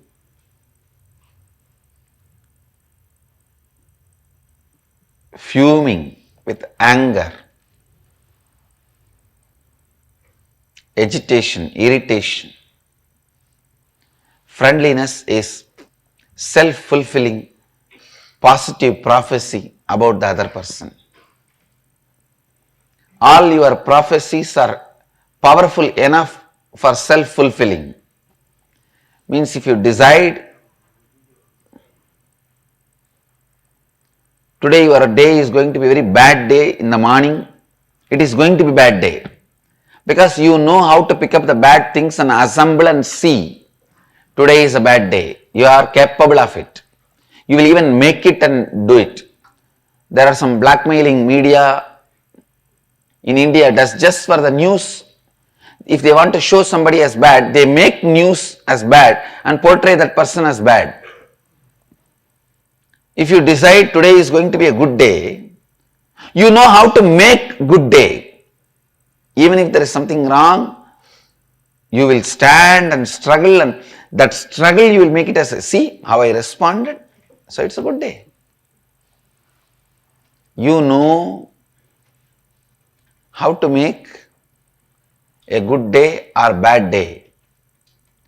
Any prophecy you create, it is powerful enough to fulfill itself. All prophecies are self-fulfilling. Listen, ध्यान से सुनिए. When you see a person,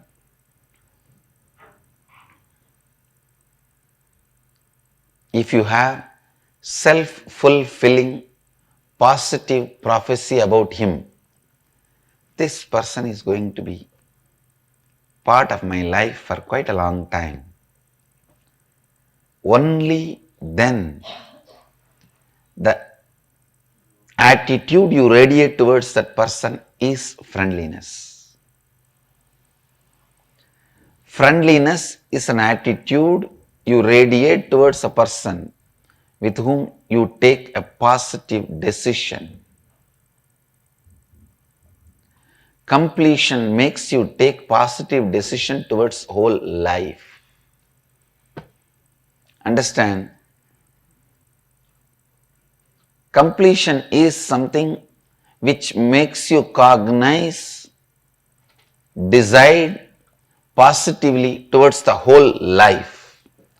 Anything which makes you to decide positively towards the whole life is completion.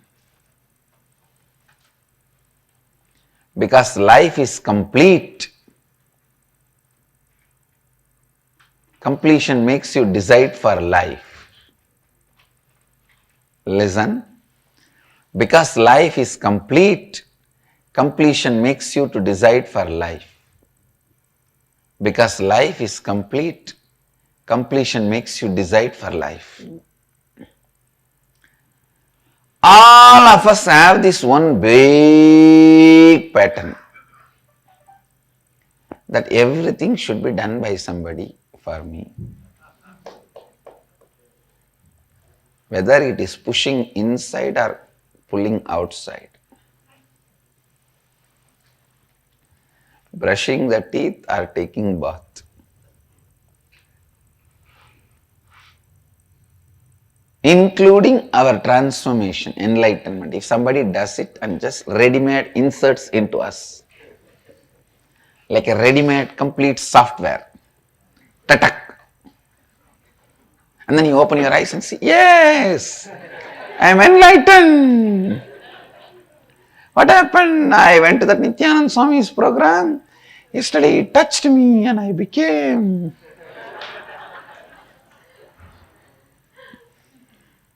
Everyone expects that everything should be done by others for us. But who is that others? Nobody knows. Please understand, when others do it, they will do it as per their specifications. Which is enlightenment for me may not be enlightenment for you. So I can only give you the tools. The final painting has to be done by you. Understand? I can give you the tools and knowledge. But the final painting has to be done by you. Otherwise, my portrait cannot be your portrait.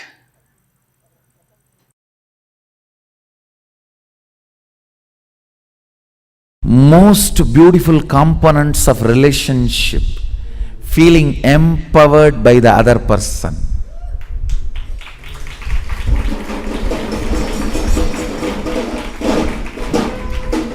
When somebody trusts you and you trust the other person trusts you, when the trust becomes a complete circle, not only you trusting me, I trust you trust me, and you trust I trust you, we both know our trust on each other, and our trust on each other trust is so sweet. That is what I call feeling empowered by the other. Listen, whenever two persons empower each other, they are not 1 + 1 2, they are 1 and 1 11.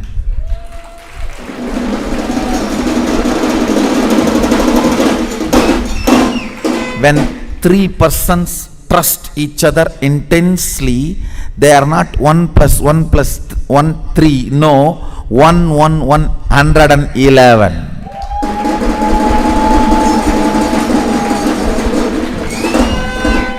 You do not know the power of feeling empowered by somebody's trust. The trust, power of feeling empowered makes every single smile intimate.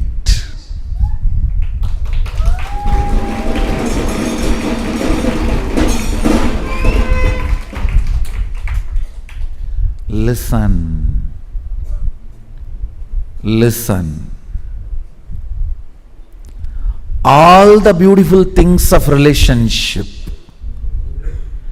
tremendous friendliness, tremendous sweetness of togetherness, just sipping a cup of coffee together, just sitting together with a cup of tea, laughing, making fun, teasing, joking, rolling and laughing.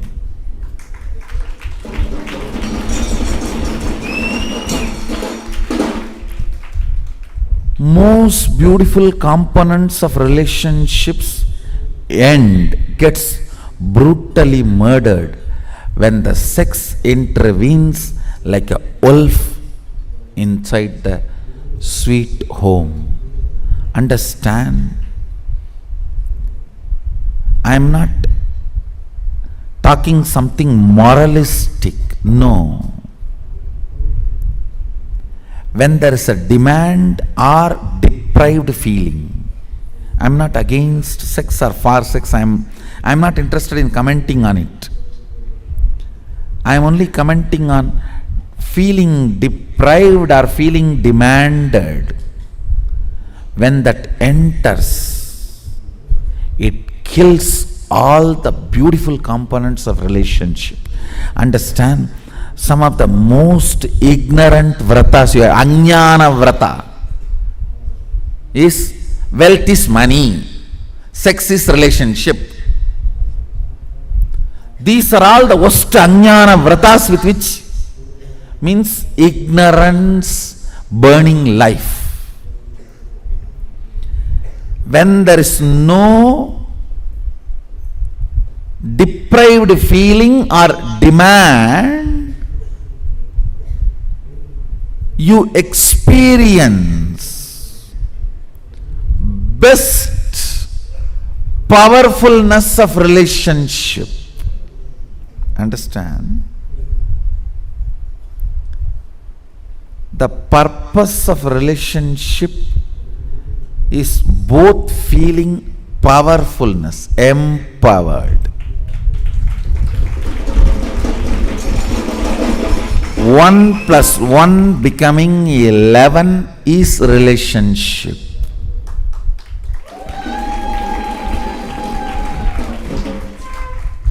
That is why the statement I make looks very paradoxical.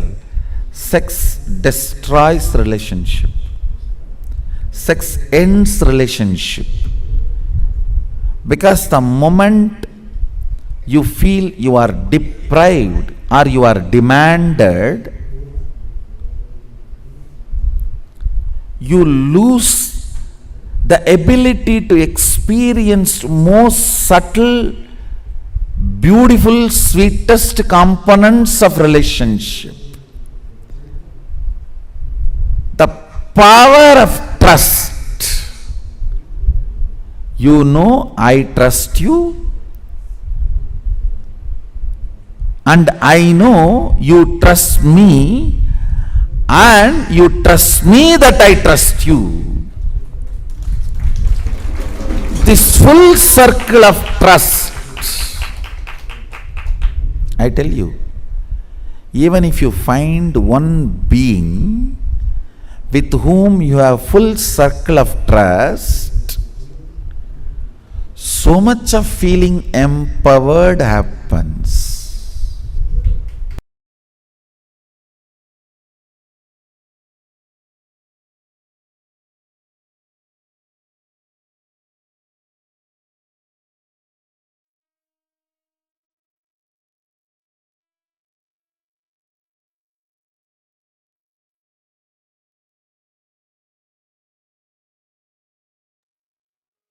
This one beautiful formula that Swamiji revealed, how 1 plus 1 will not be 2 if there's a complete circle of trust, but 1 plus 1 will become 11. The power of living, enriching, becomes Atma Shakti, the power of living, where you experience the joy, you experience oneness, you experience that whole existence as a conscious resource for you. Such a powerful revelation about how we see life, how we can see life, how we can experience the people around us as. Can I request each of you to post what you clicked with, or what was a new understanding that you received from this session? I request all the participants to please take a few minutes and post.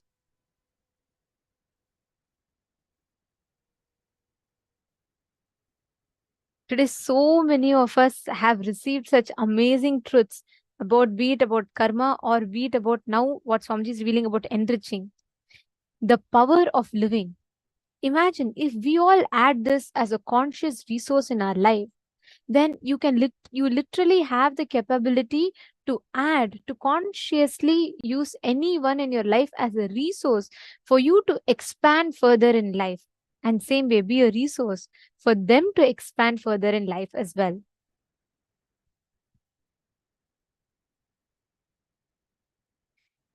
Just by applying this one powerful cognition, we all can experience that tremendous breakthrough in life.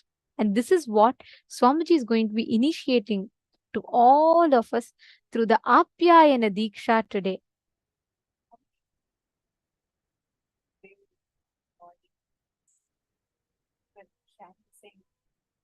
extraordinary clicks we are having, we are experiencing when Swamiji revealed to us about what is karma and how karma is not the action.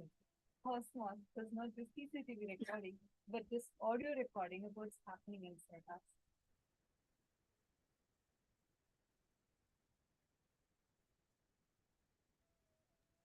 Sorry for that. I hope now you all are able to hear me. Yes. From morning till now, so many of you were sharing with us saying how many clicks you're having when Swamiji is revealing to us about karma. How karma is literally not equal to the actions, but the thought currents that you are stuck in. And such extraordinary breakthrough revelations where just by listening to which you'll be liberated from it. And not just that, Swamiji explained to us how Cosmos does not do video recording. It does not have a CCTV recording. It instead has an audio recording, continuously has an audio recording, which is why the thought currents we carry are too important. And many of you were asking, okay, now what is it that can liberate us from these karmas? I think Susan was sharing, saying, oh my God, now I feel like everything I do is going to be only a karma. How can I be liberated from it? And in this session, Swamiji gave us the exact answer for it. Swamiji said, only by saying yes to life, na karma lipyate nare, verse from Ishavasya Upanishad, Swamiji explained about it. How, when you keep saying yes to life, the karma does not touch you.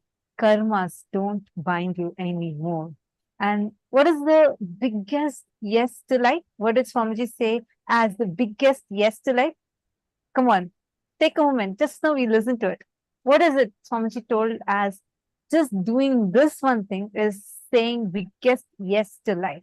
Therefore, you will have the ability to live for hundreds of years. Actually, in the very second verse of Ishavasya Upanishad, it says, Kurvan neveha karma ani jiji visheshatagum samaaha, meaning you can go on doing so many actions and live for hundreds of years.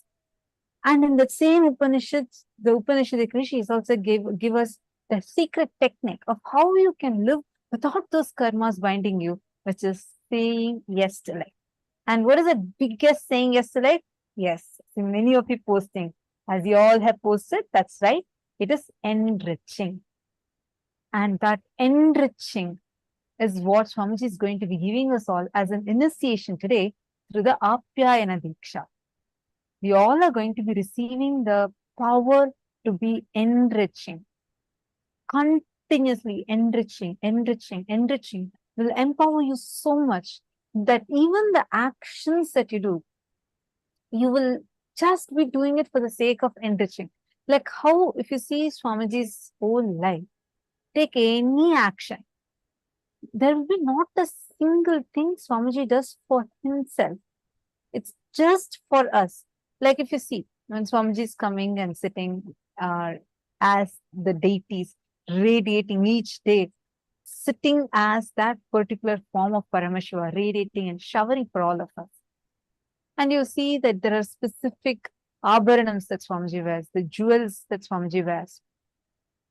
It is again not for himself, but just to bless each of the devotees, whoever has gifted those jewels to Swamiji, offered it at the feet of Swamiji.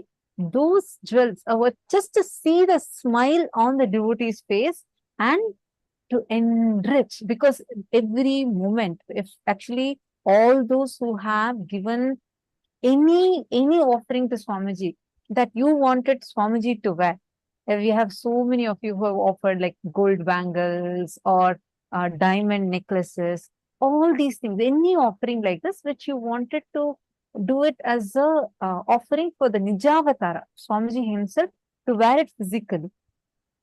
Every time Swamiji wears that particular jewel, and does any initiation, all the good karmas that come through that initiation will directly come to you. So one, he fulfills us, showers us by accepting our love. And it is literally equivalent to Samipya Mukti. Means you becoming, it is like you literally are becoming a flower in the garland that Swamiji wears. Which means you are literally becoming, so you're living close with Swamiji. Actually, there are so many of you here who have had the amazing blessing of being able to do the Swarna Alankara Seva to Swamiji, right? Where you are able, you have offered some jewelry, something that you would like to adorn Swamiji with. And Swamiji has accepted the offering, and Swamiji himself has worn those jewelry for the darshan. Any of you who have experienced, who have offered, will know exactly what we are talking about. Whether Swamiji drinks from the cup that you gave to Swamiji, or whether Swamiji wears the chain that you offered to Swamiji. Each time, you will literally feel like you are there, like Swamiji is accepting you directly. So that even through that smallest of act that Swamiji does, he continuously enriches. See, one important thing we need to learn is every action, whatever Swamiji does, there is zero thing that Swamiji ever does for himself. Starting from the decision to descend from the cosmos, knowing very well what will happen when Swamiji comes from the Paramashiva plane into this physical human plane. Knowing very well all the things that the humanity would do back to him, he decides out of the immense compassion and enriching to descend down, to enrich all of us and enlighten all of us. Up to every single smallest action, whether actually many participants here, whoever have offered any of your jewels, or you wanted to give something to Swamiji, for Swamiji to use, you all would be knowing when someone is having some struggle in their life, right? Like if one person was having some health issues, some legal things that she was stuck in, and she had requested Swamiji's blessings for that. So just to take care of that issue, Swamiji said, or whatever gift that person had given to Swamiji, whatever offerings, Swamiji took all those and wore it for that day's darshan and came, just so that whatever punya, the good karmas, see, when we all see Swamiji in the darshan and when we all receive the initiation, so much of good karma is generated. So much of good karma. Now, all that, none of these good karmas directly go to Swamiji, because Swamiji as an avatar is beyond karmas. So all that good karmas will come to the people whose this jewels or that the abharanams, the items, for all this whoever have offered, these good karmas directly go to them. So thereby, once Swamiji himself will be taking care of the situation, that is one. But even through this way, Swamiji continues to enrich. Actually, anyone who feels like, I really want to offer this jewel, I want to see this jewel on Swamiji, I really want to offer this to Swamiji, you all can offer. You all have that thing, you all have the boon, great blessing to be able to offer. Anyone who feels like you want to experience that Samipya Samadhi, which means literally you feel like you are being around Swamiji, you're receiving that Samipya Mukti, where you're experiencing, you are physically near Swamiji. That is literally the experience that you gain when you offer the Swarna Alankara Seva. One thing is, whenever we see Swamiji, we all love to see, right? Each day after the darshan, the whole chat is flooded with how Swamiji looks, the different avatar, the different darshans that Swamiji is giving in the different forms of Paramashiva. And any of you feel you want to connect, you want to experience, you want to just make that offering, whether it is you want to adorn Swamiji's lotus feet, the golusu, the anklets, or whether you want to offer a necklace for Swamiji, you want to offer a ring for Swamiji. Any of you feel like, will I have the opportunity where I can give Swamiji something and Swamiji wears that? I would like to adorn Swamiji with that. Swamiji has opened up even that opportunity for every one of us, which means any of you are interested, whether you want to offer your bangles or you want to offer your ring, you want to offer your chain, anything that you want to offer, you all can post in the chat. You can just post, I would like to offer the Swarnalankara Seva to Swamiji, and our team will reach out to you all and they will be giving you the link in which you can sign up for you to offer, and they'll guide you the further steps for that. So no matter whatever it is, any offering you want to make, go ahead and you all can make that offering. So please post in the chat. In this session, Swamiji was revealing, right? Swamiji was saying about how every moment of our life, when you start enriching, you get so empowered in life with the ultimate conscious resources. If you just experience enriching, whatever, any which way that you can, if you just decide to go on enriching, you will see the happening. Every situation in life will give you that exact experience. Today's darshan of Bhikshadana Murti, the form of Paramashiva, Bhikshadana Murti, Shardula Haramurti, forms of Paramashiva. All of these forms of Paramashiva signify exactly this happening. The ultimate enriching. Paramashiva himself comes down to enrich. So we will now be chanting the Dhyana Shloka of this form of Paramashiva. We request every one of you to sit straight with your head, neck and spine in a straight line. These Dhyana Shloka are the sacred mantras that describes that particular form or that particular manifestation of Paramashiva in a language that we can understand. We will now be chanting the Dhyana Shloka.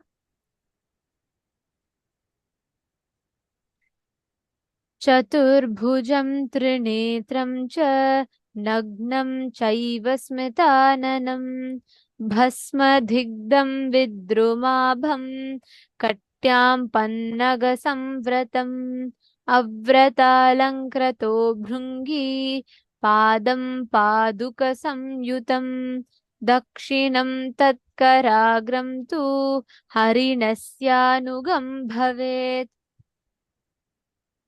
Dakshine parahaste tu damarum chaiva karayet vame tvat parahaste tu trishulam pinchadarinam kunchitam dakshinam padam vama padam tu samsthitam samabhangam sthanakam cha gamanonmukharupakam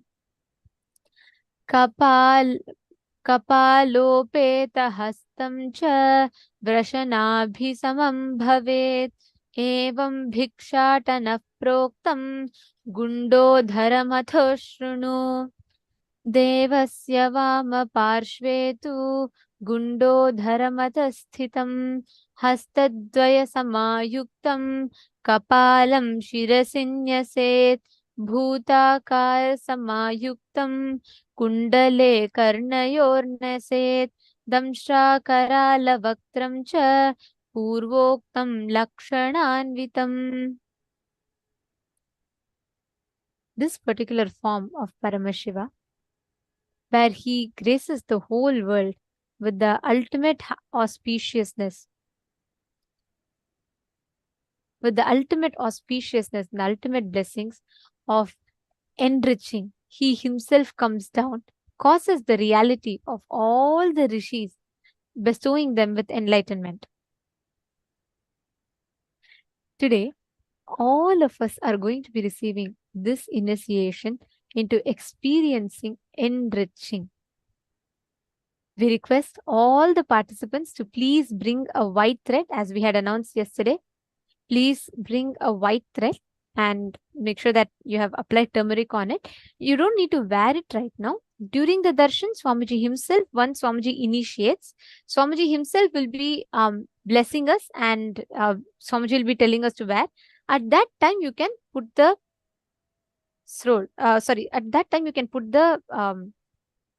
thread on your wrist.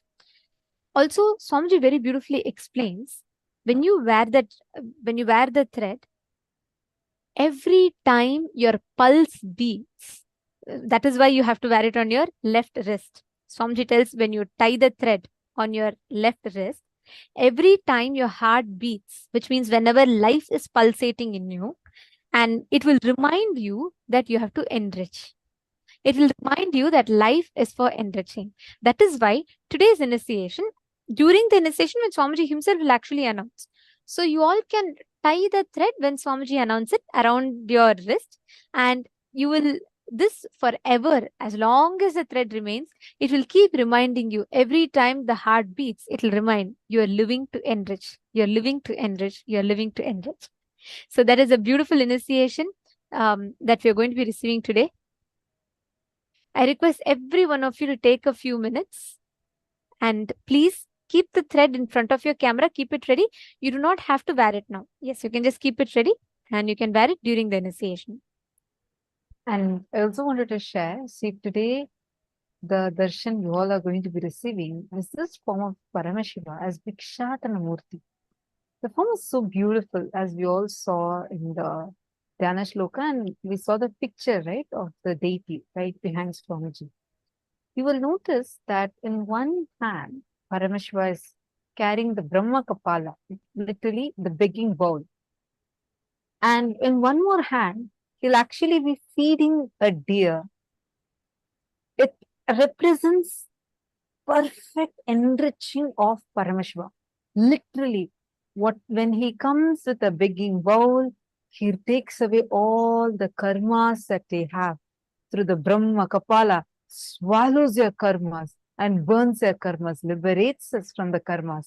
And to the other hand, when he is giving the grass to the deer, through which he is continuously showering us, and showering us, removing all the negative karmas away and showering us all with so much of auspiciousness. Understand?